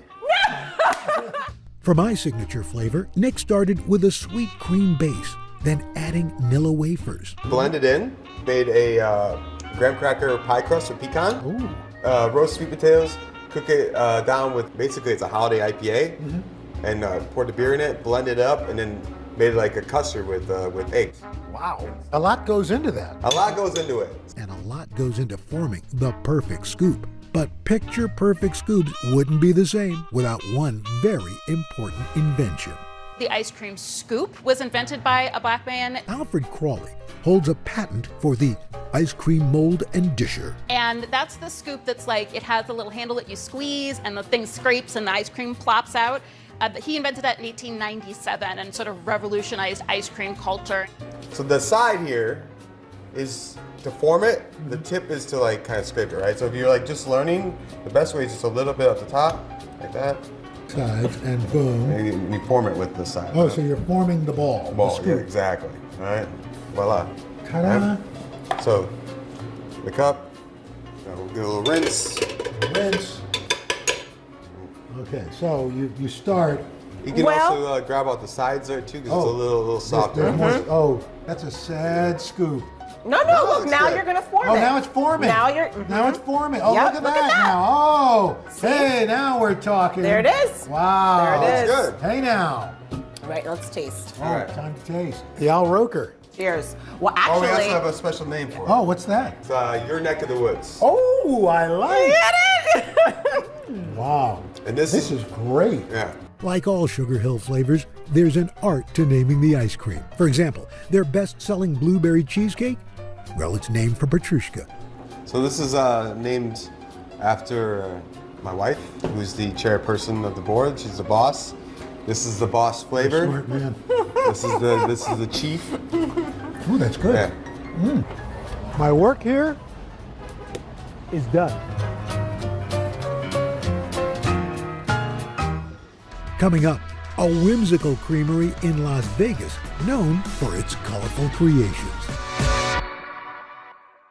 We're here to start conversations about the big things happening in our world. Because it's not my job to tell you what to think. My job is to think about what you tell me. Now Tonight with Joshua Johnson, streaming weeknights at 8 on NBC News Now. To cover the news, you have to be in it. This is how so many towns and cities are protecting themselves. They're pushing the gates open. Was there a school officer on campus? That's what we've been told. No. Top Story with Tom Yamas, weeknights at 7 on NBC News Now. We're here to start conversations about the big things happening in our world. Because it's not my job to tell you what to think. My job is to think about what you tell me. Now Tonight with Joshua Johnson, streaming weeknights at 8 on NBC News Now. This is a critical choke point for this fire.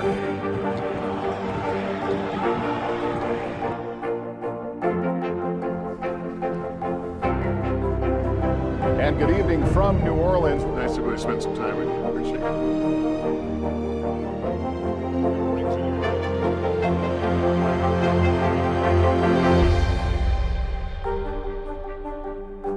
Today is now a podcast available every morning. Listen wherever you get your podcasts.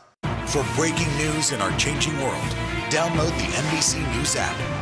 Now Tonight with Joshua Johnson, streaming weeknights at 8 on NBC News Now. You know the old saying, what happens in Vegas doesn't always stay in Vegas, especially when it comes to a hot spot that's known for creating really cool desserts, Creamery. These folks are recreating the ice cream parlor experience for a whole new generation of ice cream fans. And whether that's in person or via social media posts. Selfie, anyone? I've seen some kids who can kill the burrito by themselves. Most adults, it's funny, they would share. In Las Vegas, a few miles off the Strip, is the flashy, fabulous, and insta-famous ice cream shop, Creamery. Opened in 2016 by husband and wife team Danny and Rosalina C., hoping to create a one-stop dessert cafe. We set on a mission to bring in a wide variety of crazy, innovative desserts into one place. For Danny, it was a dream come true. I've always had a sweet tooth when I was younger, and I've always loved ice cream. Rosalina, not so much right away.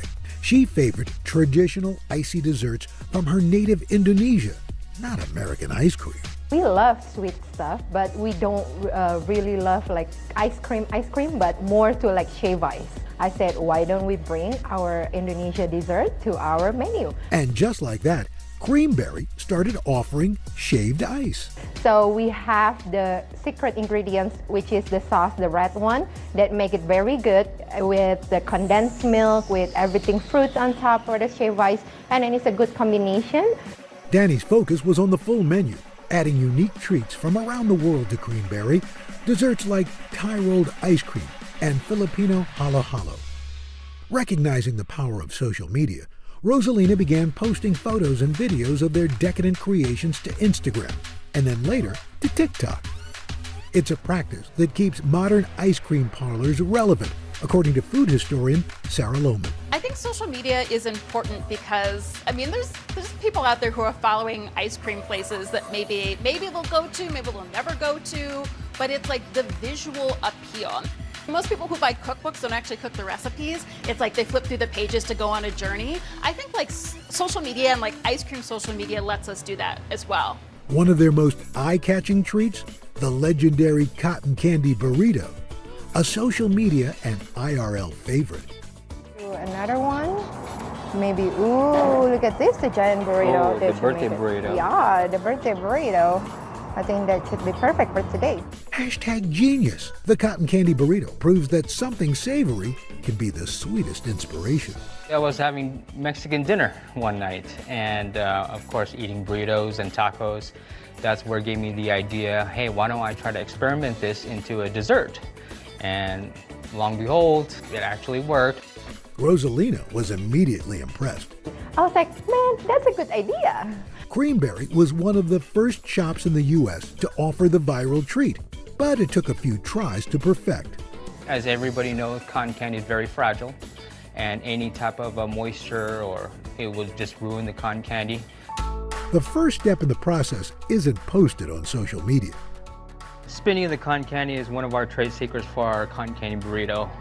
So we usually spin it in the back in the kitchen.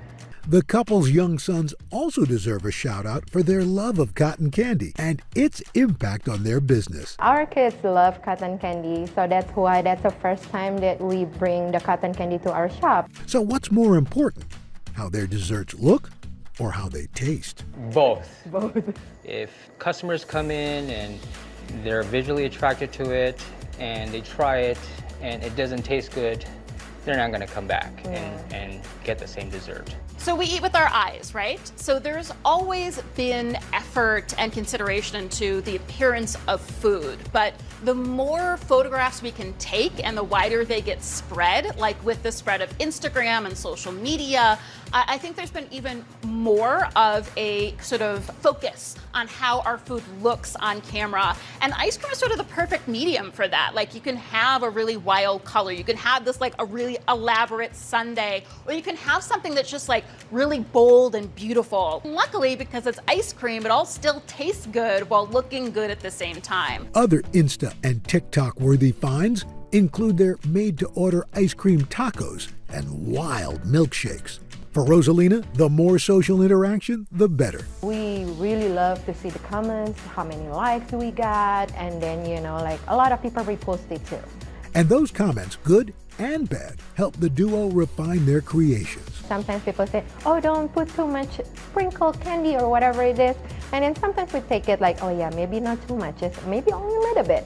Yeah, it's very helpful for us as well because then at least we can adjust what is necessary and to accommodate the customers. The virtual shares are sweet, but it's even sweeter when followers from around the world get to try Creamberry. We can never get enough of seeing all the smiles when the customers get their orders. Just the facial expressions that they give us. In an era when we're bombarded with options, the simple joy of heading out for ice cream has withstood the test of time. I think that ice cream shops, spaces, parlors, ice creameries have survived because they've always fulfilled that community space and that family space. It's something that everybody can come together around. And families behind the counter will keep scooping up sweet memories for years to come.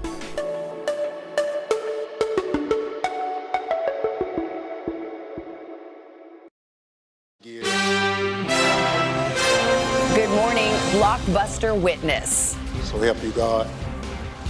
A former White House insider under oath and on the record with a devastating account of President Trump's words and actions on January 6th. I don't effing care that they have weapons. They're not here to hurt me. Take the effing bags away.